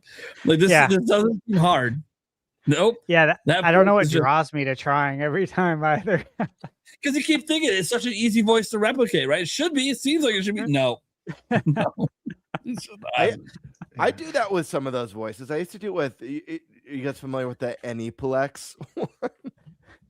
No. Anyone? No. No. Yeah, Are you talking like the it's anime opening. anime? Yes, dude. Oh yeah. I've done that one so many times. Oh, yeah. It's so weird sounding. Oh yeah. There's always the EA Sports one. Oh Yeah, it's classic. Timeless. I am excited for this, by the way. Yeah. Look, Pikmin's come out on every console. It's been re-released. Yeah. New play control with the Wiimote. Look, I think you can say anything with the Wiimote that had a re-release should have a very high probability of coming to Switch 2 and with mouse mode. It just makes sense. It's an evolved form of it. Totally makes sense. You know what also makes sense? What? Kingdom Come Deliverance. So there's the rumor for it is kind of like the sourcing on it's kind of weak, admittedly. It seems to be coming from a Twitter account called the Gameverse, and I looked into this a little bit when I first saw it yesterday, and his track record isn't that fantastic, so it's a little weak. But that's what rumors are sometimes. It's reportedly in the works for current gen consoles. So Stash talked about it a few weeks ago. Maybe I was on that show, maybe I wasn't. I don't remember because it's all a whirlwind for me the whole month of December at this point. And I do think I remember you advising people to buy it. Yeah, that was around March. Yeah. So I do think I remember you saying that. So you know the source is unconfirmed. I don't know if I can say the next part that you wrote, but yeah. I mean, I would be shocked if there's not an upgrade coming. I also think the second game's coming to Switch 2. I don't know if that's going to be this year, but I do believe that's going to come over. But yeah, I don't know. I mean, Stash, you have anything you want to say on it? Because just based on what I'm seeing here, it seems like you. No, that is for your For just- eyes only. Yeah, that's what I figured. Yeah. Yeah. Okay, so I'll leave that be. I'm just saying, when I see something like that, then I'm like, I probably can't say that out loud. That said, Yeah, thanks. kind of a weak source on this, but I also think it's something that just makes a lot of sense. Again, it was on the original Switch, wasn't it? I think the first one. It is. Yeah. I didn't play it on the original Switch. I played it on PC. So So I get an upgrade for Switch 2. I think it just makes a ton of sense. It's going to be infinitely better than it was on Switch 1. And that just sets the table, obviously, to bring over the second one, which is also really, really good. I haven't dived into it yet because I've been hoping it's coming to Switch 2, but if it doesn't, I'll also get that. I'll also get it on PC because I game on PC, guys. It's kind of weird when people just assume because of Nintendo in my username that I only play games on Nintendo. Like I play on everything. So PC is actually my second platform besides Nintendo that I play the most on. You want to hear something? Sure, yeah. I have a Steam Deck OLED on the way. Oh, do you? Nice. Did you get it on? Did you get a discount on that? A sale? Yeah. Nice. They discontinued the LCD version. Well, I didn't want that, but yeah. Well, I mean, I'm assuming they discontinued it because it wasn't selling very well, to be honest. But I'm just excited because you know how it is when you get game codes. Oh yeah, I know. It's always always Steam all the time. Yes. Yeah, and it's a I'm real well pain to capture. Like, footage. oh, we want you to talk about this game on Switch or Switch 2. Cool, but you can only give you a Steam code. I'm like, okay, so I could talk about the game, but what people want to know is what's it look like and run on Switch or Switch 2, and I can't tell them because I don't know. And to be fair, guys, behind the scenes when we get codes, and Stash probably knows. I guarantee Stash knows this. When you get review codes, a lot of times you'll find out eventually if you get enough of them that like for some reason with Nintendo, it's a lot harder to get enough codes. There's some reasons that under NDA that I can't really say why that is, but it does seem to be specifically like with Nintendo, a lot of these companies just can't get enough codes to give out to people. So that's why a lot of people end up with Steam copies that are trying to cover it for other platforms. It might be true for other platforms as well, but I've only ever obviously concerned myself with getting Nintendo codes. So it's that, and it's also these games. It could have the same release date across PC and console, and it will go into Steam database considerably earlier than early. Yeah, like I could play several games literally like right now that aren't going to be out for until February. And I can't play them on the platform, right? Because they're not going to be uploaded to their back end. Like there's games that I know are coming out that I could play, and there's not even a listing. There's not even a placeholder listing with a TBA on the eShop. Okay. So that's kind of how it works. So this opens up more doors picking this up. Yep. So I'm pretty confident in this and the second one coming over eventually. Maybe not the second one this year. We'll see. I'm not but the first one getting an upgrade this year, and maybe an announcement. I think it'll come. It'll come. Yeah. So I'm excited because I really enjoy these games. They're very good. If you've never played Kingdom Come Deliverance, it's very good. Why are you shaking your head over there, Gamebird? You seem perturbed. You're muted, by the way, so you're even more perturbed. Stash knows why I'm laughing. I'm shaking my head. Oh, I'm not in on something. Well, I have been gone for a while. All right, moving on. So I guess there was some Nashville out there. I haven't read this one yet, so we'll show it here. I don't know if all of them are in this tweet that's linked, but it's okay. There's some games on the list here. Let's get this one shown here because I'm behind on things. So Nashville, who's gotten a bunch of stuff right for Switch 2 over the last year, has put out this list. I have some of them, and this comes from any previous forecast. Already mentioned a new batch of free game updates coming for Switch 2 are coming. And then these are the updates that he apparently is aware of in some form. Mario and Luigi, Brotherly Bond. We obviously know it's Brothership. Different territories. This is obviously translated. I kind of like that name better. Yeah, I do like that name better, but we know it's called Brothership over here. Metro Prime Remastered, supposed to get an update, which that doesn't shock me. Mario Strikers getting an update. Hyrule Warriors Age of Calamity getting an update. Astral Chain, That one I'm excited. I'm excited for that update. That game, man, that game's 60 FPS and like 1440p. Oh, Beautiful. Crafted World, and then Princess Peach Showtime. Again, I just don't like that game. Every time For the it comes, kids. I know, but even my kids don't like it. Even they thought it was too easy. So, but again, my kids, I guess, are getting older now. So let's be fair. Maybe it's for like 5-year-olds. It's fine. And it's like, curiously, they did not mention Pikmin 3 to me, which we obviously know has been rumored. They haven't mentioned Luigi's Mansion 4 either. And I'm really looking forward to seeing improvements on Switch 2. Now, I think the Pikmin 3 one's probably happening. Luigi's Mansion 4, I found that interesting because that wouldn't be an update. That's a new game. So I know. Like, that doesn't really fit with the list of stuff we're talking about. It's like a different conversation. It could have been a typo. Yeah, I think he probably meant 3 because that's the one that's actually out and it would actually fit with what he's talking about. Yeah.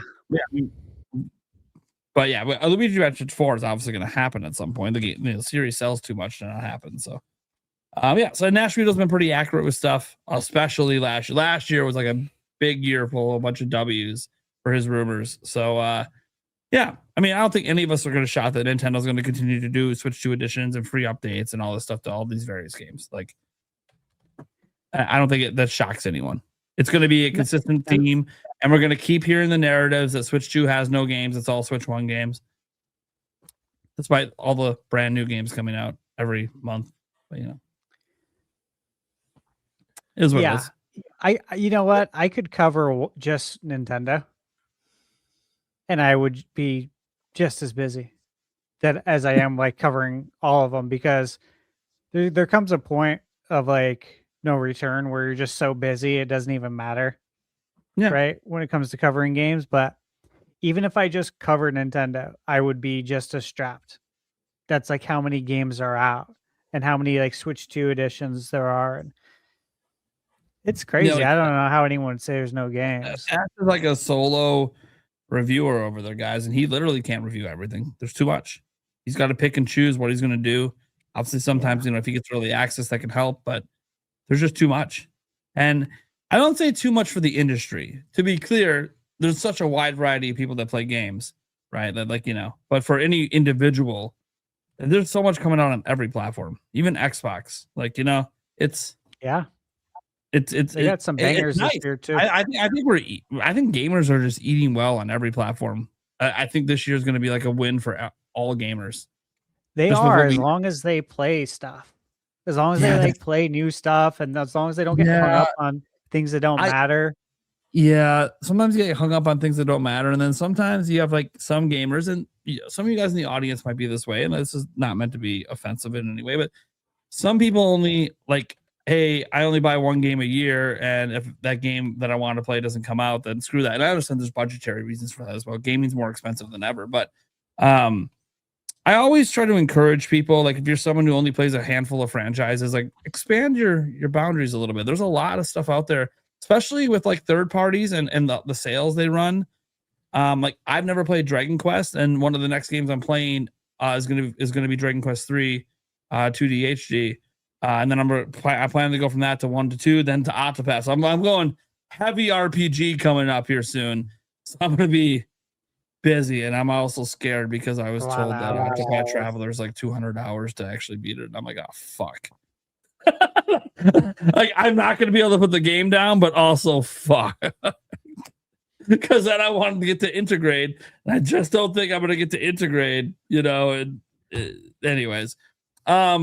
So yeah, it's going to be, but that's the thing. That's me expanding and finally realizing, hey, you know what? I know that I would like Dragon Quest. I don't know why I haven't really played anything other than Builders.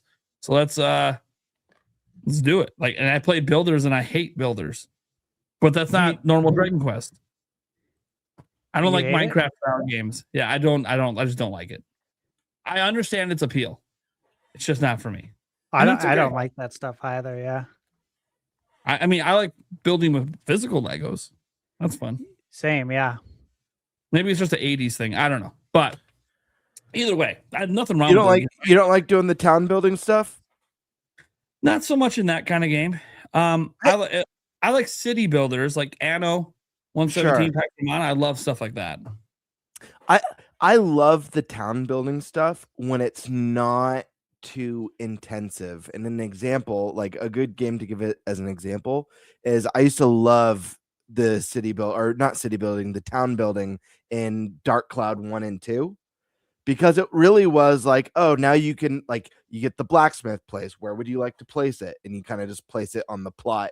And then it's not, designing, each individual block for the walls and individual block for the flooring. When it's like your basic, like, get the materials, build your blacksmith spot, your inn, your whatever, your armory, that stuff I get into. I like that a lot. Yeah. Yeah. It's, I'm going to see if I'm interested when I do get to Octopath. I know there's a little bit of like town building and like buildings you can place in the new one.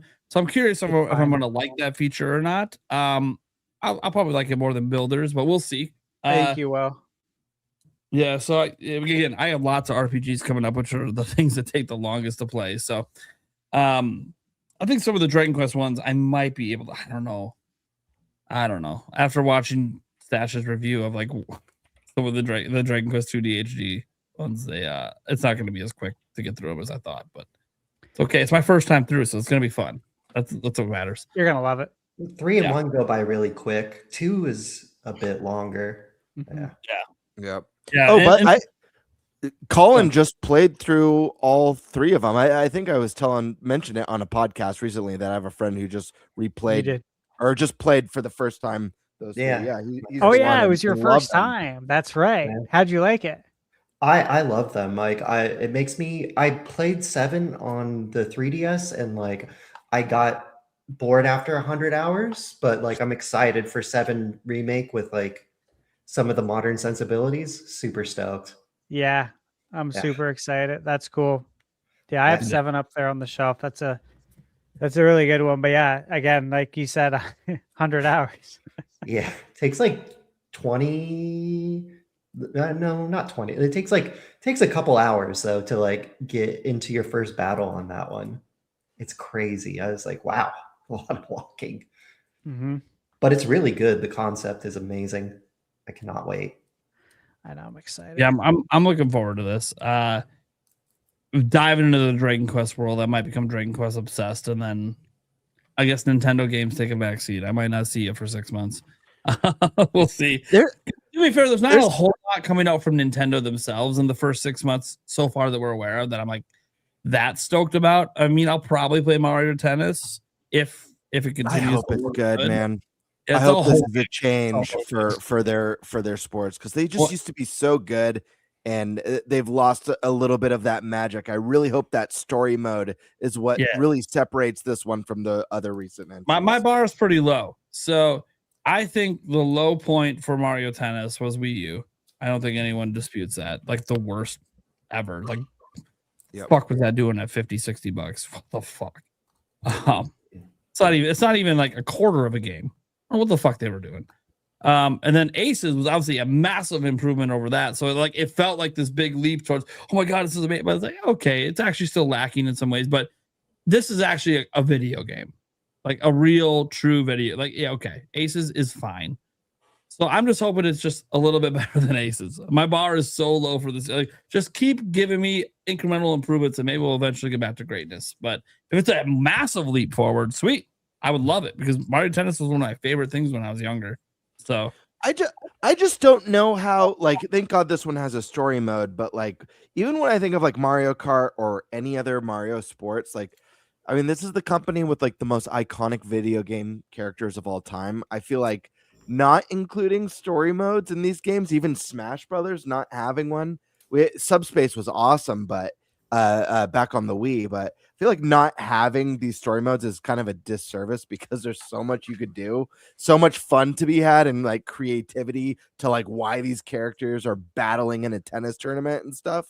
So I don't know that sort of stuff kind of pulls from some of the campiness and weird, quirky decisions that Nintendo's famous for that I really love. So I hope, isn't it like the story for this one? They set it up like Bowser turned you into babies or something like that.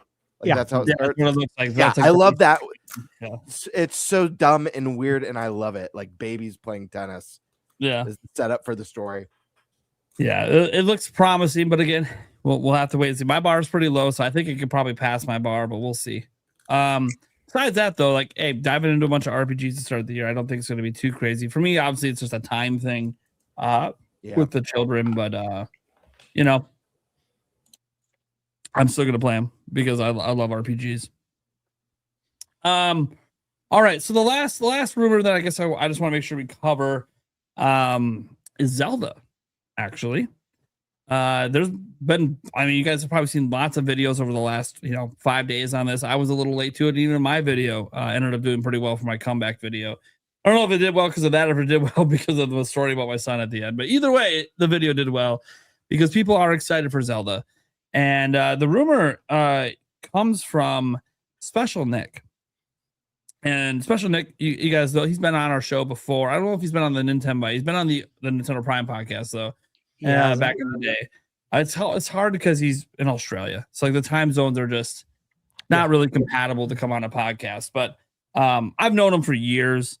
Have many private conversations with him. He pops. You guys that watch my stream, sometimes at night he'll randomly be up in the middle of his time zone. He'll come in and chat a little bit. And he's he's connected. He runs the Xbox Era podcast. If people don't think he has sources, well, he's literally interviewed like 3 or 4 times Phil Spencer. So like he knows people. And the reason people are giving these Zelda rumors a little bit of attention from him is he doesn't have a ton of Nintendo rumors. He doesn't have a ton of them because he's an Xbox guy, but he does like Nintendo. His source seems to be pretty good on the last couple of big rumors he had. One of them was about Metroid Prime 4 that he had 2 years ago talked about, and everything that he said was 100% correct when Metroid Prime 4 came out. Some people just forgot because it was 2 years ago, but he literally, the whole Soul Valley and all that was, he talked about it 2 years before the game came out. So, and then he also had his source tell him, before anyone else was saying anything, that there was going to be 2 SKUs for the new Switch 2 device, and that it was going to be $450 and $500 in the US, and that's exactly what it was. So seems that that he's got some pretty legit stuff here, and he purposely he's actually known about this for a little bit. This, by the way, the rumors are about the brand new 3D Zelda, like not a remake or remaster. We're talking about the next big game. And he said he's kind of known about it for a little bit, but he was waiting specifically for the episode that Jeff Grubb was going to come on, since Jeff Grubb's a big Nintendo guy. So he had Jeff Grubb on, and I know some people like Jeff Grubb or don't like Jeff Grubb. I don't know, but still waiting on Metroid Prime 2 and 3 remastered to come out. Because he was big on that one. Still waiting for Ocarina of Time. Oh, not Ocarina of Time. Wind Waker, Twilight Princess. He said he had sources on that one as well. Still waiting. I love you, Jeff Grubb, man. It's okay. Things happen behind the scenes. The more and more us people start to meet other developers and learn things, like, yeah, there's crap that happens behind the scenes. So we understand that what you hear one day might not be true a month later. It happens. That said, what I find interesting about these rumors is mostly like they're kind of vague and they kind of sound like some prior Zelda games, but then they kind of don't. So like, a big theme about what he was told is that these tears in reality are going to be like this big thing for like puzzles. So like this cross-dimensional thing, like taking water. You talked a lot about water. Seems like that seems to be something that his source knows about, some water puzzles, where you're like taking water from one dimension and putting it in a different dimension to solve a puzzle.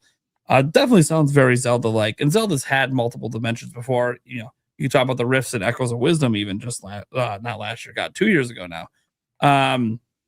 You could talk about obviously like the Dark Realm, the Twilight Realm, and also the Sacred Realm. There's been like multiple dimensions in Zelda before. But like there hasn't been a lot of cross puzzle solving per se.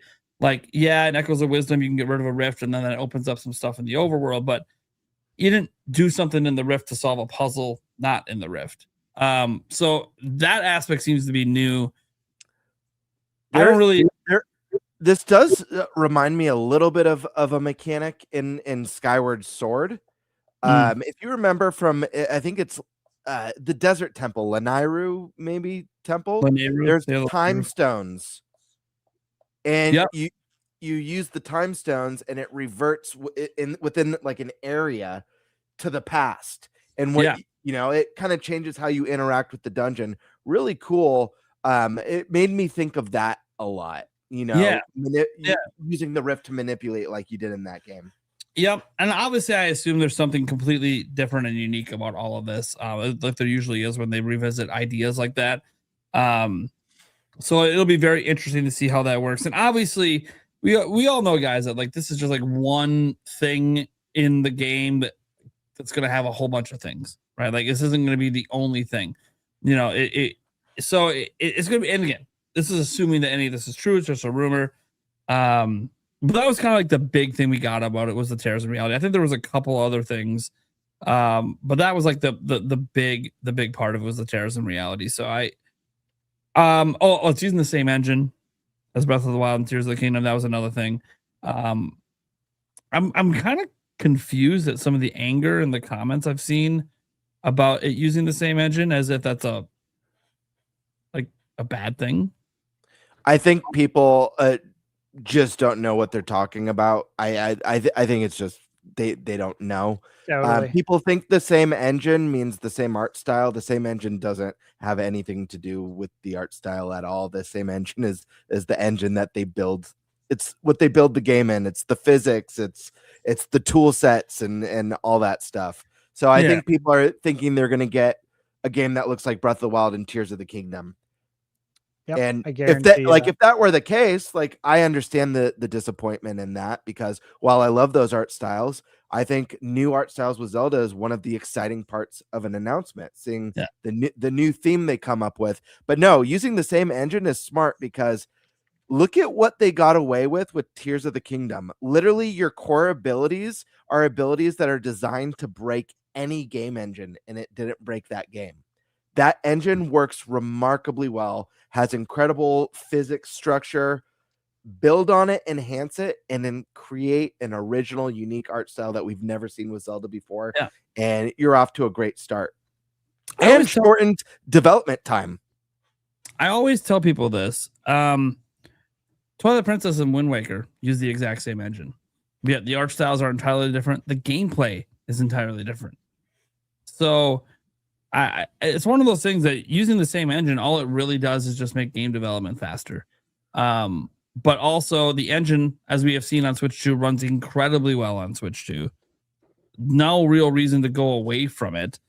But yeah, same engine does not mean same art direction, does not mean same Hyrule, does not mean a third Breath of the Wild, Tears of the Kingdom game. That's not at all what it means. Now, if you're one takeaway, and I saw some people say this, that they're pissed about, well, if they're using the same engine, then it's probably another open world game. Yeah, they told us that in 2023. That's not new news. They literally said they're the next like open air is the future of Zelda. So yeah, it's going to be open world. Sorry if you don't like that, but they told us that in 2023. I think it's time to get over that. If you don't like it, don't buy the next game. Like you have to drop the sales of open world Zelda games for them to go back to the old, more linear style Zelda games. Yeah. So like that's just reality. Nintendo's a business. I want to add one more thing with the engine thing, just to give like more perspective. One of the engines that is widely used across the entire industry, Unreal Engine. Just because a company's using the same version of Unreal doesn't mean that all their games look like the same game. There's dozens upon dozens of art styles. People like, look, what engine is not art. It's just engine. Like Expedition 33 is Unreal Engine. Yeah. And so is Fortnite. Do those games look or play the same, even do the same things? Yeah, so is Borderlands. So is Borderlands, yeah. Like it's just engine, the whole point of game engines is to enable you to do the things you want to do in your game. This engine was custom built for Zelda. It works really well for the open world games. Clearly, just look at what they did in Tears of the Kingdom. Gamer just said that Ultra Hand shit, like, and it's not just that you can connect things together, right? You can do that in nuts and bolts. That game sucks. I just had like hot flashes when you said that. Yeah, it's like I realized that they did it first, but they didn't do it well. Okay, like it wasn't good. So not just being able to use that, but all the physics associated with it, and the game doesn't break. Like people forget that. Yeah, okay, maybe you were tired of the Breath of the Wild world when Tears of the Kingdom came out. Sure, I think sales reflect that. Sold 20 million super quick, didn't really have legs. Fine, but the big thing here is that game and the things they were doing when it, in this engine had literally AAA video game developers the week the game came out all over social media being like, how the fuck did they do this? Yeah. Like, Ascend shouldn't be possible to just phase through any ceiling, cave ceiling in the entire game, no matter where you are, should break games. And Jeff Grubb said on the show, he's like, dude, Ascend is so good, it should just be in every game. Like it is so good. Like I wouldn't complain. And I understand that, like, it probably shouldn't be in every game, but every future 3D Zelda game, it probably won't. By the way, they did say like the abilities in Tears of the Kingdom back in the interviews are just for that game. They won't be carried forward. So I don't think Ascend's coming back. Maybe it exists in a small different way with a special use item. I don't know, but Ascend is beautiful. And dude, it just to throw that engine away, I think would have just been a disservice to the future of Zelda. Like it is probably one of the best game engines for making Zelda games, at least making open world Zelda games. So I think that people panic too much. It's not going to be the same Hyrule, guys. They literally already told, like, it's like people have amnesia and forget that 2023 happened, and they already told us about the next Zelda game in 2023 after Tears of the Kingdom. They literally said, we're done with Breath of the Wild and Tears of the Kingdom. We're not coming back to this world. Like, they don't ever plan to come back to it. The next game already had new ideas for it. And they literally said back then it wasn't going to be the same map or anything, because they're not doing the same thing. We don't even know if it's going to be in Hyrule. It might be, but if it is, it'll be a brand new Hyrule. So, like they already assuaged all those fears back in 2023, but they did say two things back then that pissed people off. One, if you didn't like Breath of the Wild and Tears of the Kingdom and you think open world Zelda sucks, well, too bad, because they did say that that's going to continue. And then they also said this one really pissed people off. They basically don't give a fuck about the story. So if you're hoping for like an even better, more in-depth story, I'm not so sure that will happen. But I will say a recent interview that might change their minds on that is there was an interview about Age of Imprisonment. And in that interview, Aonuma was part of that interview. They talked about how they might be taking some inspiration from this game for the next Zelda. And I'm wondering if that part of that inspiration is actually the storytelling, because the storytelling in Age of Imprisonment is getting praised by a ton of people. And like the attention to detail and how the game connects to Breath of the Wild and Tears of the Kingdom. Like there's so much attention to detail that doesn't exist in Breath of the Wild and Tears of the Kingdom. In fact, there's shitloads of plot holes between those two games. But that doesn't exist in this game. Like it's just, and everything about the story in this game was written by the people who did the story for Breath of the Wild and Tears of the Kingdom from the Zelda team.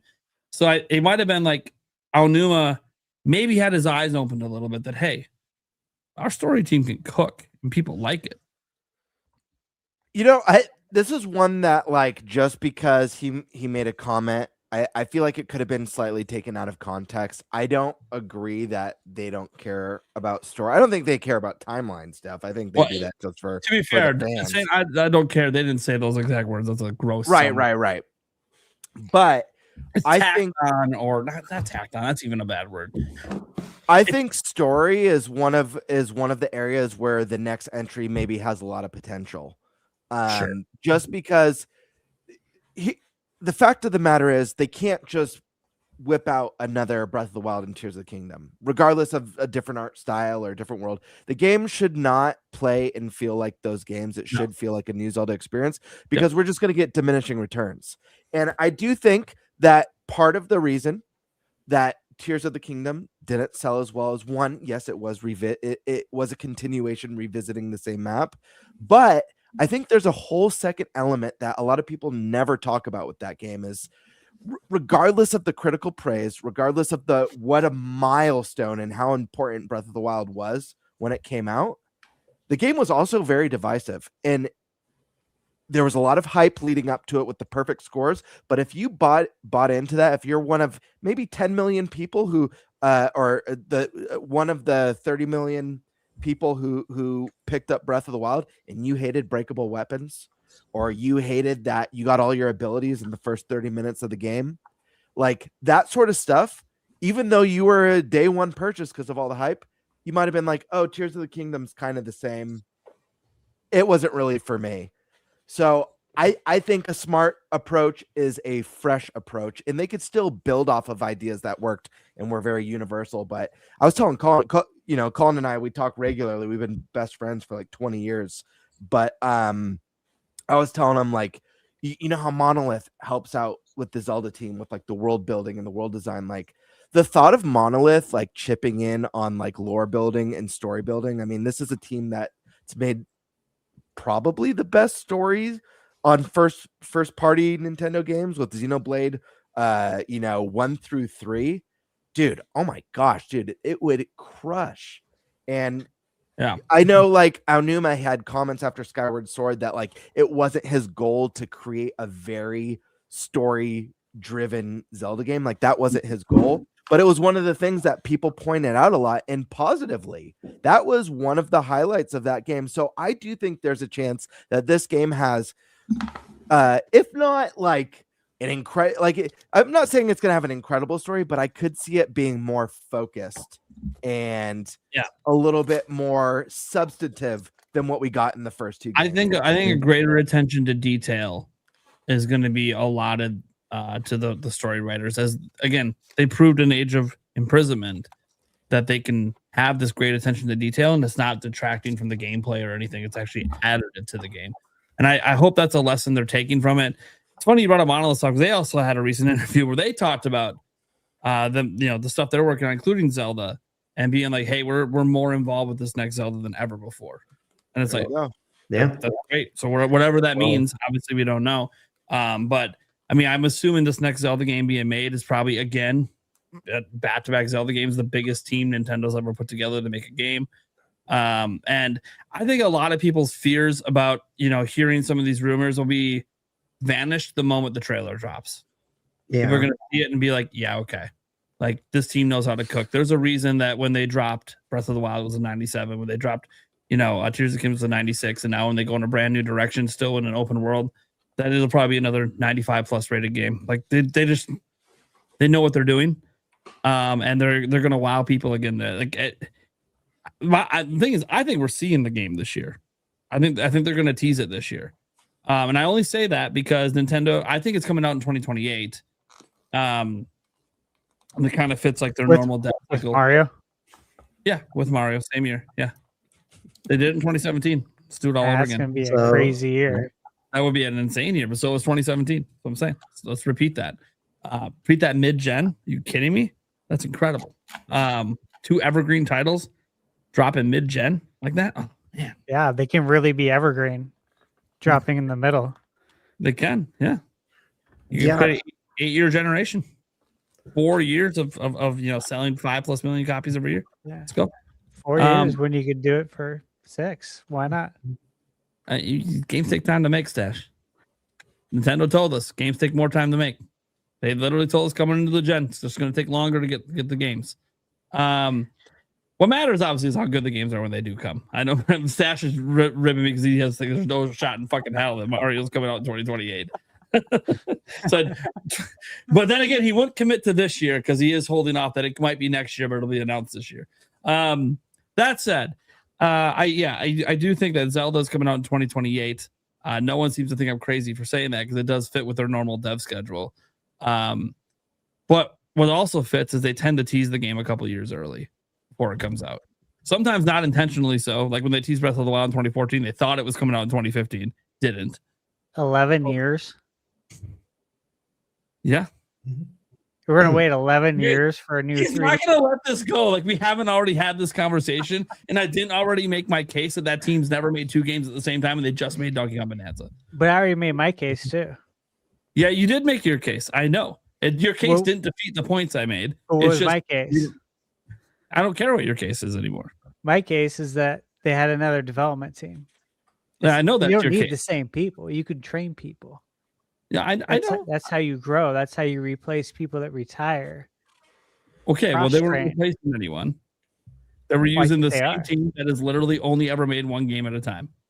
And you can see the clear development I don't path that think that so. team has been doing since Odyssey. Like they actually were so. making things since Odyssey. Well, So- we're gonna find out before 2028 who's right here. It comes out in 2028. No, it's gonna come out before 2028. That's why we'll find out before 2028. Anyways, funny how we're talking Zelda. He still has to bring it right there. He won't let it go. It's all right. Me and Stash are going to be going back and forth. This, by the way, he's probably going to be right because he's right on everything. Like I don't know if you notice, if you follow his Twitter account, he will just randomly tweet out. By the way, I said this was going to happen on the podcast, and here it is. It's like every week it's something. So, but I'm basing it. My logic is the same logic I've always had when I look at game releases. I always base it on the history of the studio, not so much. Oh well, they could have had new teams. They could have, but yet this studio's only never done that. So I'm just off the history of how they've always made games, just like Zelda. Reason I think 2028 is the history of their Zelda game releases. It makes sense that 2028 would be the year. It also would make sense then that they would tease it this year, 40th anniversary. One reason I think they might tease it this year, outside of the fact that it could be coming out in 2028, and Zelda is one of the few franchises they do sometimes are okay with teasing a couple of years at a time. Outside of the 40th anniversary, I also think Nintendo is also acutely aware of narratives online. And despite how successful Switch 2 is, the narrative hasn't necessarily been great. And prices keep going up, and gaming is getting more expensive. They kind of need that jaw-dropping moment that it seems that Zelda games are capable of putting out there. And just a tease, even like a 30-second, 45-second tease. I mean, going back to like in 2014 when Aonuma snapped his fingers, and here we were in this open world Zelda, and it just blew people's minds. A moment like that's visually impressive on top is the kind of thing that Nintendo would do just to change the narrative. And just be like, hey, we keep talking about how powerful the system is, and Nintendo themselves is using the word power in their marketing. But we're not really seeing it from Nintendo yet. A lot of the games they've released, people feel like, oh, that could have been on Switch 1, and they all started development on Switch 1. This Zelda game, the fact they started development probably in late 2023 or early 2024 means it's probably only ever been in development for Switch 2.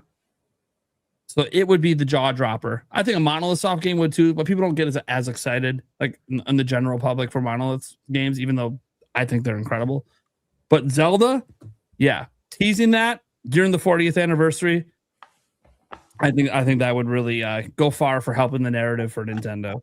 But again, I don't know that it's going to happen this year. I'm just fairly confident it'll be a 2020. At least that's what they're targeting. But I also keep it in back of my mind, like what I said earlier, that Furukawa put out there that it's taking them longer to make games. So maybe it's more like 2029 for Zelda, but we'll see. We'll see on that front. I like that the rumor says they're using the same engine. That makes me feel like that's really good for the development pipeline. But who knows? That's kind of the rumors. And like literally all of this or none of this could happen in a direct that's probably happening next month, as there's almost always a February direct. And we're kind of getting to that point where new game announcements need to happen. We know there's an Xbox showcase happening later this month.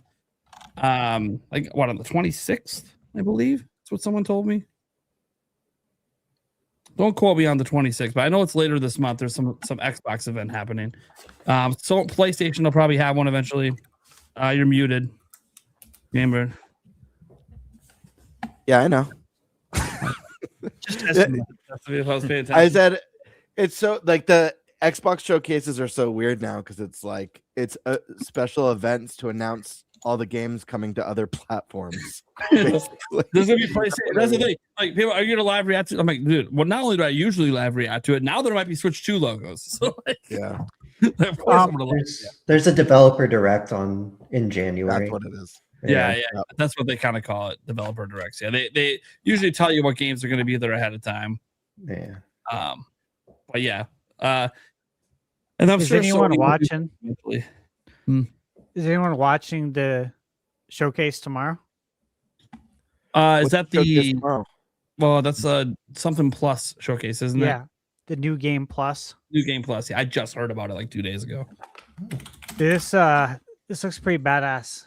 Like I'm pretty excited. The guys I don't know the guys putting it on, but they didn't get any money from it. They're putting it on themselves. So they said there's gonna be no sponsor spots. It's like just straight up video games. And as you see by the list of developers there, Yeah, 45. Oh, yeah. 45 games. they showed a trailer, like a 3-minute hype trailer, and there's a lot of big hitters in there. I'm surprised that I've never heard of this. I'll be watching. Yeah. Well, don't be See, surprised. 40K, Crimson Desert, Blood I of just Dawn. heard about it like Dark maybe Heresy. Dude, maybe a week Towerborn, ago. Comic Card 2, Grounded 2 is going to be in there. Yeah, I'm Dark excited about Heresy Dark is one of my most anticipated games. Not good enough for a draft pick, but and then that expanse game looks awesome. Yeah. It's tomorrow putting 1 it Pacific. again? Nice. What? It's tomorrow at 1 p.m. Pacific time.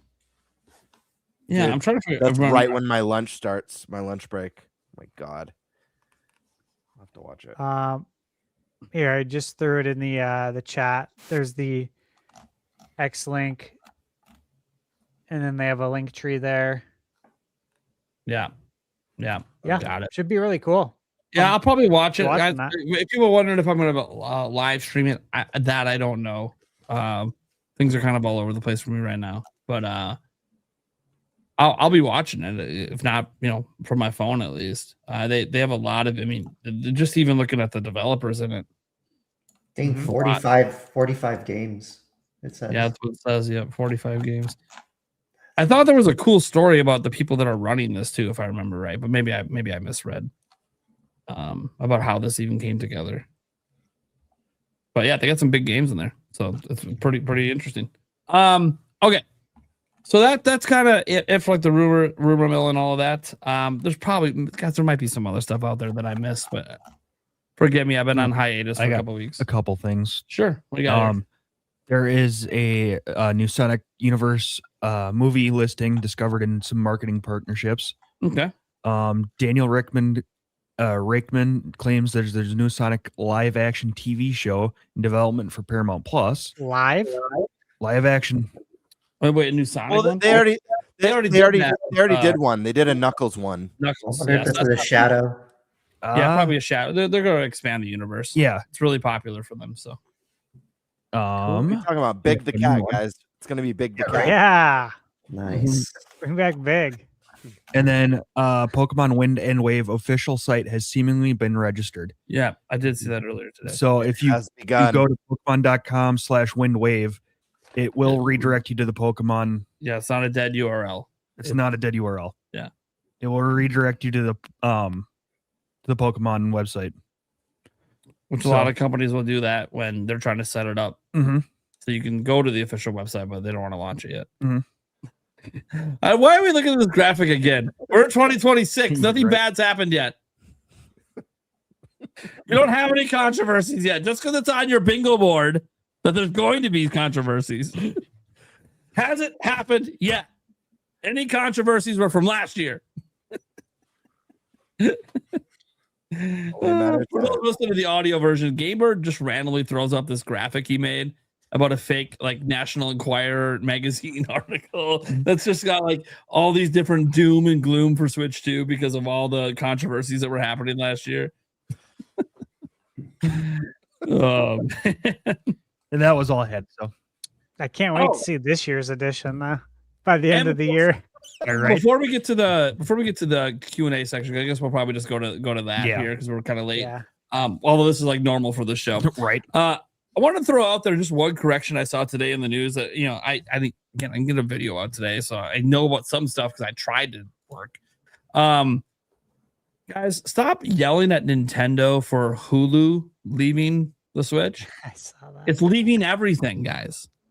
It's Disney shutting it down because they're combining it into Disney Plus. Now, if you want to yell at Nintendo for not giving a shit about streaming platforms and the fact that Switch 2 has none of them and might never have any of them. I mean, fair enough there. All right, cool. But Hulu specifically is not their fault. That is Disney deciding we're going to combine everything together.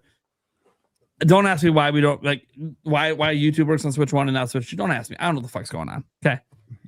I personally don't care. I have all these stream, dude. You know how many devices I have that I can watch shit on? I don't need to watch shit on my Switch 2. But I will say for kids and other stuff like that, sometimes that's their primary device. And so having some multimedia options would be nice. Mm-hmm. But yeah, I would I Sound like want a complete shill. Yeah, I heard It is- Nintendo's single-handedly responsible for canceling Hulu. Hulu. Yeah. Yeah. Single-handedly. They went to Disney. Hey, look, you know how your app doesn't work on Switch 2 and none of the streaming apps do? I think you should just shut this shit down for everyone. Right. Everyone. Shut it down. Oh, we'll combine it in Disney Plus. You can do what you want. Just shut the shit down. So you guys are the villain and not us. Got it. Okay. What a shocker. Disney and Nintendo doing things people don't like. Who knew? No, it's Hulu. Hulu. Yeah. Mhm. Okay. Anyways, so that's kind of the gist of what I just wanted to bring up. There's probably some other stories. I just like South Park and Fortnite's a thing happening. Yep. I'm actually excited about that because I like South Park. They might get a few shekels out of me, potentially. We'll see. They just need to do a Randy in his underwear skin. Dude, totally. Because that's They iconic. have my money today if they do that. I will literally use that skin the rest of this year. I will use that skin exclusively if they drop it. I'm just telling you right now. And I play Fortnite because my kids and fiance play. That's literally if you ever see me playing Fortnite, it's either Yulia's on my account because my Fortnite account goes back to when it first came out, so I've got a lot of shit on it that you can't get anymore. And then otherwise, it's just me playing with my kids and Yulia. I never play it by myself, ever. But it's a game that we all play as a family sometimes. So, all right, let's get to the Q&A. Guys can super chat in if you're watching live into it. Not too many questions, but we'll get to them here. Bring back NFL Blitz, NBA Jam, NHL hits. I assume this continued while I was gone, of course. Hell yeah, it did. Yes. Until it happens, right? We got to keep willing it into existence. Andrew Bridewell came in and dropped the 10 gifted. Thank you so much, Andrew. I do appreciate that. You also came in and dropped the 64 and 64 super chat. Wanted to do streaking and maybe a shot or two. Technically, the streak just got the beer, but yeah, you did do the 10 gifted, so I did do a shot for that for you, man. Professor Rock PR says, glad to see you back, Prime. Have a fun show. Also glad to see everyone else. It feels good to be back, man. I miss this show. I miss my friends. I've been stuck with just me. I love Yulia, but just me and her in a hospital. It's not fun. It's not fun. Nobody likes hospitals. No, especially for the reason we were there. Right. Demona Brawler, 100% hype for Blood of Dawn Walker. Hey, and we're seeing more of it tomorrow. So let's see how legit this is tomorrow. I'm hoping it continues. Obviously we've seen it. I'm hoping it continues to look promising. I feel like we Especially need for a good fantasy vampire game. We do. Know? We need a good one. Yeah. You So I'm mean hoping. Bloodlines Masquerade 2 wasn't enough for you? Here we go. Dude, I'm liking this. I'm liking this Colin guy. Mhm. I feel like we need him on to roast Gamebird more often. Yeah. He's I don't really have a lot of history with Gamebird, so it's hard for me to roast him. When I try to roast him, it comes off as mean Mhm. because I don't have the 20-year history. He does a really good job of calling them out. It's funny. Cooster saying glad to see me back. Thanks so much, man. You're gonna probably see a lot of super chats like that, guys, because people are just happy I'm back on the show. Stoke 2 Games says, will you guys review Mario Tennis Fever next month? So pretty much every Nintendo published game, we pretty much have a review segment the following episode after it comes out. Whether all of us played it or not, we always have guests on that have played it. I'll be reaching out to guests over the weekend here to try to schedule for the next few months. So Yeah, I guarantee that we'll have a review conversation on it because we literally have done it for everything. We did it for Career Ride. It's just something we do on the show. We literally have a game reviewer on the show. GameBird now does game reviews as well. It just makes sense that even if we didn't play it, someone's probably played it on the show, and we should talk about it because we're a Nintendo podcast. It'd be kind of weird if we didn't. Right. I'm excited for it. Yeah, I mean, really it looks really promising so far. I just hope it continues to look that way. I mean, the recent update about what they teased about all the baby stuff, I'm like, okay, this is actually kind of cool. Please just keep being good. That was the main event of the trailer. Yeah. Like I rewatched it obviously when I was working on my most anticipated video, and like they really made a point to highlight that and put it, on a pedestal. And it's like, obviously that's what we want. Yeah. That's what we all want we want Camelot to do what Camelot does. Just give us a really good story mode. Feel good about it. Well, I don't know if they've done that in a while, but at one point they did. Yep. At one point they made them into full-on RPGs even. Oh, and then that became a thing. Yeah. Golf story. And then the last Mario Golf where they're like, yeah, we're gonna have an RPG story. What? Fuck off. That was not it, dude. You know what's so disappointing about that game? They put you in a tournament at the very beginning, and you're like, this is awesome, and then you never do it again. It's like, what are you doing? I want to become the best tennis player in the. No, we're just gonna fix up courses and play mini games. What the? You're better off just getting on Crunchyroll and watching Prince of Tennis. It's like they had such a promising start, and then Nintendo's like, yeah, no more money for you. Figure it out. Like, it's weird. Like, it's such a rug pull because it sets up so well. Like, oh, this is gonna be great, and then nope. Anyways, Andrew Brightwell coming in with the 20 over there. Thank you for supporting. It wasn't to me, it was to one of our co-hosts, but thank you so much for whoever that went to. I'm sure they appreciate it. Demonic Brawler says, if the reviews are less than 85, it won't matter. I'm telling you, Lego Batman Dark Knight Collection is going to be a great game. Good pick, Thunder Stash. Oh, yeah. We all know. The moment we saw it revealed, I think Stash was with me when it was revealed live. Dude, it looks so good. I mean, the Lego games have been pretty consistent overall, but like lately they seem to be taking like a next step up in quality, and it's been awesome to see. Yeah, it looks like the Arkham game that Rocksteady won't give us. Is what it looks like. Yeah. Yeah, like what was the last one that I really enjoyed for Lego? Oh yeah, the Star Wars one. Yeah. Netflix Incorporated. At this point. Jesus. Oh no, it's Alex going in saying glad to say the things are better with the family and all that. Thank you so much, man. A lot going on there. Andrew Brightwell, Ocarina of Time remake is coming. I'm willing it into existence, as are we all. Oh, yeah, was that on like basically all of our bingo cards? We all are like, make this happen on there, but yeah.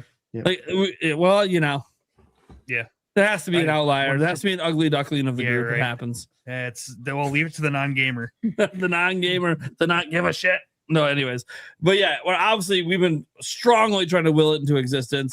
Every minor hint, we're hoping. We'll see what happens. And maybe I'll remember the ending this time. See, I did it for you guys. You don't have to roast me because I know it's coming. Andrew Brightwood says, we see Ocarina of Time remake market now. He's really just doubling down. It's happening. All right. I hope so. And then the last one I'm seeing here is when does Nintendo announce Ocarina of Time remake if there is one? Okay. That's okay. There's a question finally. Here we go. What are you guys thinking? If there is an Ocarina of Time remake, when do you think they announce it, and when do you think it actually comes out? April, October. Okay. Ooh. After the Mario movie. Mario movie is April 3rd. I was talking about like the runtime. This goes back to as far as a year ago on our podcast. I talked about the Mario anniversary and how I thought it was going to run from 2025 into 2026 up until the movie. Yeah. And then it's going to turn around following month, May. Legend of Zelda, run all the way to 2027, up until the movie, May 7th, my birthday. So, like, you know what I'm saying? Like, it makes sense to run your 12 months of the anniversary into the movies, catapult it. So, April, May, right there, run it for the rest of the year all the way up to the movie. You would think a game like that, you know, would come out in November. Obviously, we're going to get Pokemon, though. But I think Pokemon might come out a little bit earlier, like September, October. Legends just came out in October. I'd have to look at the historicals to see when Pokemon has always come out as far as the gen versions, the actual mainline ones. But, you know, Zelda's the flagship.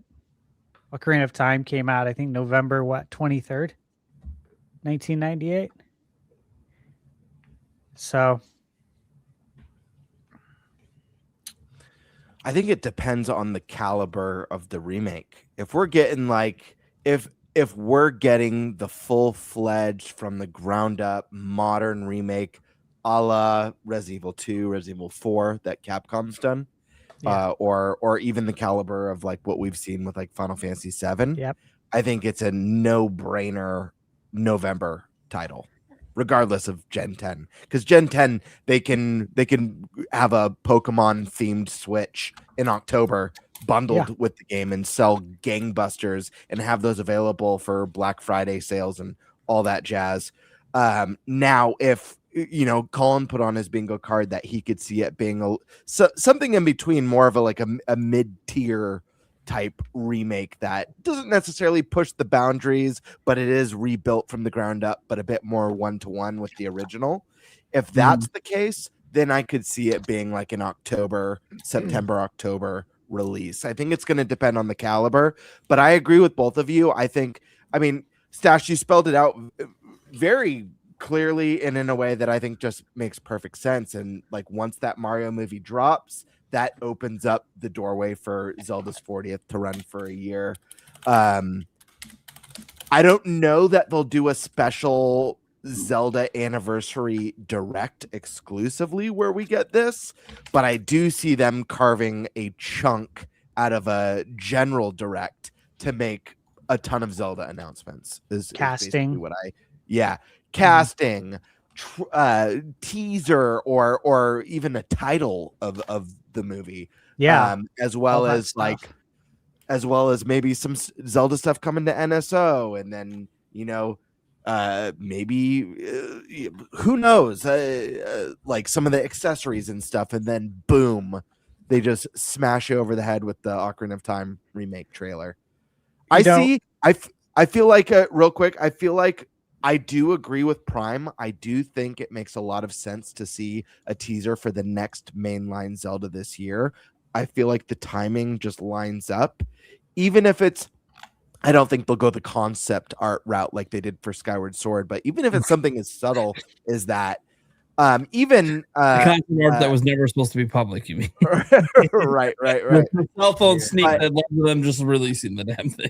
I feel like even if we get like crazy Zelda stuff for like mentioned in an earlier direct, I feel like the big Zelda reveal for the next game might be like saved for the big September's usually the craziest direct of the year, and I could see, you know, they don't want to dump everything all at once. You know, they do want to save some goodies for late in the year. Could you guys also see it coming out right around the movie, which would mean 2027? Because I could too. That's why I didn't say it's going to release this year. So we're gonna see it. It's possible, especially because it's in May. You know, I don't rule out the possibility. Obviously, you know, I hope it comes out this year. But if it's next year, it's not like the end of the world or anything.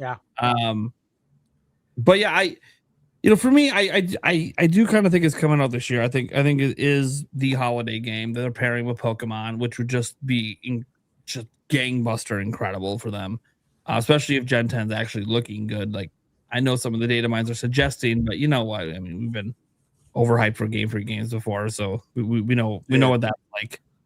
Oh my gosh! If we get sorry, Prime. If we get Fire Emblem in September, Pokemon Gen 10 in October, and Zelda in November, holy hell! Right? Oh my, devastating. Yeah. So, when will the big thing is when will it get announced? Like, I know some people think, well, if it's going to come this year, then they should probably announce it in February. That also happens to be when the 40th anniversary actually is. But they're not done with the Mario one yet. They're letting that one go until April, obviously for the movie, capping it with the movie and the Switch 2 version and the Amiibo. So that's cool. It makes me think that this could be one of those things they wait till June for their summer direct to drop. Also, they don't have to use the direct for it, by the way. They could do a separate Zelda 40th anniversary event, which Nash Weedle has also said in the past that Nintendo's got like 4 different things happening with Zelda this year, and one of them begins in January. So we're in January, nothing's happened yet, but we're very early in January. Like, there's still time. Like, who knows? Maybe there's a 40th anniversary thing happening in January, for all we know. But I think a June announcement releasing this holiday would be just amazing, and I think is a likely scenario. But I do not dismiss the fact that this, if it exists, it could also get announced in June, but then still not come out till closer to the movie. Especially if there's some thematic similarities between some of what's going. I think the movie is going to be completely original, to be clear. I don't think it's going to be based on any of the Zelda game stories, but there's going to be lots and lots of references, of course. And if there's some heavy Ocarina of Time references, it could make sense to have that game come out around the same time as the movie. I hope it's based on the 1989 cartoon. I love that. Absolutely. Excuse me, princess. I love it. I actually love that cartoon. You guys know you can watch that cartoon entirely 100% free over on Dailymotion. Look up a Zelda Informer account I no longer have access to, but used to be mine. I uploaded the entire cartoon there illegally. I'll fully admit that. Nintendo knows about it. I told them, go ahead and take the shit down. They can't take anything down on Dailymotion. They've tried. So I have no access to take it down. So go watch it for free on Dailymotion. That's awesome. I just know there's gotta be a Wand of Gamelon Easter egg in the live action movie. Like at least a mention of like the ancient relic, the Wand of Gamelon. Dude, I think I uploaded that shit to Dailymotion when I was a minor. Oh shit, dude. That's how long ago I did that shit before I lost access to the account. Like, back, that's the Wild West back then, man. That dude, when I was a kid, no one knew that Napster downloading was illegal, not until they got slapped. Not as a kid, anyways. We're like, oh, this is great. Shit's free. Great. This is awesome. Oh, that's illegal. Well, I didn't know. That's how we all downloaded Titanic, right? Yep. Yeah. Titanic. Lord of the Strings. Anyways. Cue the crickets. Oh my god. All right. Well, that's gonna do it for episode 34 of season 3 of the NintenByte podcast. Let's go around the room, let people know who we are, what we got going on. We'll start with our special guest who was planning to dominate our fantasy league, Colin. All right. Yeah, I have absolutely nothing going on. Yeah. What game are you currently playing? Go with that one. Let's see. What game am I playing? Oh, Octopath Traveler 0 right now. But I'm gonna jump off. I'm enjoying it. I like it a lot, but I'm definitely gonna jump off. I'm a huge Trails fan, so when Trails Beyond the Horizon comes out in a week, I'm jumping off. So yeah. Octopath is so. I've been hearing not horror stories, more just like this one's really long. I'm like, yeah, it is. It's really good because like I feel like it's more geared towards like an actual like one mainline story than the other ones. Yeah, where it's like disconnected, but it kind of connects at the end. And yeah, I didn't care for that as much. Okay. All right. All right. Well, there you go. Mr. Sock Puppet. Yeah. You can find me here and the Clips channel. There you go. And occasionally, probably at some point when I get surgery, maybe leading the show again. Yeah, possibly. We'll see. I have no idea what's going to happen when that happens. Gamebird. How we doing, people? You guys know where to find me here on YouTube at Gamebird Classic or on Twitter at _Birdmaster. I got a bunch of fun videos planned. I'm planning more premium content. Premium content. Yeah. And so be prepared, my friends. Get your bodies ready because the good stuff is coming. Oh my god. Takes me back to the vlog from PAX. Guys, the section he put in there when he says like the creamy word when we're walking, dude, he had to cut out so much shit that led to that moment because it just is not made for internet consumption at all. But it was fucking legendary. So every time he brings up cream, I'm just taken back to that in real life moment. Then I'm like, God, how did that conversation even? It just kept going. We were just bullshitting, but it just kept going. It didn't stop. And then we were trying to involve other people that were with us, and they said, "What the fuck are you guys doing?" We're like recording the whole fucking thing. The funny part to me is how, because we're walking down the street and we're all just like so loud too. It's like no one who wants to be involved in the conversation is, being involved just by our loudness. Yeah. Pretty funny. Dude, I just love that your wife recorded the whole thing and then she even tried to involve someone else in the conversation. I'm like, this is great. She just knew this is a moment that needs to be captured forever. Oh my gosh. I love the one where we randomly thought the one person said Gamebird. We're just walking along, and all of a sudden it's like, wait, did you just say Gamebird? Yeah. I know. I got all excited. Yeah, there you go. I was like, someone knows me? Someone knows me.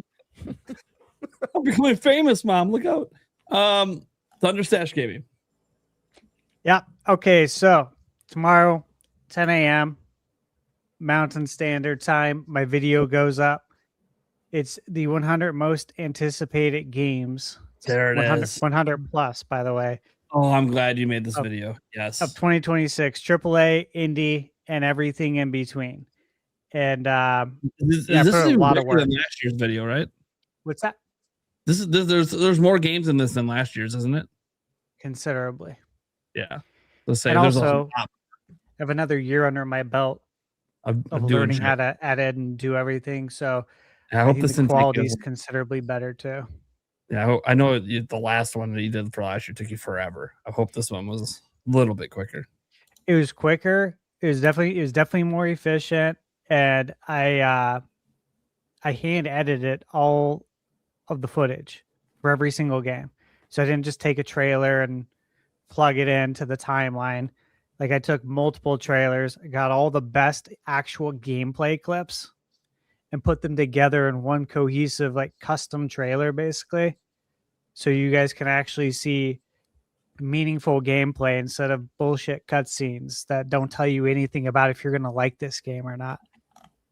So yeah, it was a lot of work, but I'm glad it's done and scheduled now. Yeah, man. I'm excited to watch it. Mm-hmm. Even though I'll know about at least half the games in it, there's always some gems in there that were off my radar for a bit that I just forgot because there's just so many events. Yeah, there's stuff in there that wasn't on my radar like at all, and it's just through different types of research finding stuff. So I can legit say there's things on there that I did not know.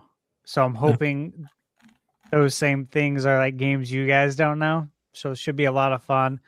And then have you guys heard of Code Violet for PS5? I heard about it during the show because the moment you said something, yeah, I looked. Yeah, well, I'm working. I'm actually allowed to say I'm working on it, but yeah, I figured you wouldn't bring it up if you weren't allowed to say it. Yeah, I double checked. You know this game? I can't say anything about it, But I'm working on it. but I'm working on it. I can't say anything about it, but I'm allowed to say I'm reviewing it. So Yeah. um, I like when NDAs say that. We're like, you're allowed to at least say you're working on the review. yeah, I like that too, because I don't take pleasure in being really mysterious like that. Plus, it's also just like it also lets people know that like, hey, if that's a game you were thinking about, I do have a review coming. Mhm. You know, and that's nice for the fan base to know that because you're not IGN where they review everything. You're, hey, we don't know what you're reviewing. Yep. Especially when you get the codes early, anyways. We don't know. So like, I think even for people that want to know your reviews, they want to know what you're working on. And I think one thing I've noticed over the last couple of years is as you've started out obviously growing and starting to get early access, which is great. You also can't talk as much about what you're actually working on. Mhm. No, I can't. It sucks. I mean, it's That the too. trade-offs worth it, obviously, but yeah, it kind of sucks. I wish I could promote it a little bit more up front, but yeah, Code Violet, and then I'll be reviewing for anyone who's interested in this game. I am gonna say I'll be reviewing for sure Mio Memories in Orbit. This is a game that I've been excited for like I think 2 years. That's why I picked it. It's should be really good. You're gonna inflate the Switch 2. score, or Yeah, I don't give games numbers. I'm just kidding. Yeah, he doesn't do numbers. Ironically, we're in a fantasy league about numbers, and This game's a 15 out of 10. Yeah. Hey, maybe it'll be like the ball X Pit of this year, man. Ball X Pit took a lot of people shockingly last year. No, The game No, ended no. up being incredible. So Thunder know. Stash doesn't give games ratings, but Stash Thunder does. That'd be so effed up if I did that. all right. We had one more super chat to get in before I sign out here. Fisherman Mike says, I've got one question waiting on my mind. Once Prime watches the Zelda next year, I'm guessing the movie, will he remember the ending of the movie or forget it like he did that time of Ocarina of Time? God damn. You know, the funny thing about that is that you're not going to know for years if I remember the ending of the movie because I won't be able to talk about it because of spoilers. So Yeah, I it guess could I take got years. 3 years. I got like 3 years to try to memorize that ending before I could actually say anything about it. Is that like? Because here's the thing, I'm damned if I do and damned if I don't. Like I want to talk about it, but then every time I do, it's like 6 months later. Like spoil it for me. Dude, the fucking movie's been out for 6 months. What the fuck are we doing? I'll buy you a movie ticket. Go watch it. Like I just love that they called it the Zelda. what are we doing? Gonna go watch the Zelda. I hope That's we the get a tentative title. Yep. I hope we get a popcorn bucket. Right. Oh, you- dude, I that'd be hope there's like awesome. some collectible. Yeah, stuff. like I've man. never bought one. I've seen like some of the popcorn buckets that have come out for other movies. I'm like, oh, that's really cool. You know, like, I mean, it's just going to take up space. I'm not going to use that. I only eat popcorn at the theater. But if they come out with something for Zelda, Well, you know, I'll it's a get it. bucket. You can use it for anything that you could use a bucket for. like carrying specifically water for or something, popcorn. or like watering plants, Sure. Yeah, you can do that. like, you know, you could trick-or-treating. build an You could you could build an trick-or-treat. extra big, you know, trail mix bucket. It's always at the ready. Ah, there you go. The problem with the popcorn bucket stash is that they're gonna get scalped to oblivion Oh yeah. Oh, Yeah. Like, I- because yeah, they I mean, already I'll- do. I'll you be just there go at and the get premiere. you just go and Yeah. get one, yeah. What would the Well, you have bucket to- be? Hopefully, something really I random. want a tingle bucket. No, that'd be yeah. sick. Straight up. I'd be all about that, dude. That'd be awesome. I was thinking about that too. Like, what would the bucket be? Especially if it had like a little mini balloon pump on it, you can pump up the red balloons. It just Well, they comes- usually do. They usually do like at least two buckets for a big movie release. So there'll probably be two options. I've always loved it because I've actually thought about this before. You know the creature likes in Zelda, like Yeah. those weird tubes that suck Yeah. your shit. Yeah, I always thought. Yeah, they one of steal those your shield. Yeah. I always thought one of those Fuckers. would make a good bucket. You know, Hmm. talk about the popcorn buckets. There's one popcorn bucket I wish I would have bought. So they didn't have it at our theater, but you guys see that Now You See Me Too bucket that makes the popcorn disappear? Oh yeah. Yeah, that's cool. I kind of wanted Right. that one. I'm like, that's like kind of a trick my kids will be. They'll like that, the little magic trick. Yeah, that was really But cool. they didn't have it at our theater. I would have probably bought one. But yeah, I don't buy the popcorn bucket. Like the only popcorn bucket I usually buy is like our theater. Most theaters do this. You buy the one for a year, Yeah, and then you pay like $5 instead of paying the fucking $15 for your large. that's the way to go. Yeah, you should use that all year. And I got buckets like every year, last 10 years, right, rolling around my house. Then my kids use it now, so like, whatever, you fuck around with the buckets. I don't care.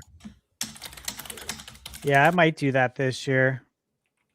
I got to look Yeah, at what's coming I love out. going to movies. Yulia has been highly encouraging me to go to a movie just because I'm so stressed out, and that's usually one of the ways I de-stress is just get away from my normal life and just go to a movie. It's fun. You should do that. There's always I'm- something that I'll watch. I don't know I'm if pretty I don't know if kind those passes are worth it. Those monthly like passes where you get like free movies. depends on how I've often been you want to thinking- go. Those I've been almost thinking about- bankrupted theaters. I think they stopped doing the monthly pass. I think. Well, yeah, there are still deals. Like I know AMC just came out with the popcorn pass, and then like a week later, okay. their stocks plummeted. But I'm not even joking. Their stock like plummeted afterwards. But yeah, I've been thinking I'd like to. I don't go to the theater that much, and I'd like. Oh yeah, there's movies, Me there's either. movies that I want to see. Dude, Anaconda's out. Oh yeah. I do want to see that. I like that like they didn't even attempt to make it like, you know, like try to be a sequel to like the OG movie in like a serious way. They're like, no, we're gonna make this a total satire comedy bullshit. And I'm like, fuck yeah. Don't ruin the original shit. Just give me something fresh and new and funny. That I definitely does not affect anything to do with the original film. But yeah, that's the one I want to see that's out right now. I wouldn't mind seeing The Housemaid. I've heard some good things about that one. And I greenlit it for a sequel. It's a good Housemaid? book. Yeah, it's a good book. Yeah, it's like a horror thriller thing. My wife saw it with their friend. She didn't care for it personally. didn't care for it, thought yeah. she thought it was cheesy, like campy. Oh, I mean, that doesn't She read the surprise book. She loves too, the right? book. Yeah. Yeah, she loves me. the book. But yeah. See, I haven't read the book, so I'd probably Yeah. enjoy it more. That's always what happens when you read Sure. the book. Oh, Masters of the Universe. Oh, dude, I'm all yeah. in on that shit. The only thing that I'm very skeptical of on that one, I really want to see it. They did screenings of it, and apparently the early screenings were overwhelmingly positive. The only thing that sounds God. weird to me is that Jared Leto is playing Skeletor, which I'm still I'm cool with that. I don't have a problem. I think he used to be amazing, and I haven't cared for his recent stuff. But part of me wishes we'd get Skeletor like the 80s cartoon. That's like He-Man, you know. Oh my god. So, Jared Leto, he's 54 years old, born in Yeah. 71, which means, you know, he was 11 years old when He-Man came out in 82. So he's probably very fond of the cartoon. And He-Man was massive in the 80s. Huge back then, yeah. Yeah, like we loved it. I wish I didn't lose my dad's He-Man action figure because it's worth like fucking $5,000 now. I lost it when I was a kid. It's outperforming the S&P 500, that He-Man figure. Yeah. Yes, it is. Yes, dude. Some of those old school 80s shit is worth so much fucking money, man. Dude, my dad had like this like Darth Vader Star Wars thing that had like all the characters, and it used to be completely full when he was a kid. He's like, dude, Nate, I wish I would have kept that thing. It's worth like $1 million today. I'm like, Jesus Christ. Didn't I give you my Mario thermos and lunchbox, Cameron? But when you're a kid, you're just thinking of playing with the toys. You're not thinking about Yeah. collecting shit usually when you're a kid. Yeah. So you kind of fuck everything up, but like, dude, even like what some of the old school, like even 90s, some of the 1990s, like McDonald's toys, what they go for today. Yeah. Oh I yeah, have- like the transforming chicken nuggets and stuff. Remember that stuff? Yeah. Are you guys I- going to get in on the 30th anniversary McDonald's stuff for Pokemon? Have you seen the Happy Meals? I haven't seen no. it yet. Here's the thing. Here's the problem. Because it's crazy. Pokemon, they're sold out day one. Yep. And Yeah. I just hate it. I just 'Cause, feel like, bad for the watch it, McDonald's workers. And like the only way I can get it is if I I'm know. literally there the second it opens, the day it releases. Otherwise, my kids can't get it. It'll be Yeah. sold out. No, you have to camp out at Roll McDonald's. through and buy like fucking 30 fucking meals. I'm like, just stop. Oh, so I only saw like the boxes they were coming in, the Happy Meal box, because they look really nice. There's going to be Pokemon cards with these Happy Meals. This is Oh gonna yeah, be so nuts. this is gonna be I'm not even not getting in. involved. I'm not going to get in on that shit. No thanks. I mean, if I happen to go through, my kids get a Happy Meal and they get a card, sweet. Be like, do you guys care about that card? I'll hold on to it. Keep it for you. It's your card. You can have it when you're older. It might be worth something someday.